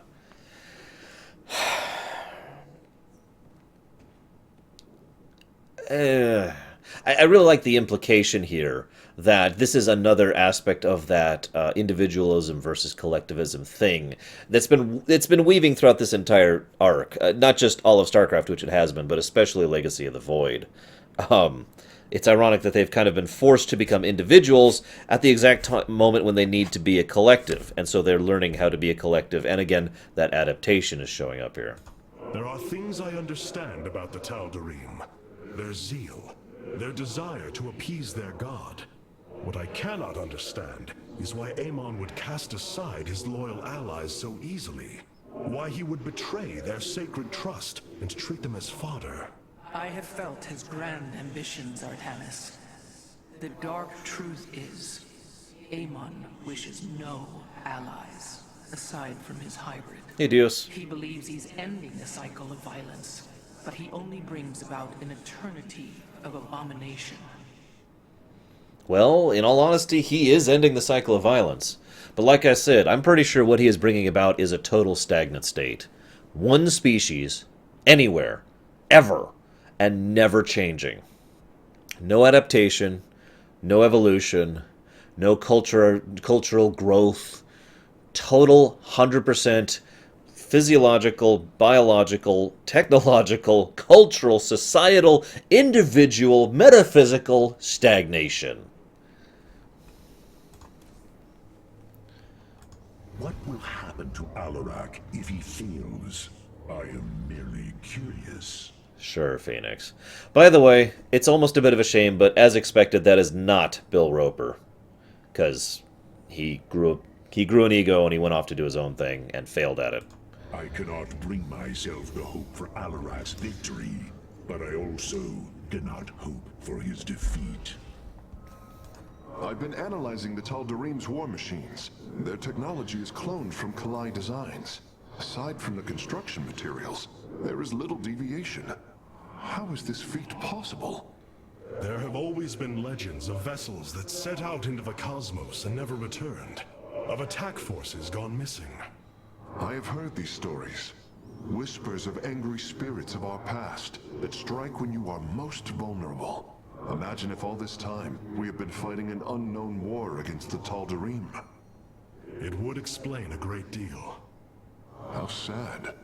They are thieves, never knowing the joys of their own invention. How despicable. That's an interesting take on it. Valid, but interesting take. Oh, right. Okay, let's do this, guys.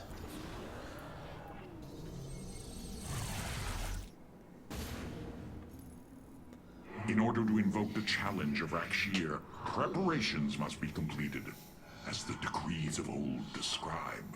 Ready your warriors. Malash will surely attempt to interfere. So we've got Tal'Darim forces. Ah, it's the same dance thing. Oh well. Lots, Dios. Lots and lots. Blizzard did the expected thing in terms of the construction of the story, but they did it in a really unique way. See, tropes are not bad.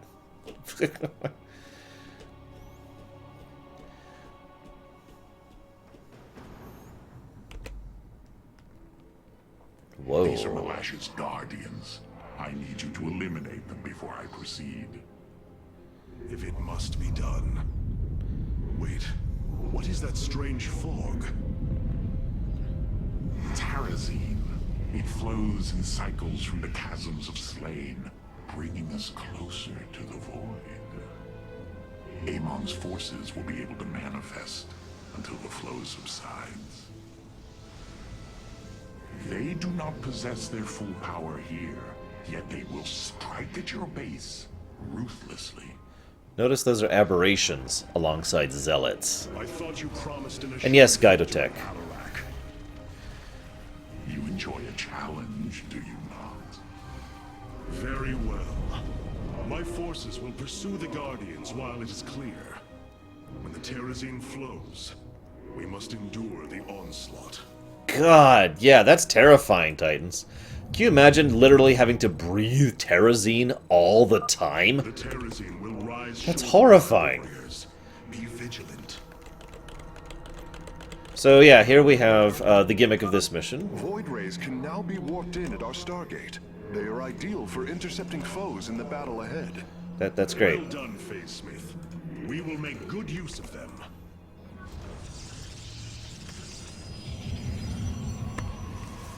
So far, yes, Hourglass, absolutely. We are one with the shadows.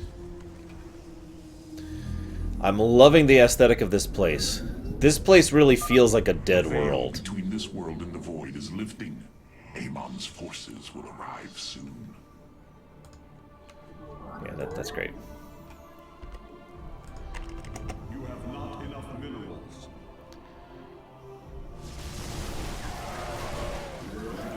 Baronessa, would you stop?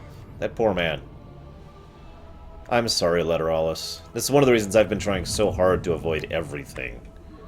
Yeah, we're gonna void ray the crap out of this mission. So yeah, this place feels like a dead planet. Everything about here just is a nice gray tones, aesthetically speaking, and it has this feeling of, why do I have mass recall? Oh, that's right. And it has this, and the ruins, the rock being broken away, the dead plant life, and of course the purple fog over everything. Yeah, this place feels terrible. I'd say it's about a Legacy of the Void on the scale, give or take. Our blades meet the enemy. You require my skills.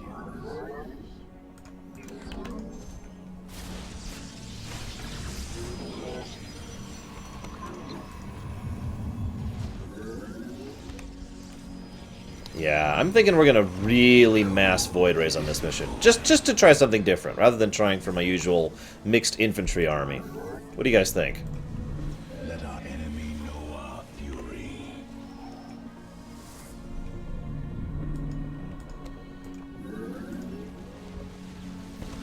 This vessel shall. Wow, they're already attacking me with battle cruisers. Holy crap. Okay. The Guardians stand watch over the shrines. Kill them slowly and painfully. My people will fight with honor, even when we are fighting for you. But first, we must establish our defenses. Is it really Tripium? That's hilarious. What do we need for that? 150, 150, so we can get 2 more going right now. And in just a second. You require more Vespine gas. There we go. Back to work. Back to work! Oh my god. Hierarch, I was able to scan the Tal'Darim motherships in this region. They are carrying shipments of solarite. Yeah, definitely going for a Our void ray would strategy mind on this if one, I we think. Liberated them.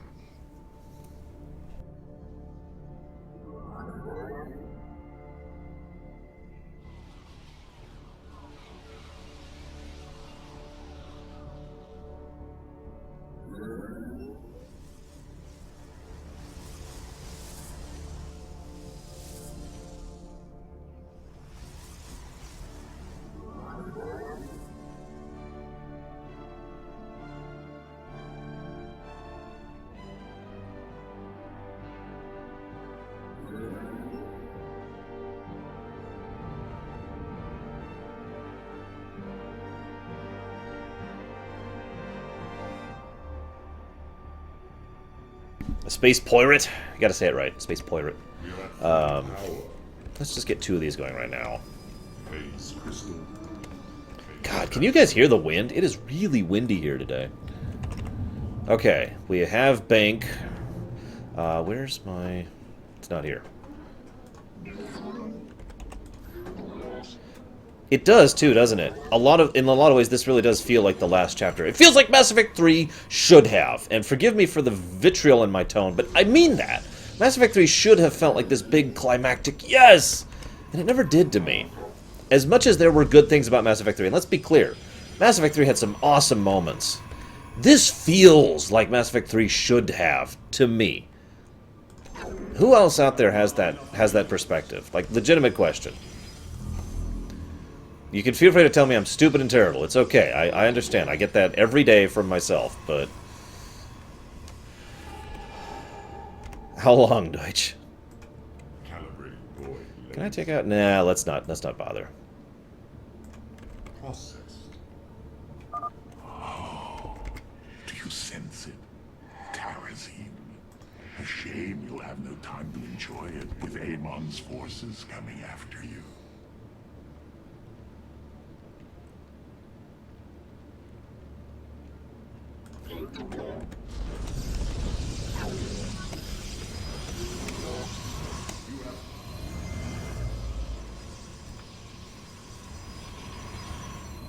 We must talk about Mass Effect 3.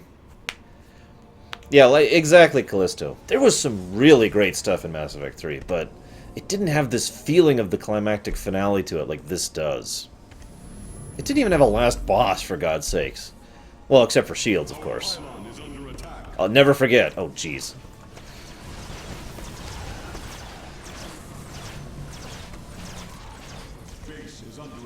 Yes, I know. I also personally think that the Citadel mission, if you did it like I did, was also good. Because, Thane. Thane's finale was pretty awesome.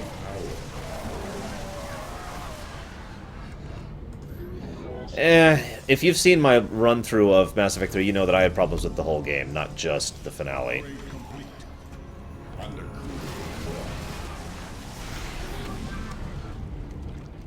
But I will never argue that there were good moments in it. Some really good moments. Yeah, I know, Titans. Just...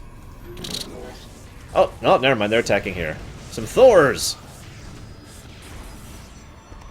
I like how these are basically void creatures that are coming through here. They don't even leave a corpse. They just vanish.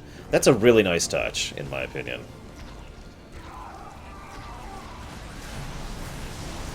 It did have Kai Lang, but it also had Thane completely beating the snot out of Kai Lang, while technically at a point at which he should have been dead. You gotta admit, that was kind of satisfying. The fog is fading. What better time is there to slay my enemies? But, you know, whatever.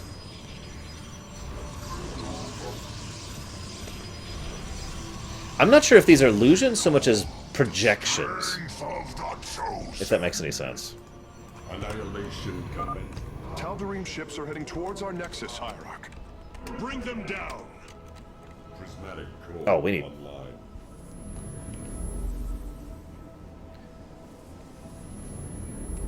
I gotta be honest, I thought Grunt was going to die in that mission. I really did. You have not enough minerals. Yes, I do. Shush. No? There we go. Alright. Let's mass some voids, shall we?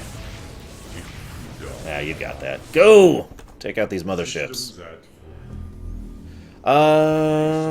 Yes, the third leg. After some consideration, I will allow you to do so. Focus fire, focus fire, focus fire. You know, this has never really occurred to me, but Void Rays are basically miniguns, except in, whoa, there.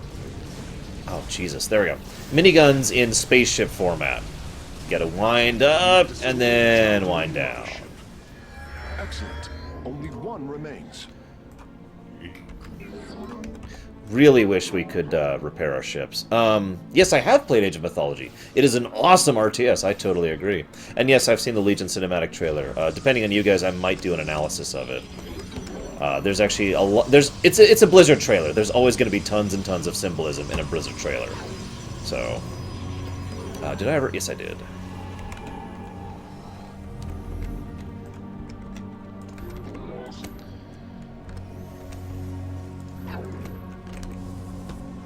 I was gonna say, I'm really curious to see what alternates to the Void Ray we get. Looks like I don't have the resources to really push, so let's do it! It shall be done.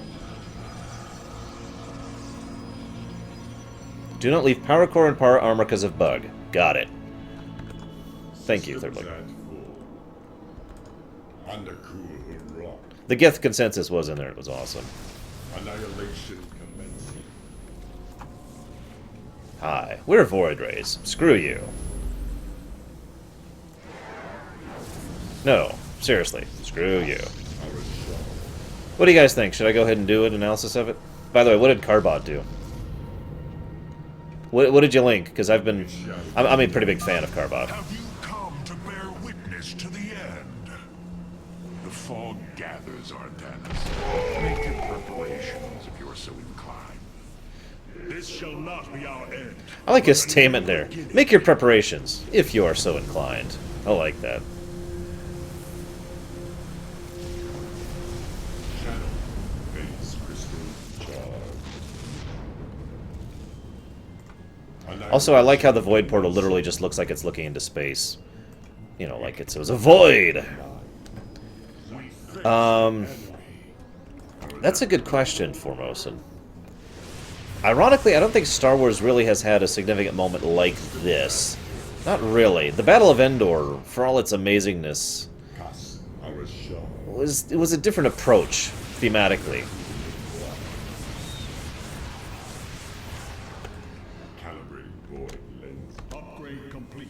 I've seen that one, Corwin. We retake our homeland! Everything is regular units so far, I think. When we get the new Void units, I'll totally get some new ones going. What do I need? Where's our resources at? Let's go ahead and get some more Voids going.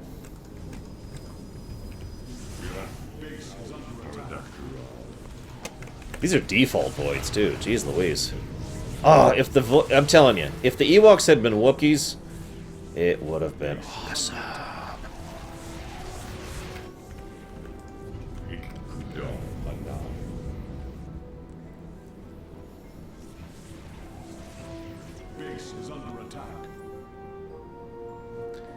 I think, actually, the weird thing is, I think, thematically, this is actually the moment at which we found out the Death Star was operational. I'm serious. This is, like, right after that. No, actually, so, this is right after we found out the Death Star is operational, when Londo has given the order to go ahead and start fighting the Imperial fleet at point-blank range. That's the moment we're at right now. You kind of have to truncate it, because a movie is going to be a lot shorter than a game, but I feel like that's a good comparison of where we are right now. Because the previous mission, where we found out the truth about the Xel'Naga, was the Death Star's operational. You know, not our darkest hour, but certainly bad. Your power is greater than we believed, Firstborn. Well, yeah, it's because we're frickin' awesome. Another Guardian has fallen. What a thrilling sight. Dude, I'm telling you. Thrilling. Why not join us? Well, I must save my strength to face Malash, of course. So here's a question for you guys. Not fear death. Fear Amon. Do you think Enemy ships have set a course for our nexus. Alarak is going to betray us now? Do you think he's going to keep his word, basically? Or do you think he's just like, mwahaha, now that you have given me control of the Tal'Darim, I will destroy you to serve Amon? Because that is something he could do. And that's the calculated risk I took when I made this tactical analysis. We face the enemy. It shall be done. If you already know, just don't say anything at all. Don't hint. Don't be coy. Don't say what it isn't. Just don't say anything. I've always found that's the best way to avoid total spoilers. See, one of the things that some people tend to forget when it comes to spoilers is if you say, like, oh, if you say, like, a fake spoiler, that gets the mind thinking. That's like, oh, well, you know, he's totally going to destroy the entirety of Ire. And then you're like, okay, well, the fact that you're saying that means he's not going to destroy the entirety of Ire, which means, you know, and you could just think about that. So, in my experience, and I have a lot of experience with spoilers, the best thing is to just not say a damn thing. That's what I tend to do.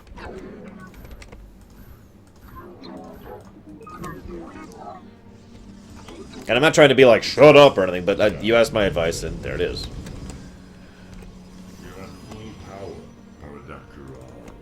Void Rays. I gotta admit, I'm liking Void Rays. I feel like their spin-up mechanism was changed slightly. Does anybody know if they changed Void Rays any in Legacy? I'm sorry, I don't have to do Samurai.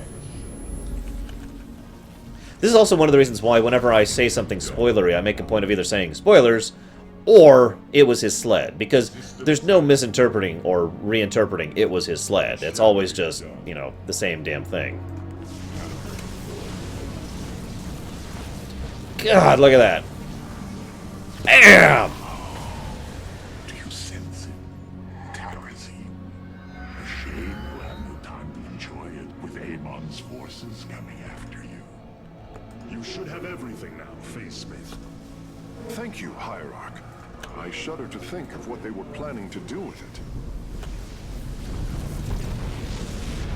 Yeah, Shyamalama tends to come up with some interesting things, doesn't he? I'm sorry, I just wish to gush a little bit more about this place, because this place is so cool looking. I mean, this just speaks to the Tal'Darim. I mean, okay.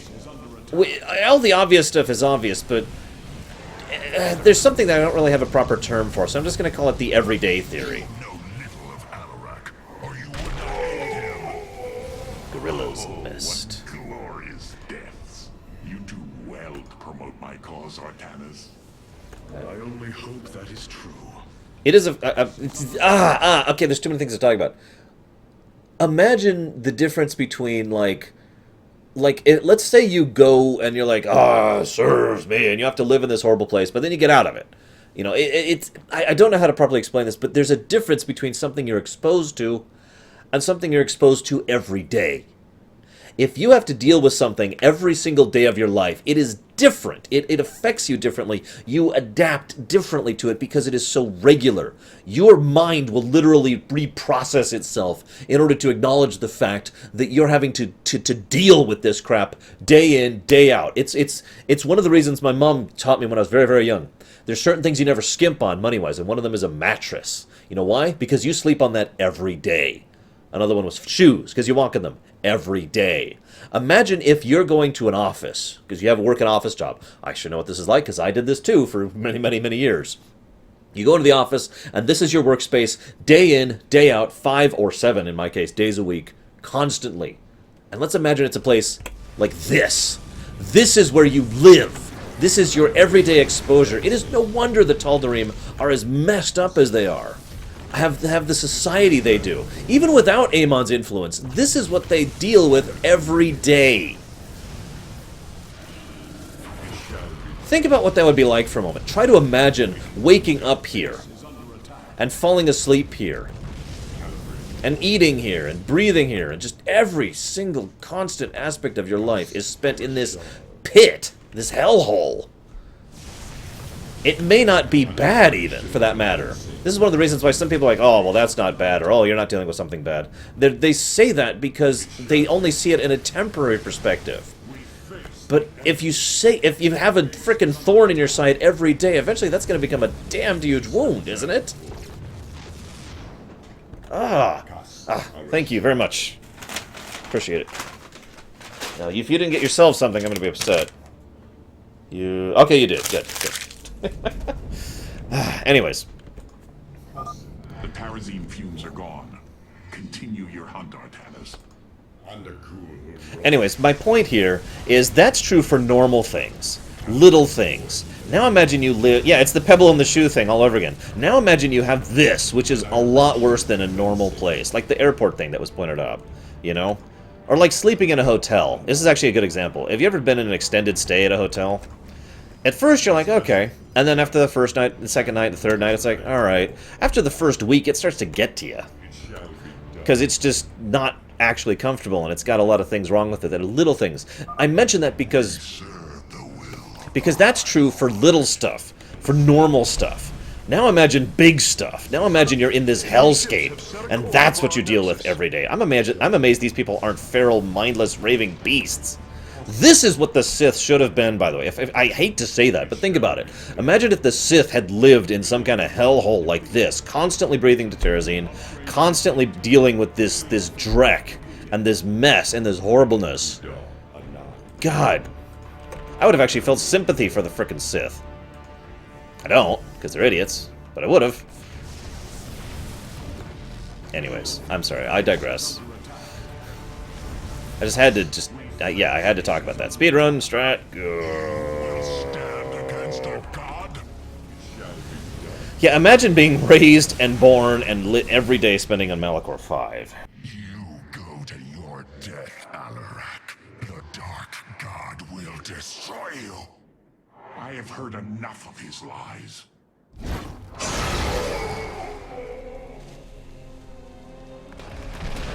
Your ritual is complete. What now? Well, they were not part of the ritual, but these traitors would have aided Malash in it, and I wish to see them die. Now the time has come. High Lord, hear me. I invoke the right of Rakshir. Fight me according to our laws, or die a coward. We meet in combat at daybreak. You shall have your challenge.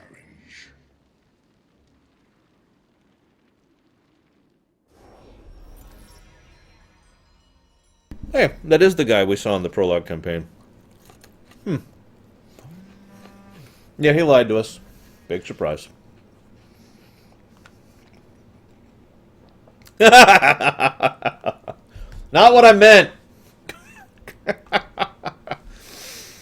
Oh, wow. That's another raced thing. Yeah. This guy is intelligent, and he is playing us. Again, the only real relevant factor is what he's going to do long-term. He might not actually betray us short-term. I'm going to make this clear. The Templar are not a weapon you can wield as you wish. We are not here to slay your enemies under false pretenses.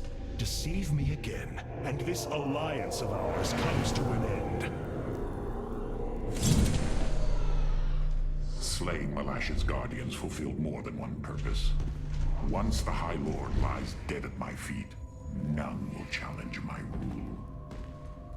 After all these years, my victory is nearly at hand. I feel his concern, Artanis. He knows that I'm coming for him. Malash. No. Amon. Through the breath of creation, I peer beyond the veil. Oh, yes, I feel his rage washing over me. He knows I no longer fear him. He knows that the Tal'Darim have no collar for him to control. I will turn the Chosen against him. Do not assume you are already victorious, Alarak. Do not let the Terrazine cloud your judgment. You have a battle to win first. The battle is already won. In my mind's eye, I have delivered the killing blow in 1,000 ways. From my experience, overconfidence is your opponent's greatest ally. Do not let yours aid Malash. Spoken as one who welcomes defeat. So yeah, he's literally high on Nerazine. So I really want to see what we get for the Void right here. The assault ships are now ready for your inspection. Increases damage, boosts attack range. No, we're gonna go with the haste. Okay, so what do you got for me? The Void Ray. Which gives increased range, which is interesting. That's because John Delancey is amazing, Dios. Destruction is at hand. Oh. Dude! We're taking that one. We're taking the Destroyer. Alright, I really need a drink. I'm sorry, I'll be right back.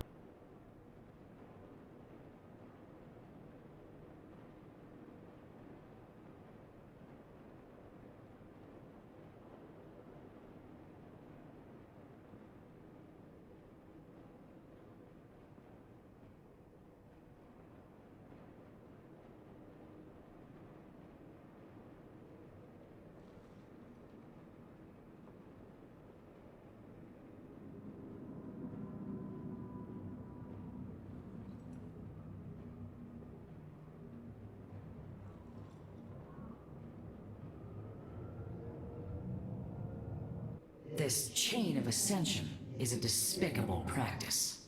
It is how the Kalai once thought of the Nerazim's Shadow Walk. There is no comparison. Our society was not founded upon... Their culture is one unyielding hierarchy. Servant to master. A constant reinforcement of their bondage to Amon. But they have been lied to, Matriarch. And how could this change if it is all they have ever known? Our people once only knew hatred of one another. Suspicion. Yes. We viewed your practices as barbaric, and you viewed ours as cruel. It is the same with the Tal'Darim. With the destruction of Amon and the revelation of his betrayal, I expect their entire society to seek out who they truly are and what they wish to be.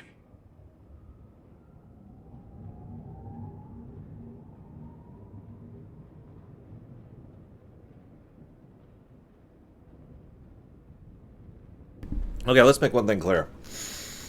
Artanis is absolutely right there. No, he is. There's no arguing this. Here's the problem. When you give someone freedom, they don't necessarily choose to do what you want them to. That's kind of what freedom means. So, us freeing them from Amon's grip, that's great! Them choosing who they wish to be, that's awesome! What if they choose to be a conquering power? What if they choose to be the zealots that they are? What if they choose to keep going after Amon? What if they choose to kill themselves because they've lost their purpose in life? There are plenty of ways here that we can look at it. It's like, you know, this could still be a bad thing. Not that I'm disagreeing with him, by the way. I'm just pointing out Artanis is correct, but he is letting his idealism push him a little bit there. So, you know. What possible source of void energy is emanating from Slain? Hybrid? I shudder to think what lurks below. The keystone is resonating to void energies below. We should investigate this further, Hierarch. Karax, the keystone, it's reacting to void energies upon the planet's surface, most likely. I've seen this before on Ulnar. This Terrazine must be directly linked to the void. The Tal'Darim call it the breath of creation. They believe imbibing it allows them to speak directly to Amon. A far-fetched claim, yet I cannot deny its plausibility. The substance's properties appear to be foreign to our universe. Perhaps this is why it is so holy to them. They seek out planets rich in Terrazine and turn them into temples to their god. Our coming here may be a blessing to us. If the keystone reacts to Terrazine like it does with void energy, I may be able to use it to stress the artifact, determine its limits. Perhaps fate has not abandoned us completely. We must have faith. I prefer results, Hierarch. Amon is powerful in measures that eclipse even the Queen of Blades. There is no room for uncertainty.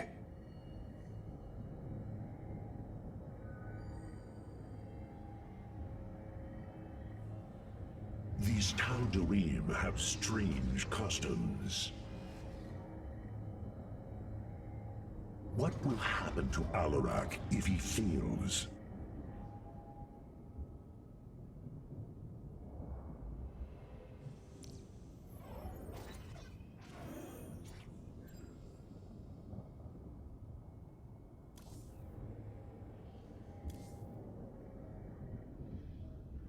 I will make the Tal'Darim our allies, not Amon's.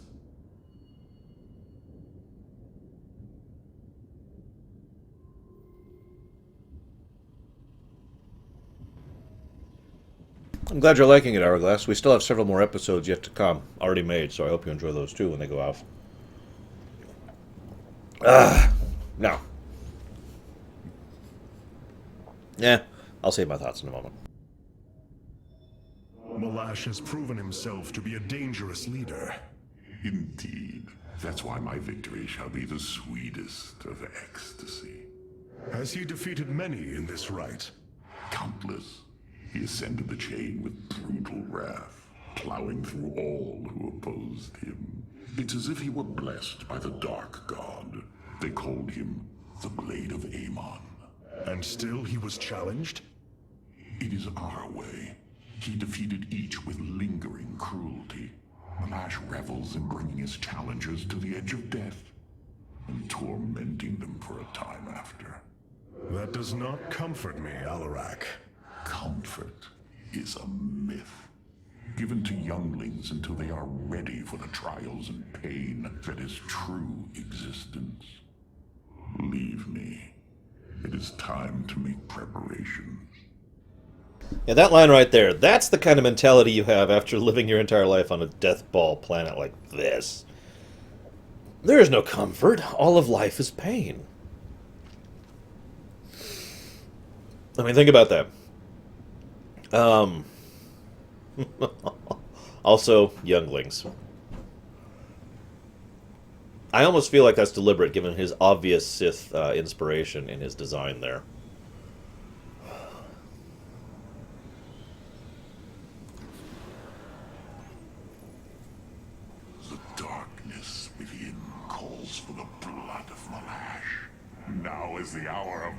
descendants.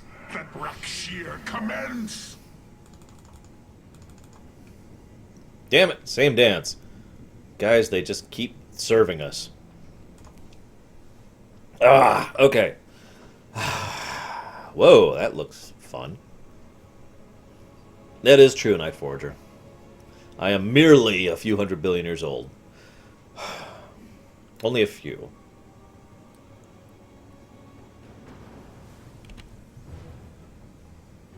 The rite of Rakshir has begun. From this moment, only Alarak and Malash are allowed to engage each other in combat directly. Okay. One must overpower the other and reach the pit of sacrifice. Okay. There, the victor will stand as the new leader of the Tal'Darim, and the loser's life will be forfeit. I guess that's true, Pyromancer. This is true. However, from what I have learned, Rakshir allows the champion's supplicants to support them psionically. Our warriors will be able to aid Alarak, but likewise, the Tal'Darim can assist Malash. I will ready our forces.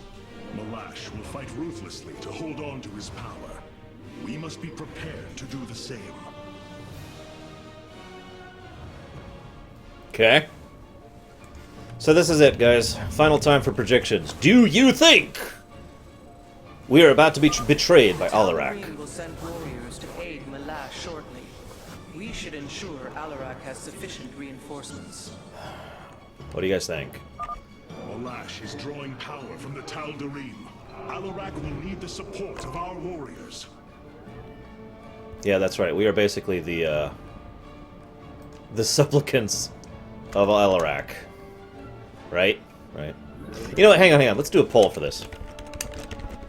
I want to see what your guys' thoughts are. Yes or no? Very simple. Do you think he's about to betray us? I do stress the about to, not eventually. Is he going to betray us now? God, give me more energy. And more resources. Actually, no. Let's do this.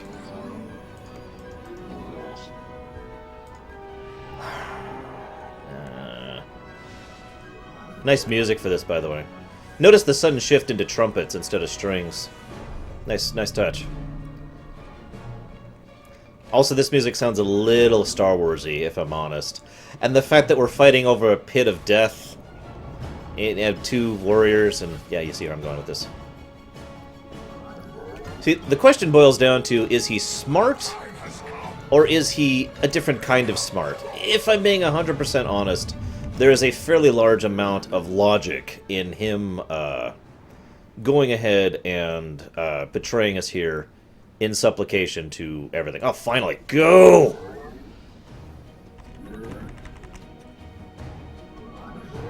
Been waiting for Chrono Charge to be ready like forever. Okay.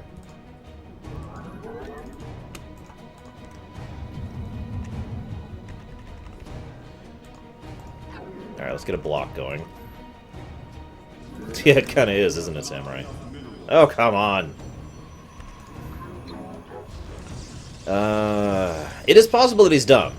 He's either smart in that he's betraying us in order to gain power and prestige amongst his people and Amon, or he's smart in that he's not betraying us and is preparing for the long-term goal. Now, that being said, as I said, the third option is that he's just dumb. Vengeance will not be delayed. Send me your warriors. Okay. What do you want me to do? Oh, we have to... Oh, God, it's literally reverse, rope game, whose name I can't think of. Well, he sends Zealots, I send Void Rays. Honestly, I think we know who wants him to win a little bit more here. Hierarch, I don't understand how this is possible, but my scanners are detecting high solarite concentrations in the native beasts here. Really? We ought to pursue... Tug of War, there we go. However, So this is like push of war. I think it's best if we don't inform Alarak of this little diversion. Understood, Hierarch. One more. Yes, your psionic power courses through me. Move forward, slaves. Kill all who aid Malash.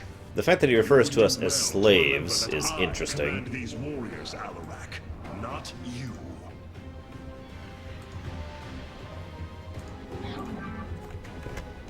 Sumo. Yeah, there you go. A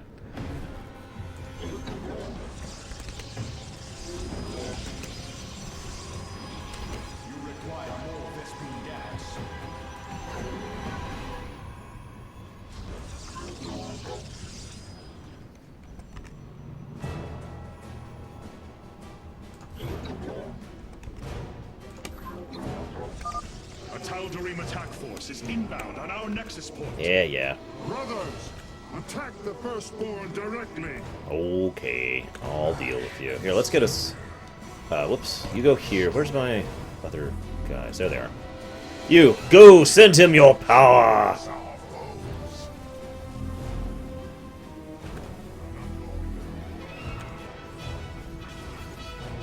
Send him your power! I have no idea, Hourglass. Like, relatively speaking. Here, go. I am the Ember of Eternity. Okay. Where's our... There it is. That's already going, that's already going. Where's you? I need a forge. Like, I really don't have a good idea of how far into this I am at the moment. I can't build anything right now. Let's do this.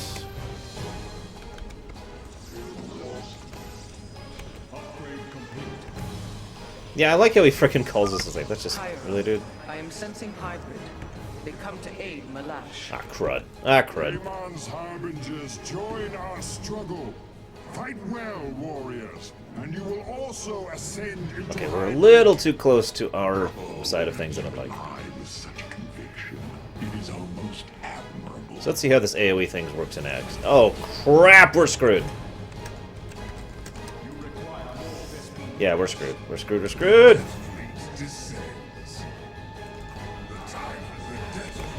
We may actually be about to lose. Let's find out. This AoE is not as powerful as I wish it was, in all honesty. I might have picked the wrong... I might have brought the wrong car, guys.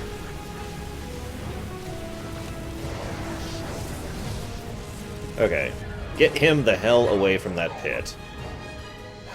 You, give me another one. Ah. Really need more Vespene right about now. Loving the music, seriously. Speak your command. The Death Fleet descends. Exploration shall come.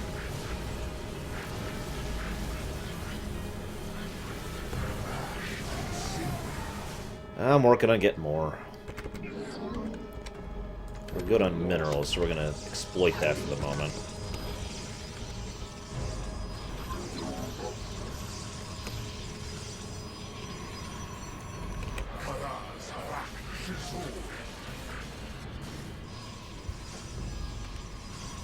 Really need more Vespene.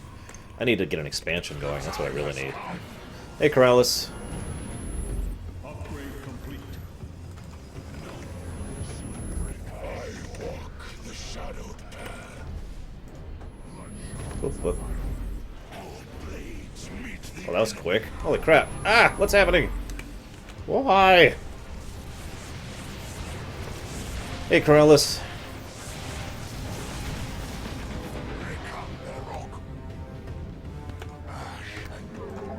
I am the Ember of Eternity. Extermination. God, this place just looks terrible. Everything about this place looks like the surface of the little Eva Way Up, doesn't it? For those of you who know what that means. Yeah, I agree. I agree with that, Takoida, overall. Seek and destroy. Ash and cinder.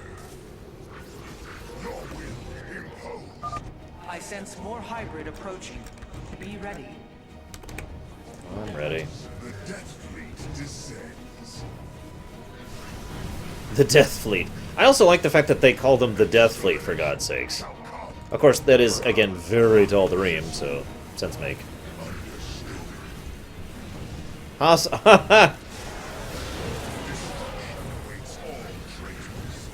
my god, that thing has some health. Actually, it's a lot worse than this, Samurai.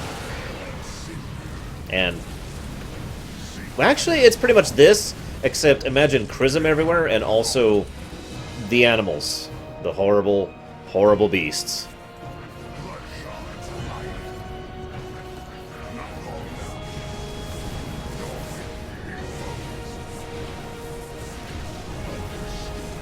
Gotta admit, it looks nice. I mean, the Destroyer's ability looks really cool. Just this beam of doom. It would be wise Aha! to build a second nexus. There's an expansion point. Let's do it!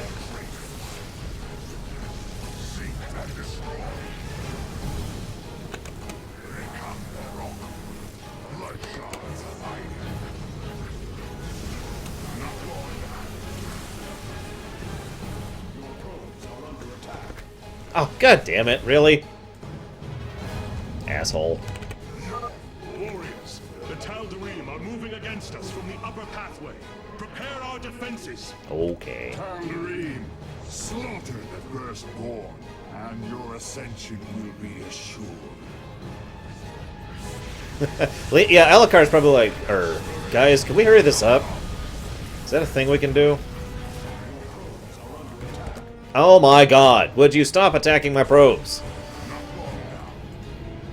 Seriously, not cool.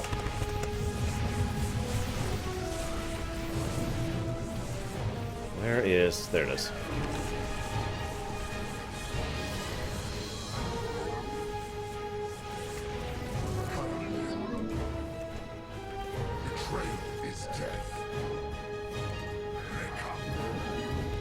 Don't actually know, Toby. Overall. Yes, I am, Toby. Both gameplay and story have still been enjoyable for me. Okay, get down a frickin' Nexus. And some assimilators.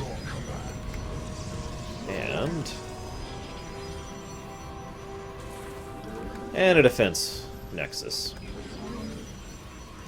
Right there. Like that. Hierarch, a hybrid dominator has appeared.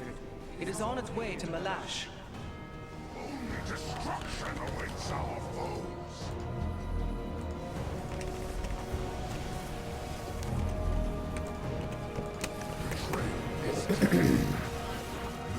Oh, hey, a carrier.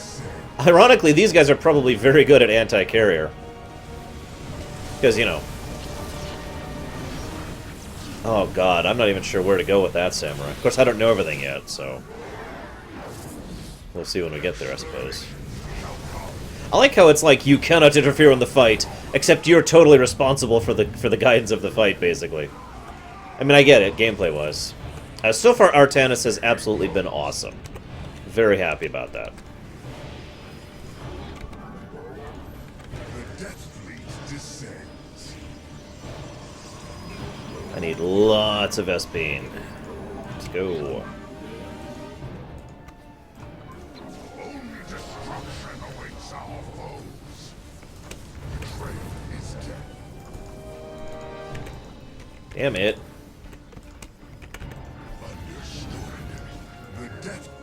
Hey, you're absolutely welcome, Corellis. Anything I can do to help is always gravy by me. We need to get more defenses back here.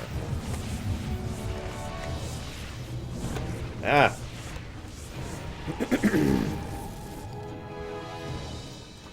Yeah, I think I know what I'm going to do with my next strat.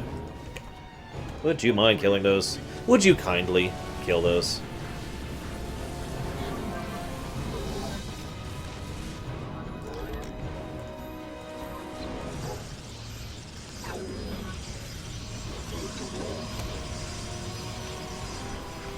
I was absolutely impacted by it, and I do think, you know, that it happened at a good point in the story. For a lot of reasons.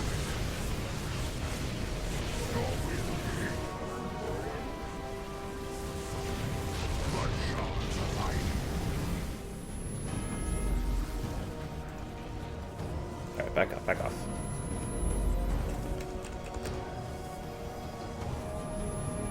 The Death Fleet descends. Yeah, I'm gonna go do that, Samurai, pretty much right now. Now that we've got a little bit of a buffer zone going on. I wonder what would happen if I build, like, defenses in the path. Like, what would happen? We also have a slightly better fleet than we did last time. My vengeance will not be delayed. Send me your warriors. Well, I could do something similar to sending you my warriors. I mean, if you're okay with that. Behemoth. Be wary, Artanis.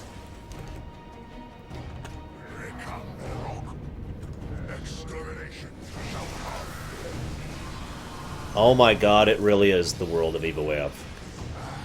Oh my god, that's creepy! Well done, warriors. The first beast has been slain. It's not the creature that's creepy, it's the similarity of that creature to one I actually envision. That has actually already attacked one of the nations in the campaign. That's just, wow.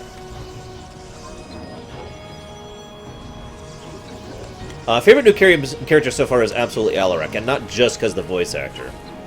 We'll see if that remains true after this mission.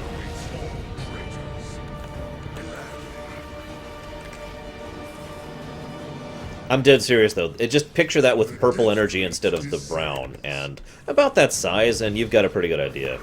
Well, in all honesty, I've noticed, and this has been true for several years now, I think my own aesthetic style has been influenced by Blizzard's aesthetic style. Because I actually created a character many, many years before Diablo 3 came out. And then Diablo 3 came out and Reaper of Souls came out, and the appearance of the Archangel, whose name, Malthael, is so similar to the character I designed that it's a little bit, like, it's eerie how similar they look. Oh, jeez, really?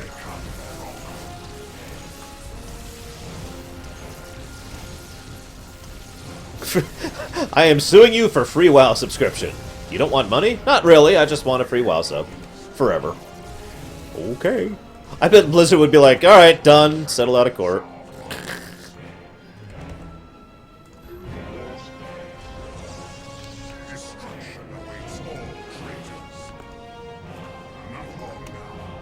Yeah, just go straight forward. I'll stop trying to be clever. And just kill everything. Bring your forces to me, Artanis. I need their power. In a minute.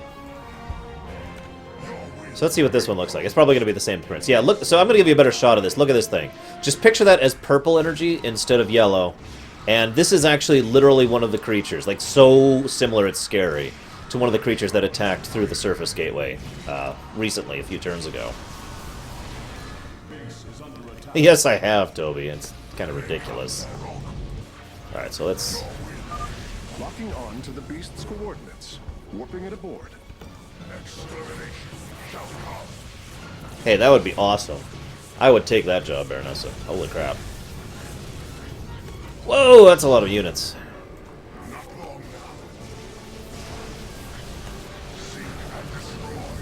Oh my god! Whoa, whoa! Oh, that was close. That was really, really close. Your death will be quick, Alaric.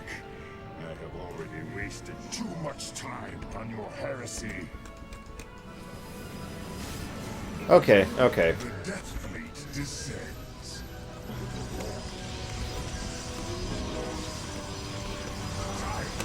Time to stop fooling around and deal with this.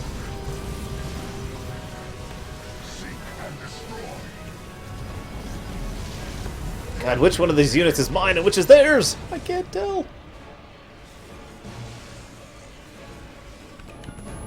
Yeah, I wasn't thinking. I thought I had way more time than that.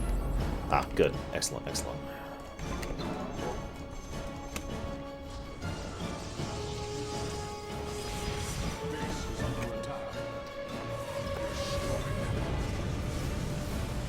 What would a human even be doing there? Or do you mean just, like, observing, Shadow?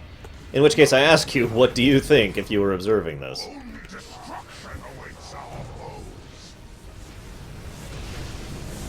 I gotta admit, it is a thing of beauty watching those beams of black and red death just course over everything. I mean, look at this. Look at that. That's just glorious looking. Our confrontation draws to a close, Malash. Soon everyone will know the depth of your treachery.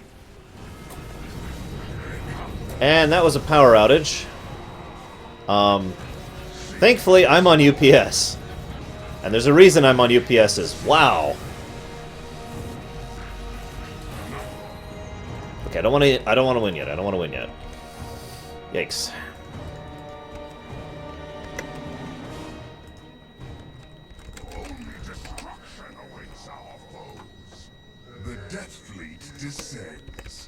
Thank you, UPS, for doing your job. Right, I gotta hit the button on the UPS, because we had a power thing. No, it's okay, the power's already come back. This one? I put the button on? Oh, it's the one out there. That's right, that's right. I hate having to do... Hang on, I'm gonna pause. I don't want to miss anything. Ugh.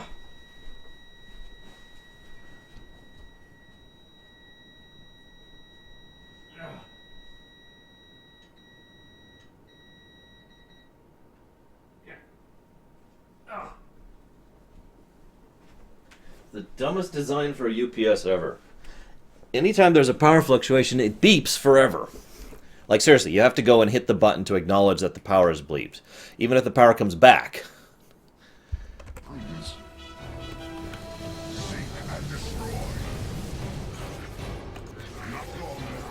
Yeah, uninterrupted power supply. Sorry. I kept saying UPS, didn't I? I'm sorry. I meant UPC. I have 3 of them now, with everything sitting on them. Quick, what's 150 times 8? Like, my math brain is just totally not working right now.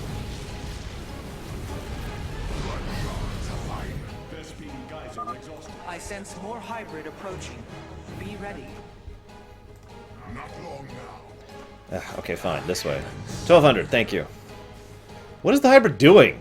He's just hanging out over there. Where's he going?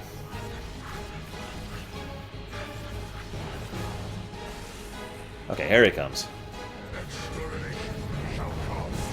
Oh, it's a behemoth. Oh, jeez.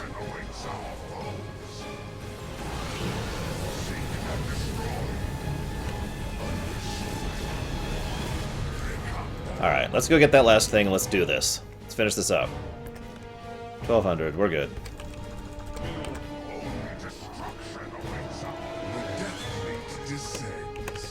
We have a couple more Void Reavers. Reavers? Rugers? Destroyers! We have a couple more destroyers now.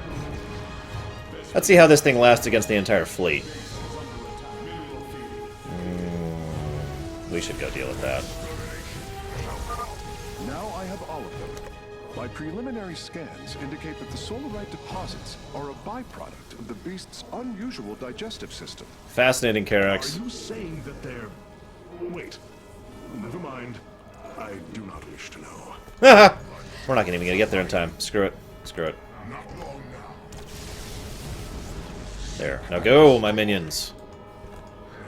Anyone else getting a feel of the path of victory in Warcraft from this thing, by the way? Both of them. Yeah, we're the good guys. Hang on, hang on. Malash grows stronger. Look, guys. Slay his Tal'Darim We're the quickly. good guys. Can't you tell? Oh, hey, carriers.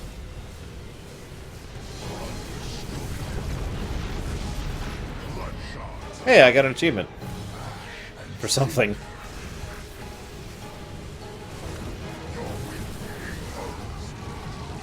God, that is really a death fleet, isn't it? Look at that mess.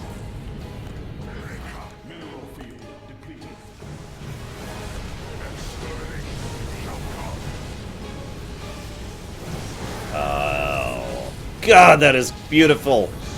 Guys, I'm gonna need a cigarette in about 10 minutes after this. Even though I don't smoke. Master has already won. You will lead our fleet to their doom. You are right about one thing, Malash. I will lead them.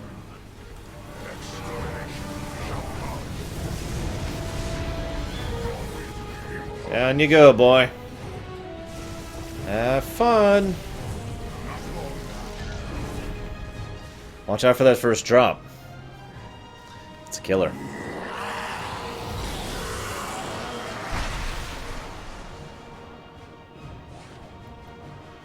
Tal'Darim, by the right of Rakshir, I am your High Lord. Listen and obey. Malash promised you lies. There is no ascension. The Tal'Darim will never be uplifted and become hybrid. Amon betrayed us, and for this, he must die. You get it?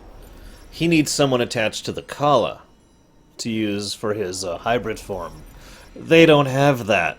What's the achievement I got? God, I just got tons of achievements here. What's this one? Support Alarak with 25 units or more at the same time. What's the other one? Destroy 3 nexuses. Oh, I totally could have done that. Whatever. Oh, well. Hey, Stars of the Ocean. So, this is it. Let's see if you guys are right.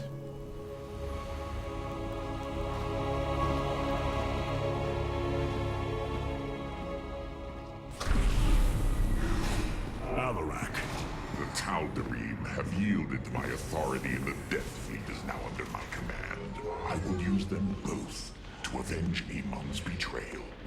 Do your people believe in this cause, as you do? What they believe is of little consequence. What matters is that they obey. You choose to rule differently than I, Alarak.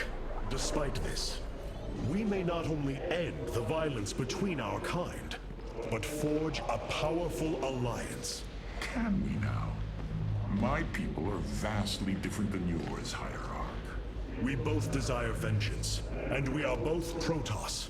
Is that not enough? Oh, very well. Submit to my absolute authority, and we may indeed unite our forces. Do not test me, Tal'Darim. Amon is a mighty foe. Your people cannot hope to stand alone against him. You will side with me, and together we will send him back to the Abyss. Oh, so you do understand my culture after all. Let us say that for now, we have struck another bargain.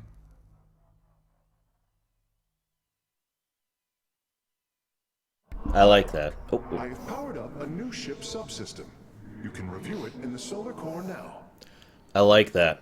It's kind of like, and again, that is kind of a Krogan thing. You can't just diplomatize with someone like Alarak. You have to show strength. You have to show resolve. And yeah, I like the fact that Artanis is like, no. You will help me do this, and this is what's happening. The end. I like that. Anyways. We must stand together if we are to endure. Have the Tal'Darim accepted the truth of Amon's betrayal? Some have. Others dare not question my commands. None wish to declare Rakshir upon you. Let them. No one can stand in the way of my vengeance. This grows tiring. We have done what we came to do. Set course for Ire, and let us bring this war to Amon. Do not dare give me orders, Alarak. We will return to Ire only when I believe the time is right.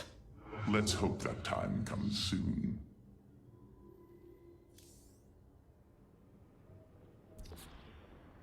Alarak has brought his ascendants into our fold. Oh, They are jeez. fierce, but strong. For the betrayed. So, let's see. They have... Oh my god, look at that attack! They have frickin' Orbs of Annihilation, or Frozen Orbs for the Blizzard equivalent. Also, they have Sacrifice. No. Just no. We're gonna go back to the Void Ray, I'm thinking.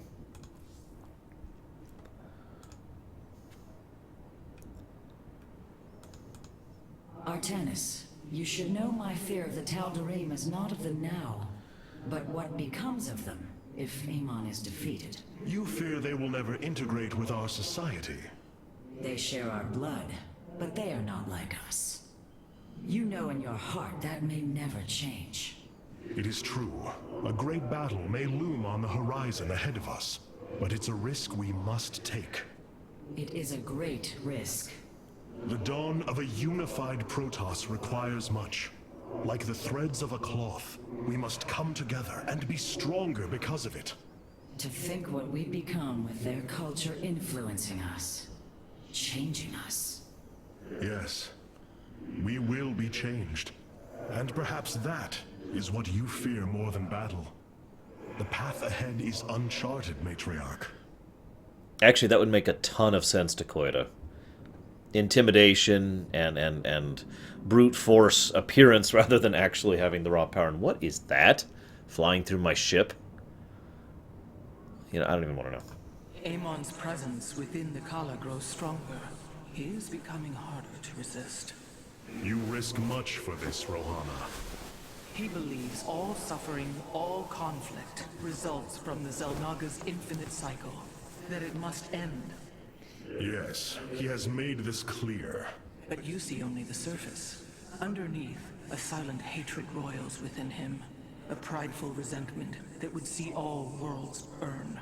The hybrid are the true face of Amon. He wishes not only for the Xel'Naga's creations to be set aside, but for them to suffer. Oh, so he is a bad guy after all. Whew! I was worried we might have a slightly different villain there for a second.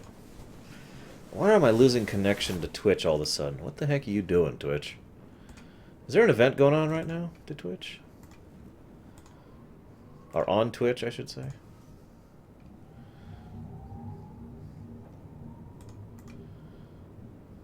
I'll check something really quick here. Give me a moment.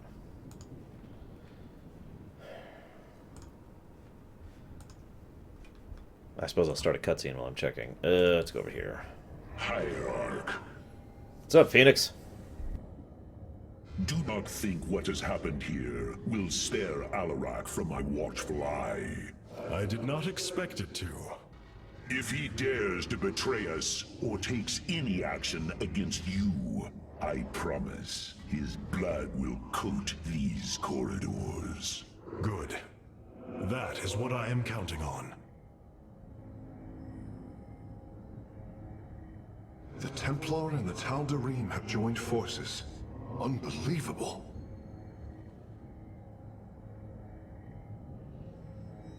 Even these results require further testing. I got nothing. My connection's solid. So what's this? Matrix Overload. All friendly units gave bonus to movement and attack while in this pylon's power field. Meh. Guardian Shell. Friendly become invulnerable for 5 seconds when taking... Oh, so life 3. Or... Reconstruction Beam. The Spear of Adun automatically repairs damaged mechanical units for... Oh, but only 3 can be repaired at once. Damn! Okay, hang on. I can... Yeah. Honestly, I kind of want to keep that, and... we'll keep that for now. Mass Recall is totally useless, but who cares? Let me think. Honestly, I think that's probably worth it. So let's go ahead and pull 1 out of that, or more than 1 out of that, and get that instead.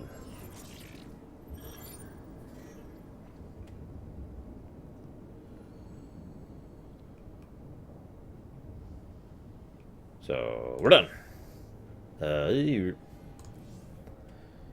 Okay, so it looks like we're ready to move on to the Purifiers. Wait, what's this? The Tal'Darim and Alarak have joined our fight, but we cannot strike against Ire until Amon's armies have been brought low. Mobius Corps is overseeing Amon's hybrid production lab. I will not let this continue. We will go to Revanskar and destroy the station before Amon can create more of these abominations. So this is the Terran Mobius facility one, but I want to do this one first anyways. Phoenix and I believe that we can awaken the ancient purifiers and call upon their power.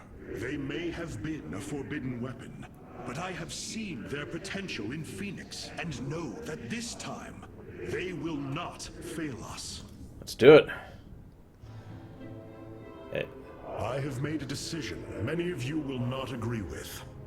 During my time with Phoenix, I have seen that the Purifier program, under the right guidance, may be reborn. History has shown the Purifiers cannot be controlled, Artanis. Actually...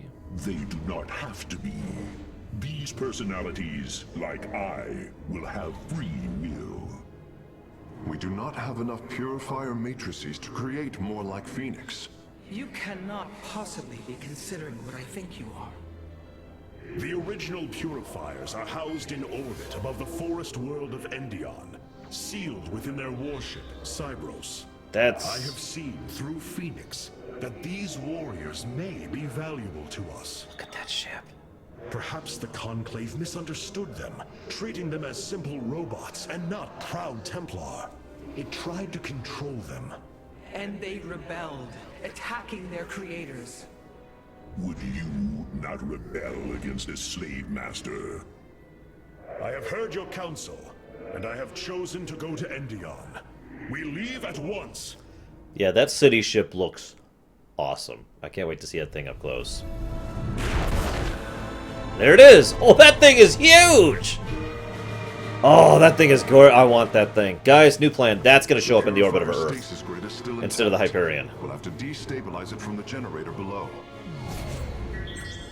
Alert.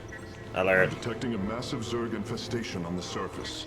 They can't be Kerrigans. Amon's brood. This will not be easy. Okay, so... Also, oh my god, this really is Mass Effect 3. We're going around gathering forces from the disparate allies who are all against each other except for us uniting them against a common foe. And bringing low their allies so they can be weakened to the point where we can fight them one-on-one. Wow. Just wow. No, I don't, Shadow. That's what I have you for. You will be in charge of ensuring my ship can come in orbit of this planet. Yeah, admittedly, that really did just occur to me. Why do we linger here? We will never linger. Our So, scouts are reporting the Dominion is attempting to fight back the Golden Armada. go Dominion! Despite their efforts, multiple systems have fallen. Go Dominion. What you plan to do is awaken monsters, Artanis. They slaughtered every Templar on the base of Lentinum. They rose against their masters. Our people never treated them as Templar. Because they are robots, created to do the bidding of the Conclave. Is this what you think of Phoenix? A robot whose only purpose is to do your bidding? He certainly defies expectations. He is more. Perhaps the original Purifier robots will be too. If nothing else, think of their benefit to the war effort. That is, if they choose to join us. I believe in Phoenix. I am willing to take the risk. This is another one of those tactical risks. You notice every single one of these missions is a tactical risk. Coming here and freeing the Purifiers, we're going to be like GBA, in my opinion, Fu. We're going to come here and we're going to be like, okay, look, we're freeing you, but we're giving you your choice of what to do.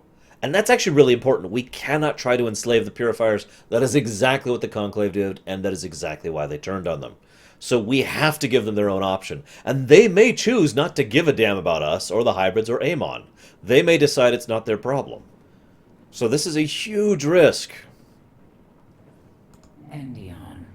It is hard to imagine what it must have looked like before the Zerg invaded.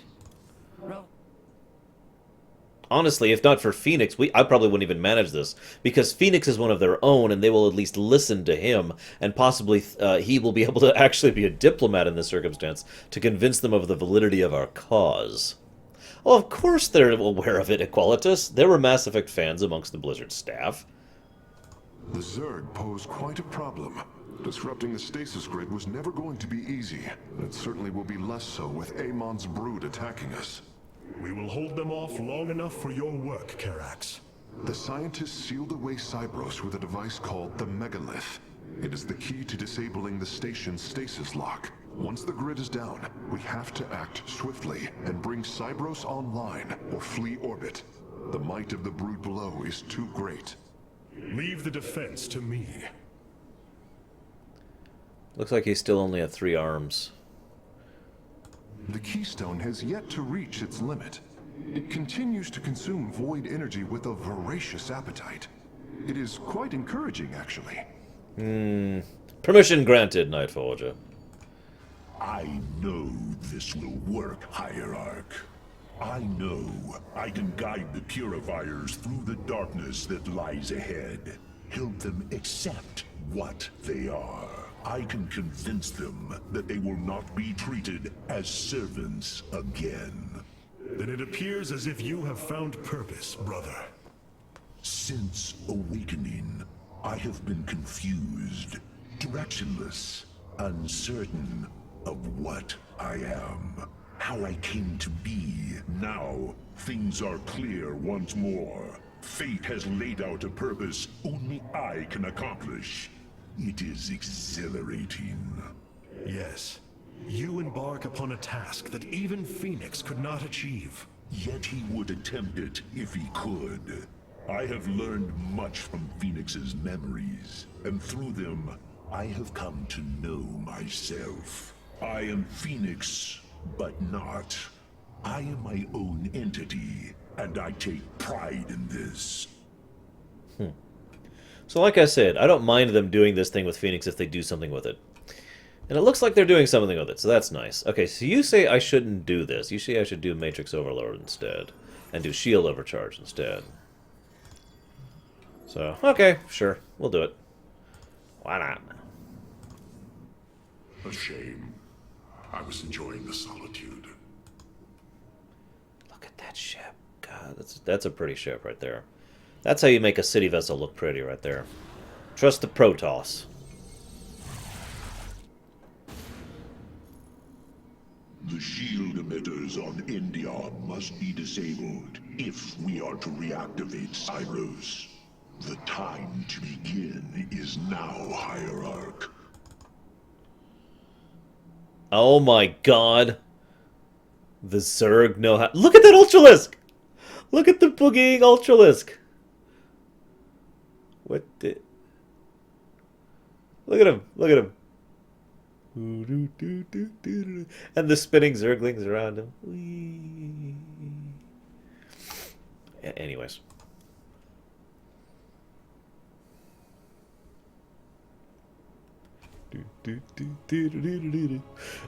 Sorry.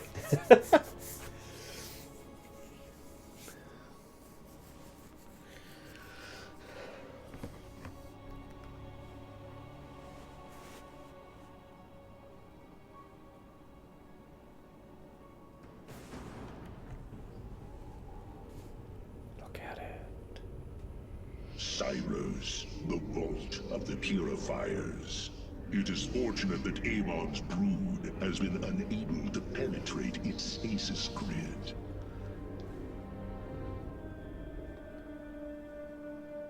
I now have access to Endion's records.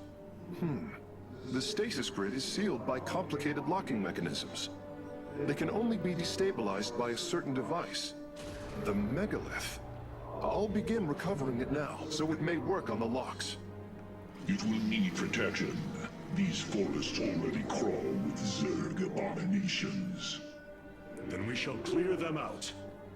Okay, so, If I may, Hierarch, this facility once developed powerful weapons for the Empire.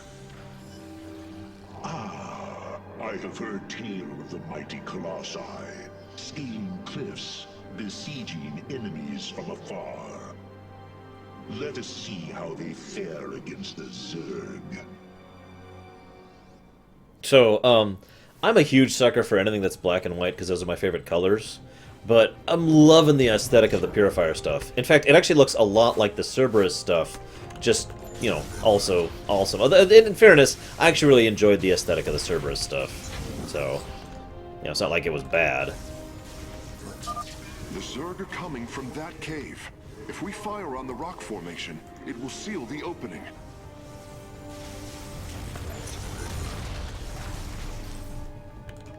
They've even got the yellowish, goldish, bronzish looking thing, in addition to the black and white, see?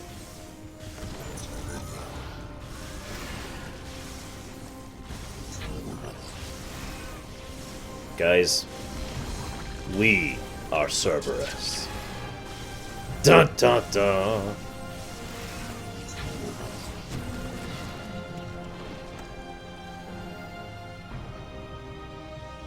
Well done.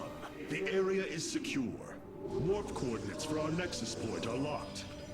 Karax, activate the megalith. Oh, I'm looking forward to seeing the Purifier aesthetic in person. I mean, look at that! I love that aesthetic. I don't even know how to explain it. The megalith should be ready shortly. That just looks gorgeous to We will me. monitor its status and alert you when it is online. It looks polished.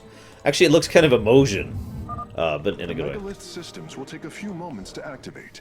It will be ready to move out soon. In the meantime, I've upgraded our robotics facilities to construct colossi.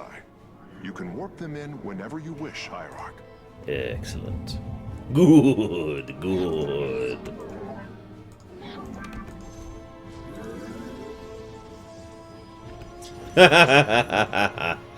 Yeah, Night Forger. Yeah. They also know how to make their crew comfortable instead of, you know, not. Of course, they are better funded, so I suppose that makes a degree of sense.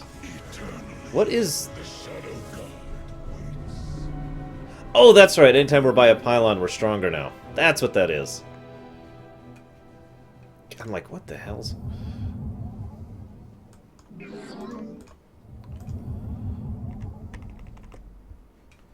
How much do we need? 75.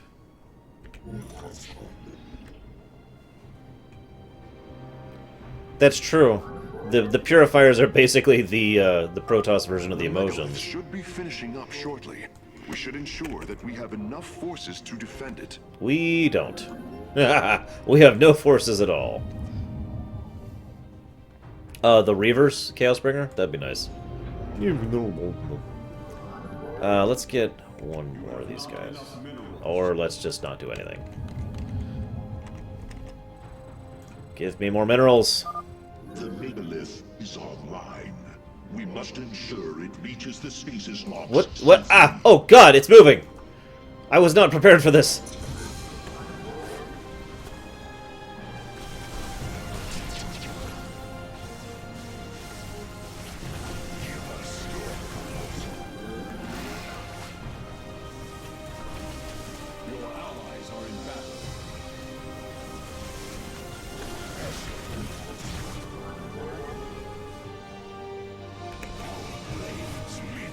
I'd like to say once again that I absolutely adore the music of this campaign. Just in love with it, totally. It's an escort mission. Alright! I'm looking forward to this. Oh, hey, good. Minerals! Go! Let's jumpstart the economy here. The megalith has reached the first stasis lock. It will be safe below the surface as it does its work.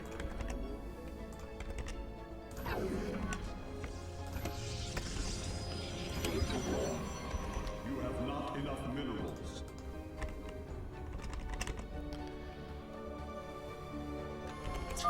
I am detecting Zerg movement. Warriors, ensure none reach our nexus point. Yeah, yeah.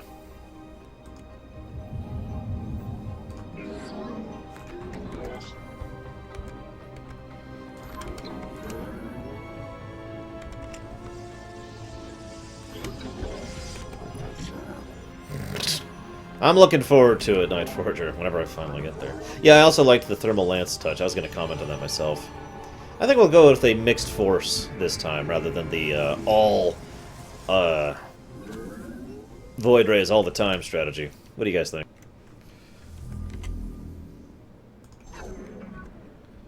Poor Tychus. Hey, look on the bright side. At least he's not in this campaign. The megalith is almost done with this lock. I would advise you to make preparations for its next move. Oh my god, seriously? This is full on an expert mission. First of all, I need you to switch to something useful. Right.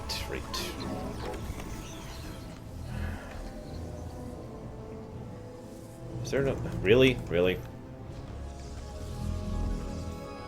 Is it really, Big J? I might go for that.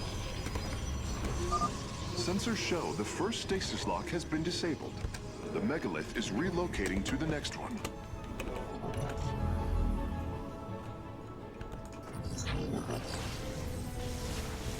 I bet a full-on aerial force would work on this map, but yeah. Also, these guys are part of the Death Ball, the Colossi, so... no, Samurai. Just no, okay? We've already done that story. There's nothing else they can do with it. Your allies are in battle. You have not enough minerals. Why do I not have enough minerals? Where is it? I need more minerals, like, right frickin' now. I'm just barely keeping up with anything at the moment.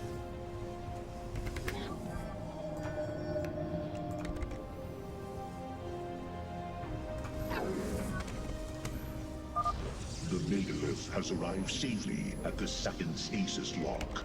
It shall be brought down shortly. What is this? Oh, shield overcharge. Right. Interesting. I believe this facility used power cores of incredible size to provide energy for experiments. They should be hidden somewhere within these hills. If our warriors can destroy them, we can claim the Solarite components within.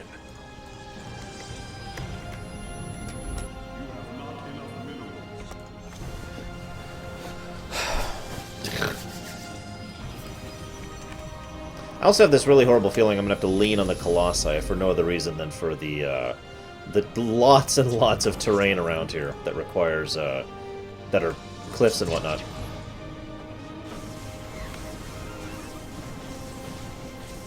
Just as a guess. Must wipe out all the Zerg. Is that a Purifier Nexus?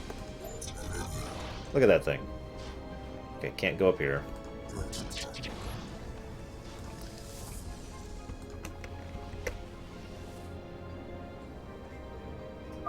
The megalith's work is nearly complete. Not yet. We will move I'm not again ready for it. soon.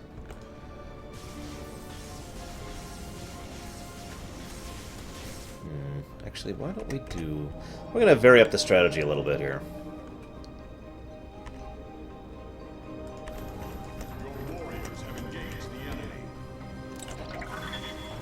That is true, Samurai.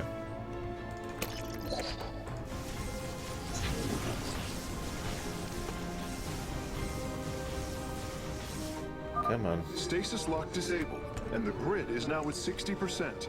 The megalith is en route to the third lock now.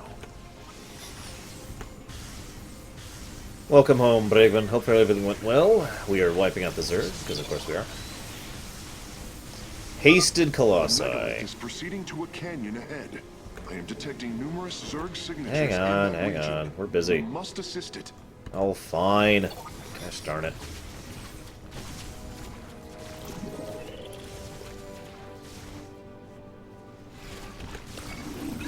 Oh, jeez. Hurry up. Your warriors have engaged the enemy. We need more supply. Need a battery.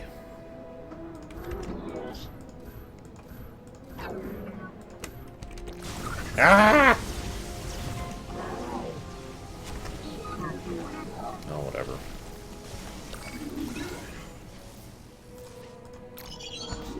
If you would please. How many am I left with? 2? Your allies are in battle.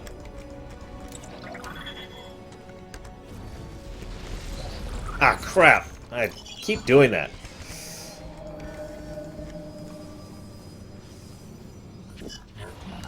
Your allies are in battle.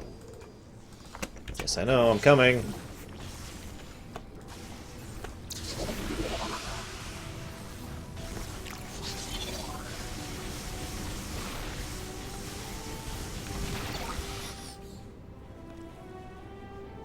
Your allies are in battle.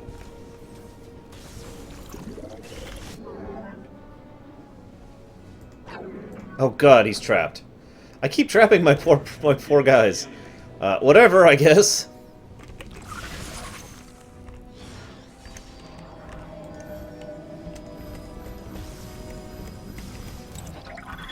I am here in the shadows.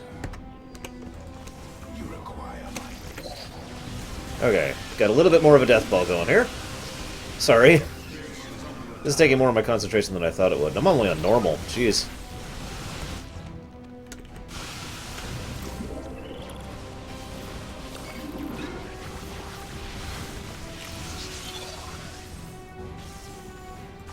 Hang on. Let's go wipe out all the Zerg, shall we? Do we have to kill all the buildings or all the Zerg, period, for the achievement? Yep or no? The megalith is disabling the third lock. Because I'm going to need air units to take out all the Zerg, period, I think.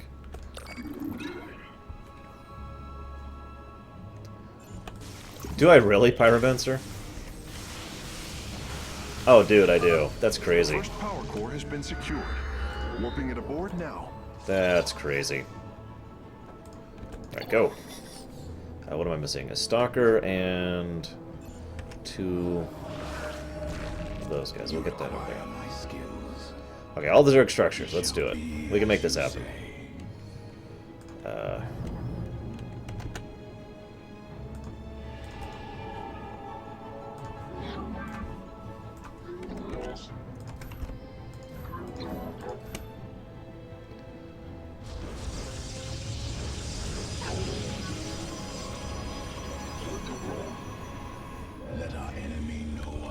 One thing I like about this defense cannon is the fact that it's got a long range. So it can take out things that can normally outrange the photon cannons. 1, 2, 3, 4.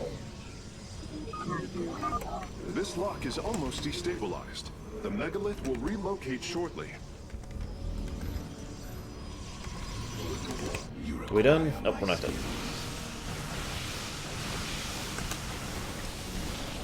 Have the buff. Okay, so I need one of these. I am the voice. And that's it, actually.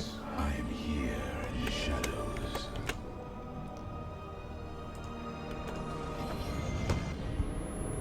I'm just gonna assume there's no other buildings around here. The third lock has been disabled, and the megalith is on the move. My readout shows Cybros beginning to awaken from stasis. Only 2 remain. That's a good thing, right? That he's awakening from stasis. Right, right. You like my my construction facilities here? I could make room for you to get through, but I'm just gonna warp you to your destination anyways. Oh, here, I'll try it, Celebrian. I am detecting a large number of Zerg bioforms in the cave network ahead. We can use the terrain to our advantage. Topple the rock formations near the entrance and seal the Zerg within the caves. Upgrade complete.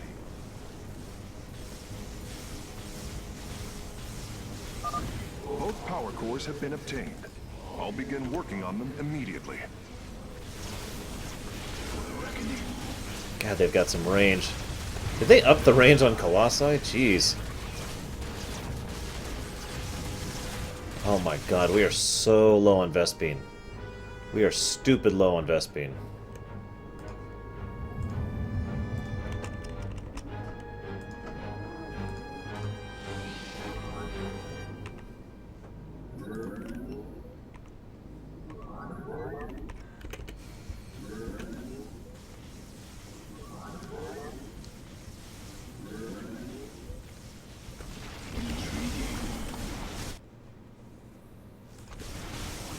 Base is under attack. Your allies are in battle. Yeah, I need to help them with this one. Damn it. A significant number of Zerg have been detected in the caves ahead. Exercise caution. Yeah. Kind of busy.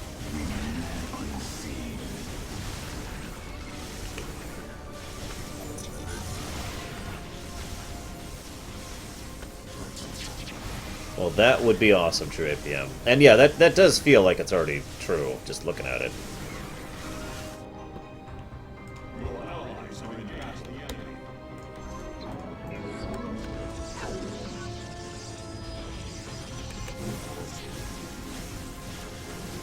You know what?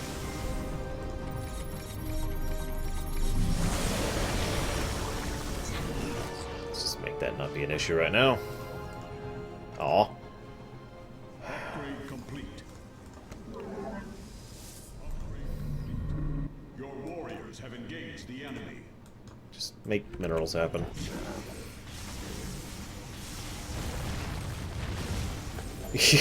I am kind of busy here, Brigwin. I'm sorry, I've been kind of ignoring chat more than I mean to. I'm not doing it on purpose. I feel like I'm barely keeping up in this mission. I don't do well at escort missions, what can I say? Phase link authorized. Does anybody The do it well at megalith escort is now missions? disabling the 4th lock.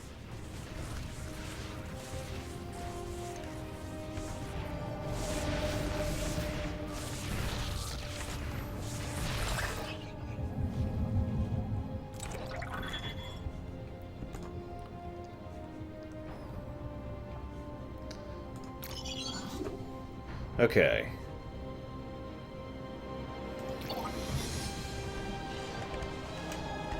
2, 3, 4, 5, 6, 7.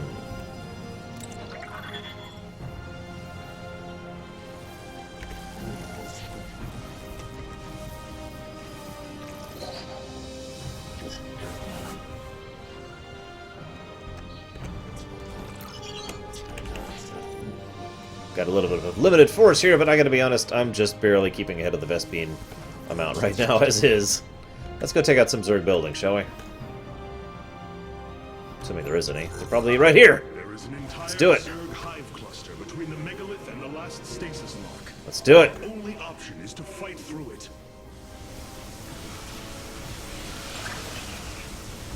I want one of you to do this.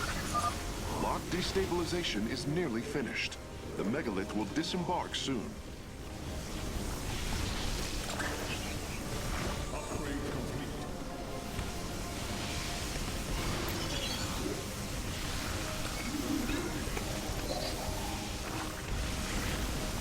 Okay, that is a nice combo. Oh my god. Look at this.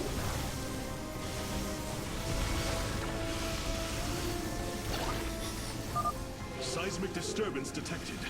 Nidus works are inbound on your location. The lock is down and the megalith is traveling. Stasis grid at 20%. Wait. I'm detecting activity in the Zerg hive nearby. They're reinforcing the last lock. They are? I couldn't tell. Yeah, this is practically a death ball by itself with these specific sets of upgrades. Just because I feel like being thorough.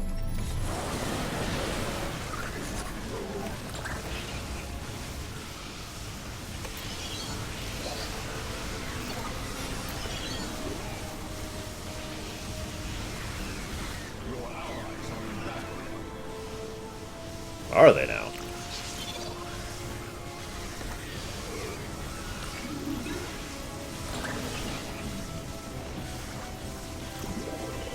God, this is crazy. No, this is unnormal. Yeah, I'm curious what the upgrades are going to be for the Colossi. Like, really curious.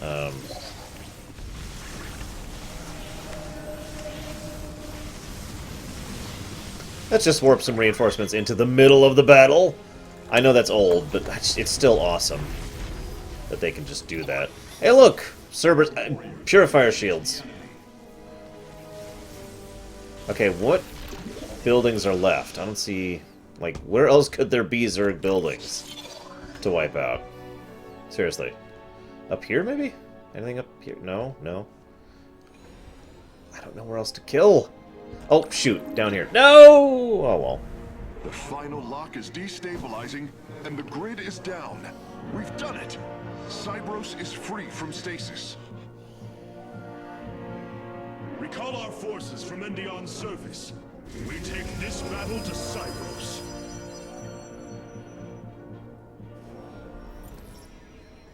Yeah, I didn't kill them all. There must have been a building somewhere. Seal all caves with rocks. Less than 40 seconds out. Oh, so, yeah. And destroy all mission. Yeah, whatever. I must have missed, like, a single building somewhere. So, time to be on Cybros, aka the city ship of the Purifiers. There are new personnel awaiting your review in the War Council hierarchy. Sure. God, that wind. I'm surprised you can't hear that, guys. Why was Endion chosen as the world Cybros was to orbit? For thousands of years, it has been a research retreat. Here, Protoss scholars secluded themselves from political affairs to focus on the task of devising technology that would benefit the Empire. The Psi Matrix was first conceived here. When it was decided that the Purifiers would be shut down, they became a symbol of achievement, but also the dangers of it. So they were brought to a research colony. Where better than a place where our greatest scientists resided, constantly improving Cybros' stasis field. And how many resided on the world below? 800,000 Kalai, a contingent of Templar. I only hope their deaths were swift.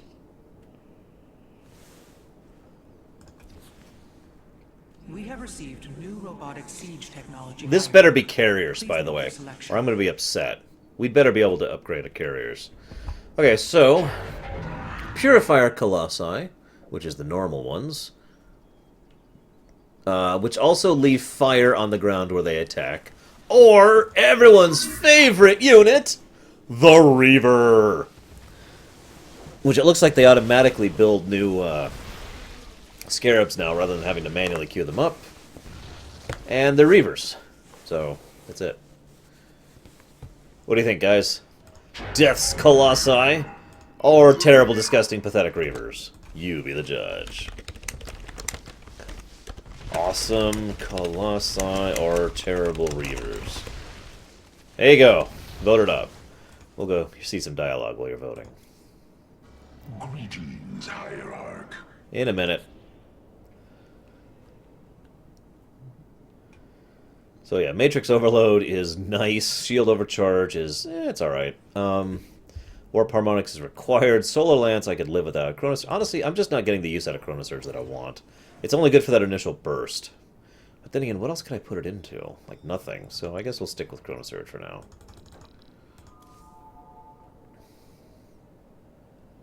Cybros will not be able to resist the Zerg for long. We should move quickly if we hope to save the Purifiers. I require your honest counsel, Phoenix. Do you believe the Purifiers will join us? I do not know. They may harbor rage, resentment for the actions of our forebears. The Daylom is not the Conclave. We are united in purpose, like never before. And that is why the Purifiers must be allowed to choose their fate for themselves. Without freedom, a people can be controlled, but never united. This is true, and yet the Firstborn have ill need of another enemy. And I believe in you to not create one. Your actions determine the future for both the Templar and the Purifiers. But now is the time to act, Hierarch. You are right. The way forward may be difficult, but it is necessary. Thank you, my friend. The Keystone has yet to reach. Your plan worked, Karax. The stasis grid is down. We must act now. If we can bring Cybros online, the battle station should begin to defend itself. And the Purifiers? They have lain dormant for millennia. They may still harbor anger towards us. If they turn on us, we will have to fight. We failed them before, not understanding what it was we had birthed. These personalities may be replications, but they are alive. After spending so much time with Phoenix, I share your belief. Protoss Cylons. Now there's something I never want to see. Alright, tell you what, guys, just for you... The legendary Arbiter vessels have been reconstructed due to our great need. They can be deployed at your discretion. Why would I ever use Arbiters? They're terrible! Ugh, no, Void Ray. You're dumb. So we're gonna use Reavers for this mission, and then I'll let you guys decide for long term. How's that sound? I assume your plan is to bind these robotic warriors to your will.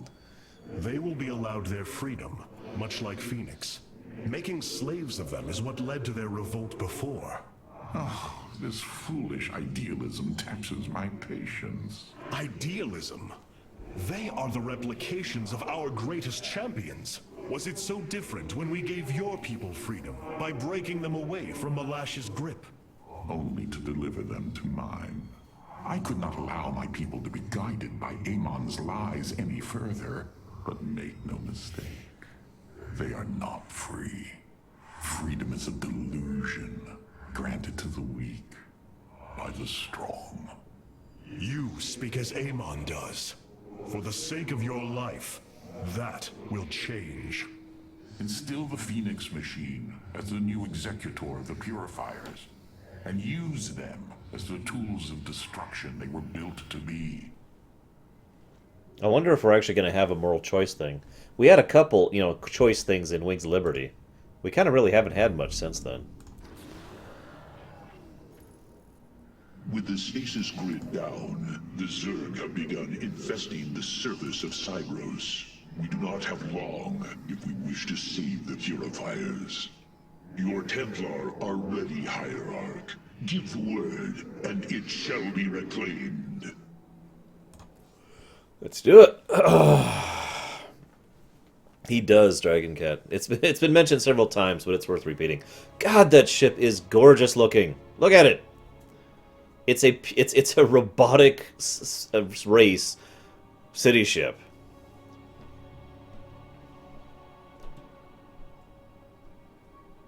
I mean, it is basically the homeworld of this robotic race, of this AI race. These Zerg are truly as tenacious as the archives claim. Their infestation already spreads across the surface. Hey, Shiryu. Hey, Titans. And Amon's hybrid have begun fortifying the hives. We must hope for the aid of the Purifiers to win this battle. Yeah, this ship might actually be moon-sized. According to the station schematics, Cybros's power architecture is divided into 4 distinct quadrants. Each is sealed by 3 null circuits. Destroying all of the circuits in a quadrant should restore its power, activating at least some of the purifiers. We will need to keep a watchful eye upon the core matrix. If the Zerg destroy it, Cybros falls as well. Well, I mentioned the similarities between this and the emotion thing, but I really like this aesthetic a lot. Call me crazy. Because you do that anyways. Okay, okay. We should try to locate the null circuits as soon as it is safe to do so, Hierarch. In a minute.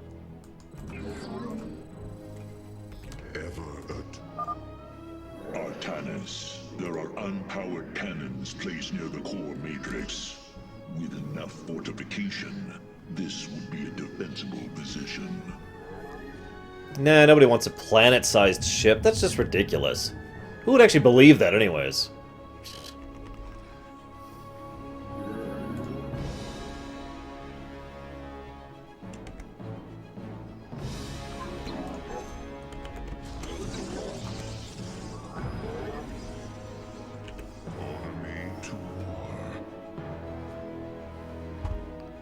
Wow. Look at this place.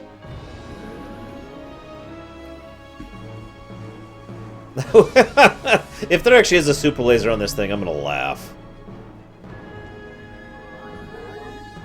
I like these conduits here. Question for you, do you think those are power conduits? Or do you think those are holding cells? All those there? And these things down here? Of course I do, Night Forager. That's why I built one. I called it Earth, but I don't know. The name has some problems with it.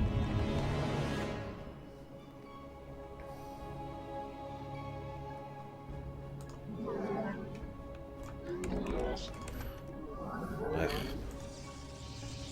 Come on. You have not enough minerals.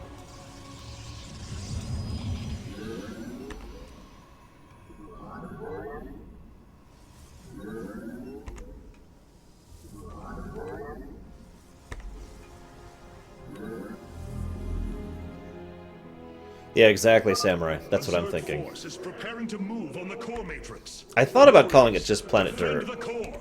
but, you know. I don't know, I wanted to go with something a little more, with a little more panache to it than just, you know, Planet Dirt. Give us your command. Grant me my end.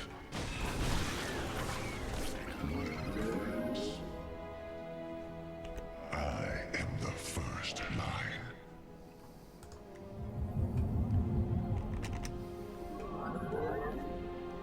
I don't get the reference, Shadow. Sorry. I have failed you. Gotta admit, this place would probably be hard on my eyes to live in, but I love this design idea here. Look at this. Look at this. We should head out and destroy the null circuits. The purifiers will attack the Zerg and slow their attacks upon the core. I'm gonna stab you. I'm not sure when I'm gonna stop, but there will be stabbing in your future. God.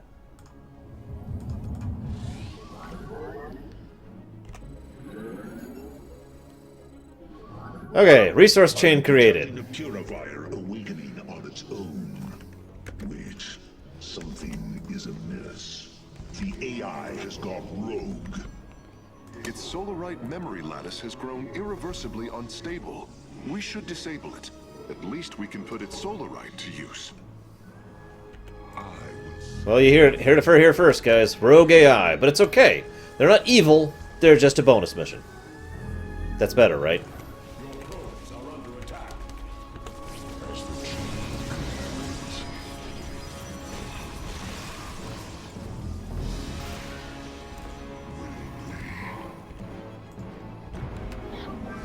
Alright, get up here. Yes, Skynet is on the station, guys. Okay. I think we'll lean on that only a little, so 2, 3, 4. Zerg are reacting to our battle plan. They have begun guarding the null circuits.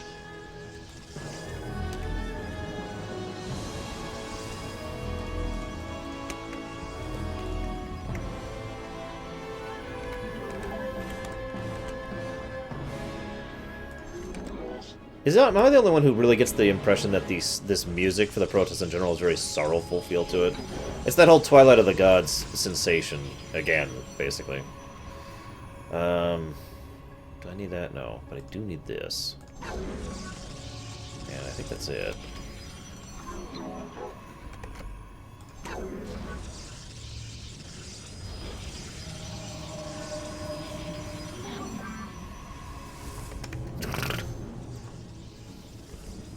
I don't know. I'm not a huge fan of toasters, personally. I think we should just space them. The Zerg are attacking from the northeast. They're trying to break through our nexus point. I am the first line.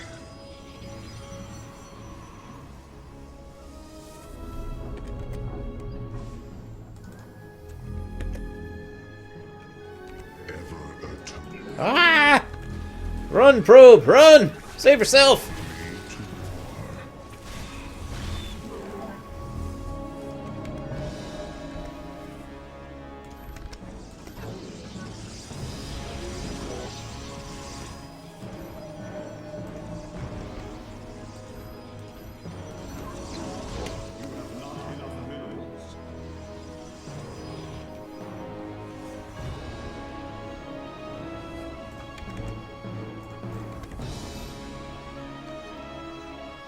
Toast? Okay, Shadow. There's this thing called sliced bread. It's the newest thing. You should try it out. It's pretty awesome.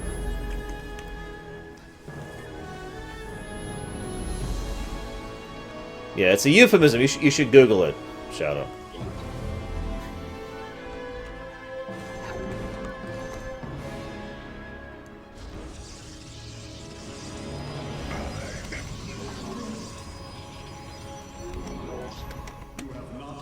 Oh my god. More minerals.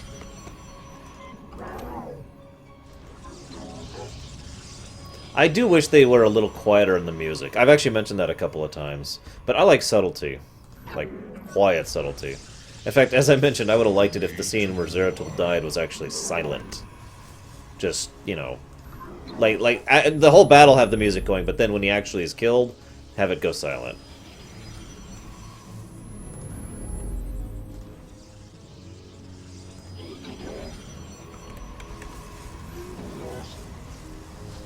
Now, funny thing about Homeworld's music, and feel free to burn me at the stake for this one, but I hated the battle music in Homeworld. I used to mute Homeworld whenever the battle music fired up. Specifically the battle music, I want to stress. Not the rest of it.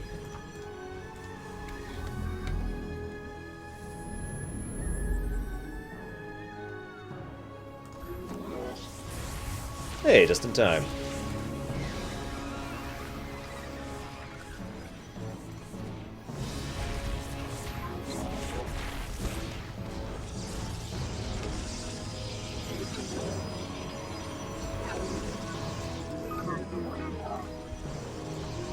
Gotta admit, if they actually allowed batteries, cannons, and these Kaideran monoliths in multiplayer, that would be some sick defensive lines you could create. But, of course, that would be ridiculous. And a little too easy to counteract if you know what you're doing. Still fun, though. Of course, I'm told the pylon strat is actually a strat right now in Protoss, so what the heck do I know?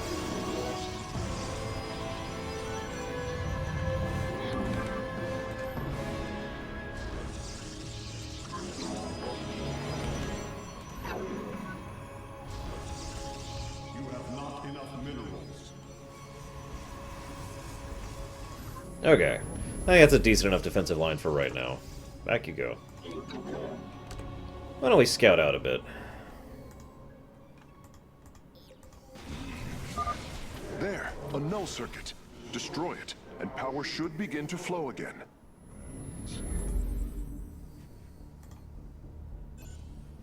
For the High Lord. Like I said, back in the day I used to be a huge turtler.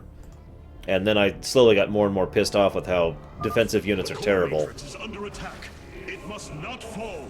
And, then I stopped. You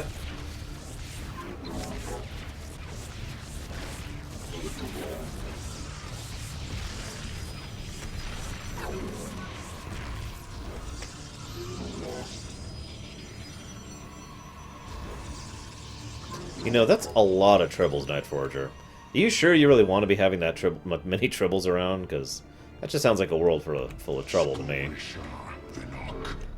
Okay. How many of these cost? 50. We should have enough to start this.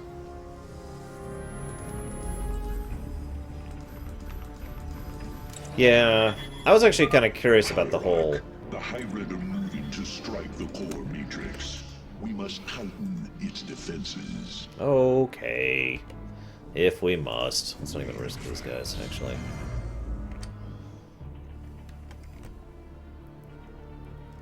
So you want to see Reavers in action. How much these cost? God, those are expensive.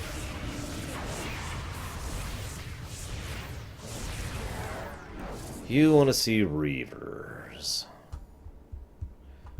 Well, we got to sit for a moment. Wait for our resources to get a little bit higher for that.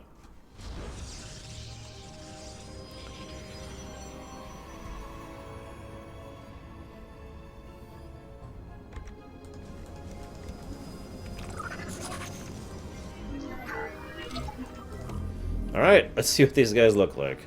Whoa, those are way faster than they used to be. Look at that. Wow, that's actually kind of impressive. So let's see how they operate. Wow, okay. Who says he didn't have them overrunning his ship, Sid?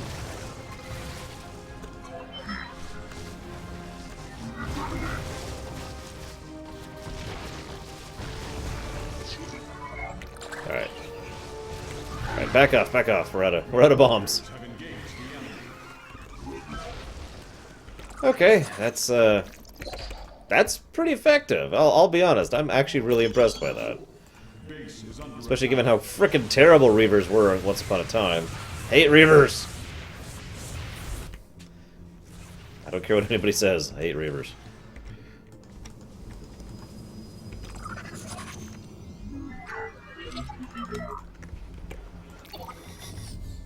We're gonna have a Reaver death ball. Yeah, exactly. But first, we need to get some support. God, we are so resource-starved right now. Good lord.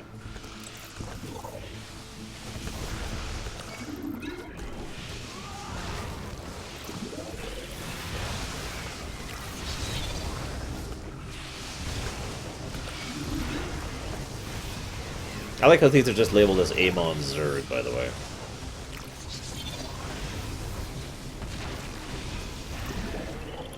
So I just noticed that we are at 2 of 12 on null circuits, so I think we need to get moving.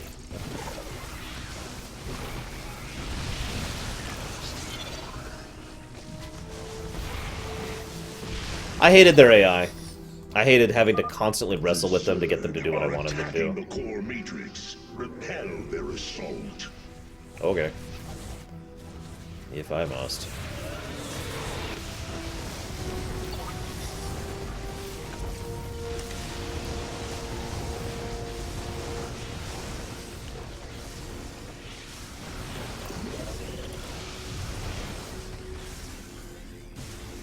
Come on. There we go. Oh god, Ninth Order. Karax, do what you must. Understood, Phoenix. I will see the Solarite is recovered properly.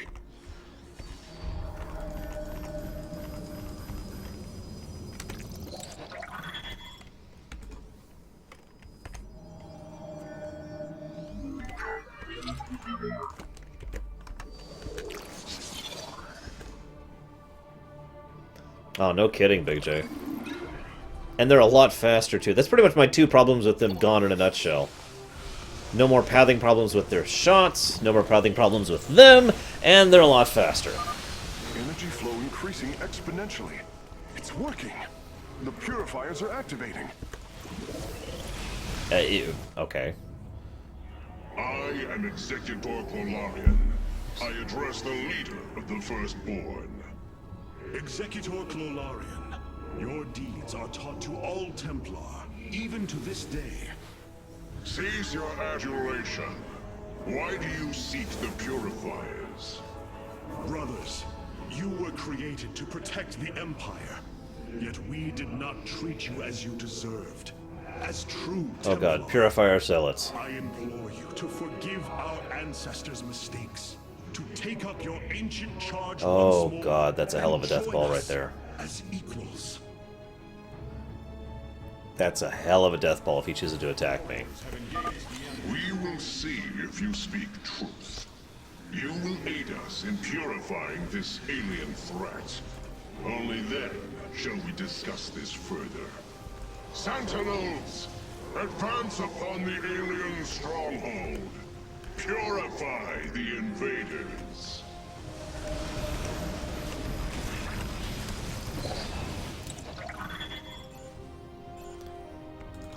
Yeah, I'm really liking the look of those guys. The Purifier Zealots. Hell, the Purifier everything I'm liking the look at. Look at this place. And there's their death ball. Doing their things there. Yikes. Right. I need you to reinforce.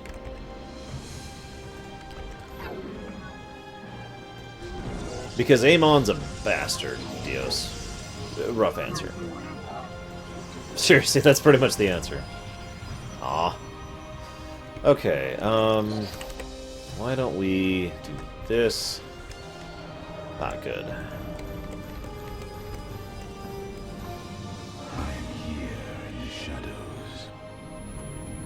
I wonder if the same guy who did Warlord's music does this, because it really sounds like his style, you know? Yeah, they're willing to listen. That's a huge... That's a good thing. That's a really good thing. If they weren't willing to listen... Oh, dude, look at the little pallets of... Purifier pallets of minerals. Sorry. That's a very good sign that they're willing to listen at all. That they didn't just say, screw you, and we're going to kill you, and pick up the idiot ball or anything else that they could have done. Yeah, that could have been bad. But it wasn't. Thank God.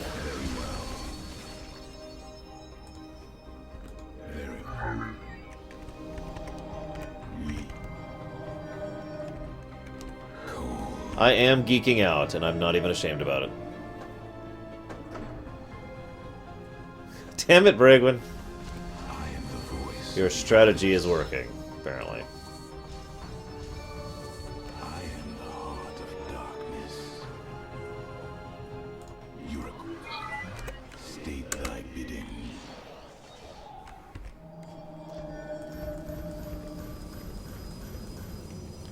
I walk the shadowed path. Good! The idiot ball needs to go away. It pissed me off in the prologue mission, too. As we've already discussed. It's like, really, guys? Really?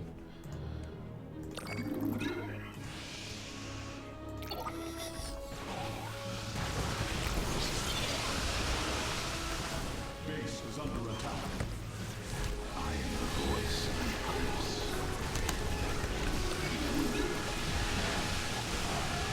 Yeah, Kerrigan's just suddenly like, you know what? Screw you. For really no reason, too. Oh, great, now I'm the idiot. Thanks, Baronessa. Alright, first thing I'm going to do in the national campaign, we're going to introduce every character just died, but it's okay because they're going to come back and be replaced by a totally original character who's better in every way and everyone loves them.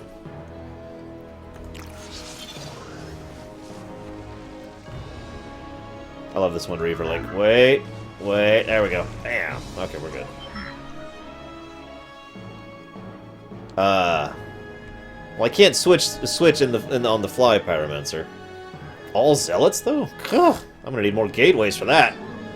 Let's do it! More gateways!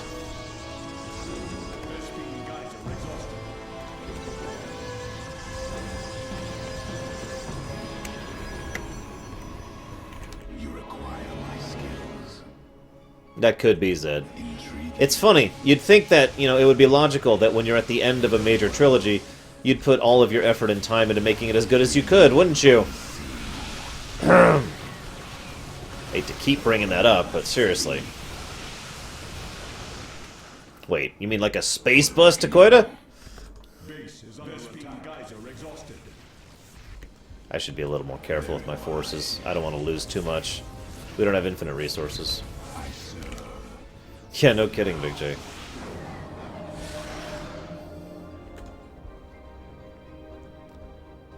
Oh, okay, Pyromancer. I'll consider it. See you around, Fu. Space bus. Oi! Caution, Hierarch. The Zerg presence is overwhelming in that region. Yeah, I don't want to waste resources right now. Except I apparently have We to. should attack this null circuit.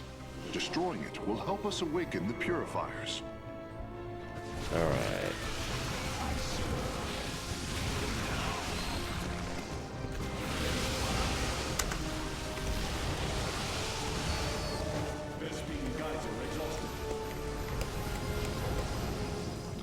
I am here in the shadows.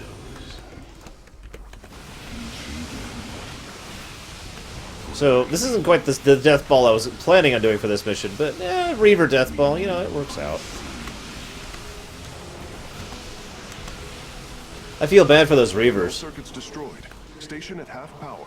They're just barely having time to craft their bombs fast enough for me to keep using them. Hey, Benoth. Our home is under assault by alien forces. Move out and eliminate them. No kidding, Samurai. All joking aside, I really am genuinely impressed by this so far. I am the voice of the eclipse. Oh, this is me. I'm not the yellow one.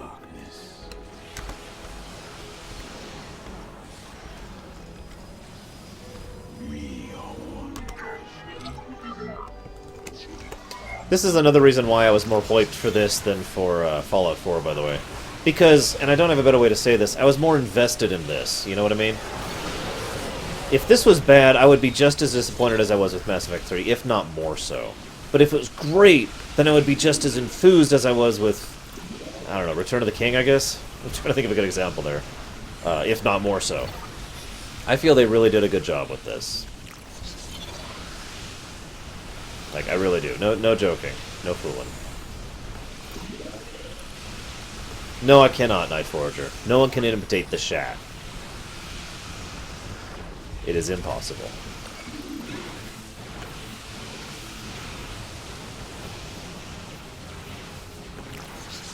That's actually a good question.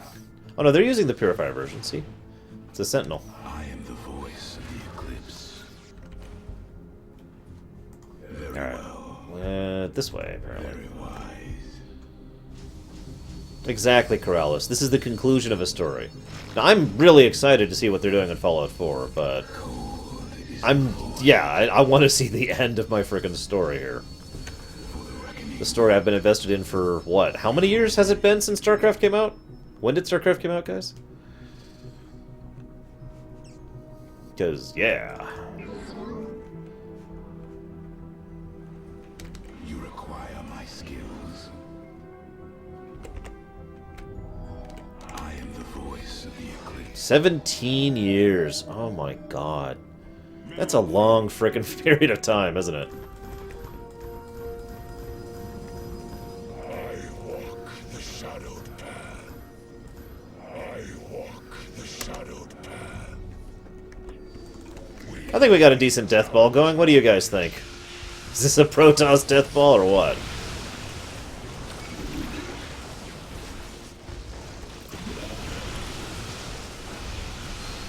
Actually, it's funny you say that, Brig. When Starcraft and Total Annihilation were the motivators for me to build my first PC.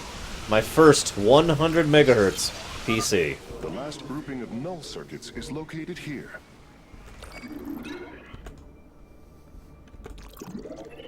Yeah, 12 years of nothing. God. I suppose it wasn't actually my first PC. I actually had the 386 before that, and then the 486 after that, but yeah.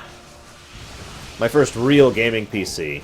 I'm not kidding, Deutsch. My first gaming PC I got for Total Annihilation and for Starcraft. And man, I have never regretted that choice. Mineral field depleted.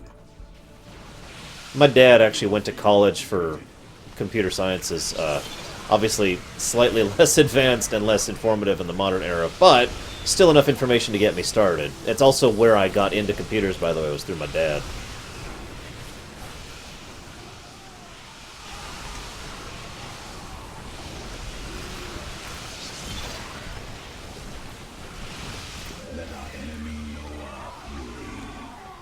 Anyone know any achievements on this one?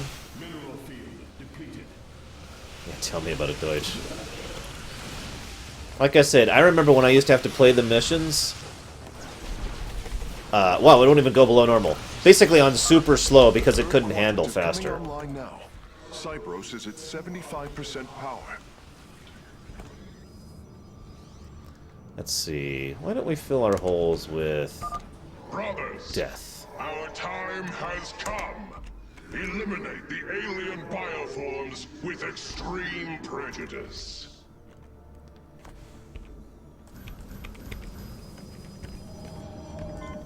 The hour is upon us. I walk the shadowed path. There we go. I walk the shadowed path. Welcome to die. I will serve. Let our enemy know our fury. Oh, there are Dark Stalkers in there. Instigators, apparently is what those are. Interesting. I'll have to speculate on that later. Very wise. Yes, it was Takoida. Because back then they didn't think about things in that direction. Very well. I would advise against attacking this hive cluster with our forces, Hierarch. This is the Purifier's purpose, after all. Okay. We should attack this null circuit. Destroying it will help us awaken the Purifiers. I'm going to stab you, Karax. Oh, can I hear a Mystic? I should do that really quick. Where is that? Gameplay. Oh, it's auto set to faster. Weird. I had to crank it up a few times in previous missions. Hey, Great Biotic Wind. Welcome to Mass Effect 3, the RTS version. Fully unlocked. Cybros is awakening. By the way, this is proof positive you can do Mass Effect as an RTS, I think. Cybros has reached full power, and the Purifiers are cleansing the station of the Zerg. Fight on, brothers. Slaughter them to the last. Wait, I've been disconnected from Cybros' systems. The core is activating. It's going to fire. It does have a Death Star laser. What are you? Commencing purification. Oh, crap. It really does have a Death Star super laser. Oh my god, it really does.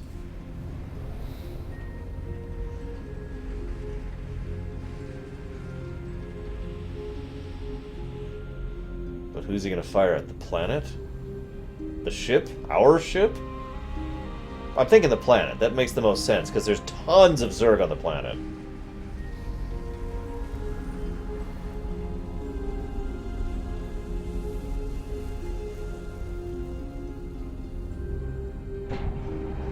Okay, yeah.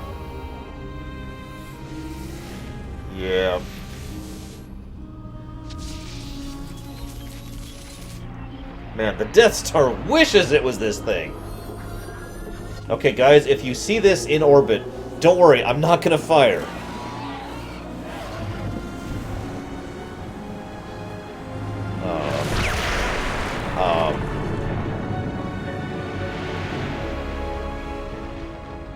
Zerg biosigns disappearing. The surface of Endion has been cleansed of life. All It is over. life. All life. That is very Protoss, isn't it? Purified by fire. What'd I get? Oh my god. Ah, so many achievements! Ah! Okay. Complete without losing all of its shields, and activate 2 purifier forces within 60 seconds of each other. Oh, okay, I get it. I know how to do that. That'll be interesting to do once upon a time. I could have done that this time if I'd known it was an achievement. Oh yeah, Endion is not Endor, guys, I swear.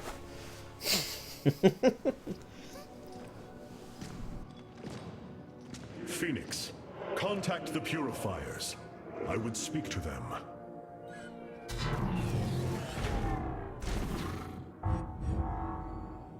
Executor Clolarian, you have awoken during the Firstborn's darkest hour.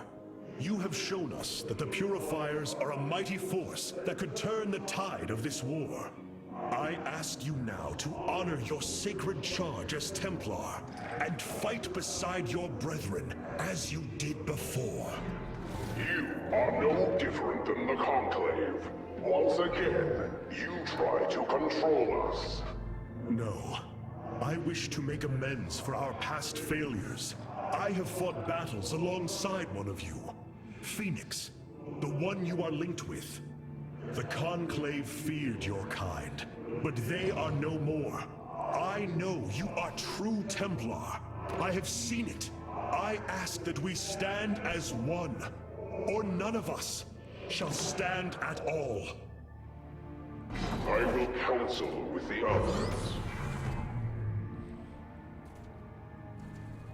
They are deliberating.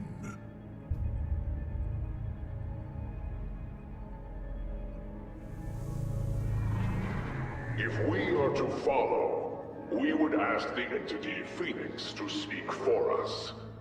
There is much about this time we do not yet understand. But as long as you hold to your word, Hierarch, the Purifiers shall join the Firstborn. So yeah, as Zed points out, he said that perfectly. Fight alongside. A new ship subsystem. View it in the solar core now. So I do also that's kind of chilling in its own way, and again shades of the Geth, or in a way the Borg right there. I get the very strong impression that when he was like, "Hang on, I must confess to the others," he was literally contacting every other purifier on the entire city ship to get a consensus amongst all of them, the thousands or millions, however many there are there. Just, okay. And note how quickly they came to a decision. That's kind of terrifying. All this time wasted on altruism. If you were Tal'Darim, your actions would have led to your downfall long ago. Are we finished wasting time? Or are there more pointless errands to attend to before we strike at Amon? The Purifiers will be a useful addition to our forces. I would hardly call this an errand. Yes, but as we already discussed, you chose to give them freedom, hoping that they will do as you command. Do not presume to lecture me about my decisions, Tal'Darim. But I so enjoy our exchanges. God, I bet the director just... Because you know Blizzard loves Star Trek. I bet the voice director went to John DeLance and was like, look, okay, I want you to picture Q, but more sinister. Just do that. And Delancey's like, okay, I can do that. Yeah. Alright, what do we got here?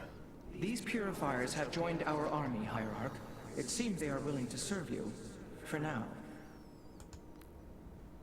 So... I answer the call. What are these things? Phases out to prevent incoming damage. Dude, we were just talking about this, that the Wraiths could have something like this. Seriously. Dude, Takoida, here you go, right here. Phasing armor. You could just use this mechanic in a different way to make Wraiths separate. Ah, that's awesome. But no, we'll go with these. Skies await. Okay, so Reavers are nice, but I gotta be honest, I really like the idea of Colossi and Fiery Death, so... Rohana. I can see it, Artanis. The truth Amon wishes to hide. While his brethren, the Zelnaga, slumbered through the millennia, Amon and his followers descended upon Ire. And he uplifted our people. They ruled over us as teachers, as gods. He changed us, manipulated our essence. But we grew beyond his control. He and his followers fled to Xeris to create the Zerg. The hybrid are the culmination of his efforts. False Zelnaga, created in his image. We must... Rohana, this is too dangerous. You cannot go on like this. I must, Hierarch. It is my duty to know the truth, to bear it. I know now. This is my purpose. Wait. Reavers can attack air?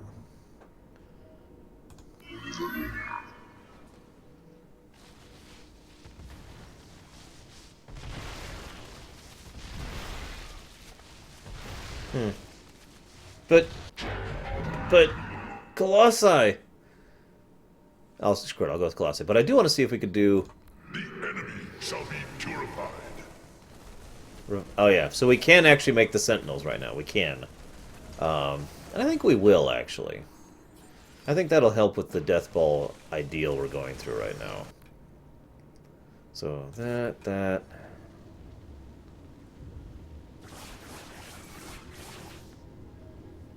Yeah, we'll do that. Sorry, just thinking ahead here. What do we got? Purifier Beam! Purifier... okay.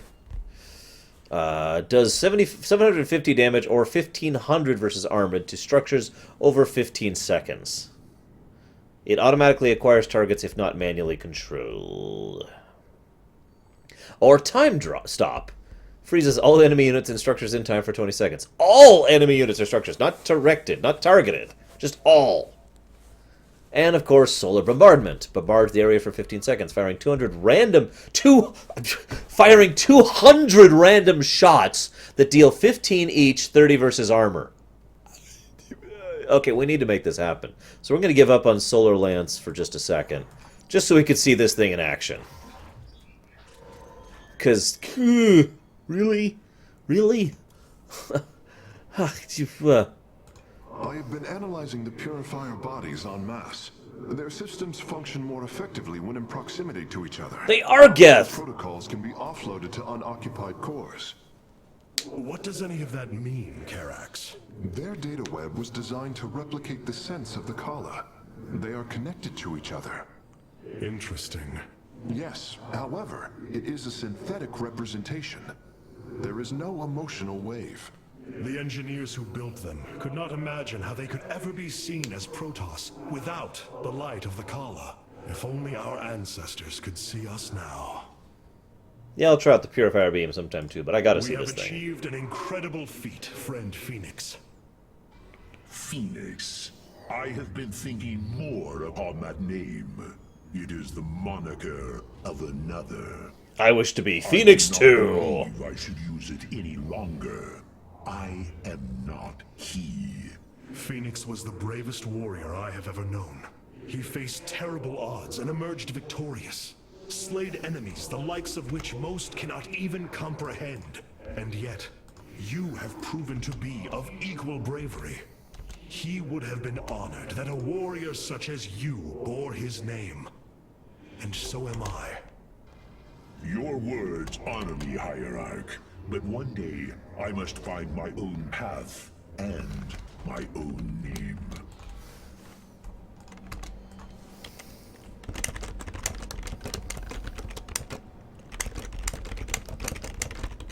Sorry for those of you on YouTube.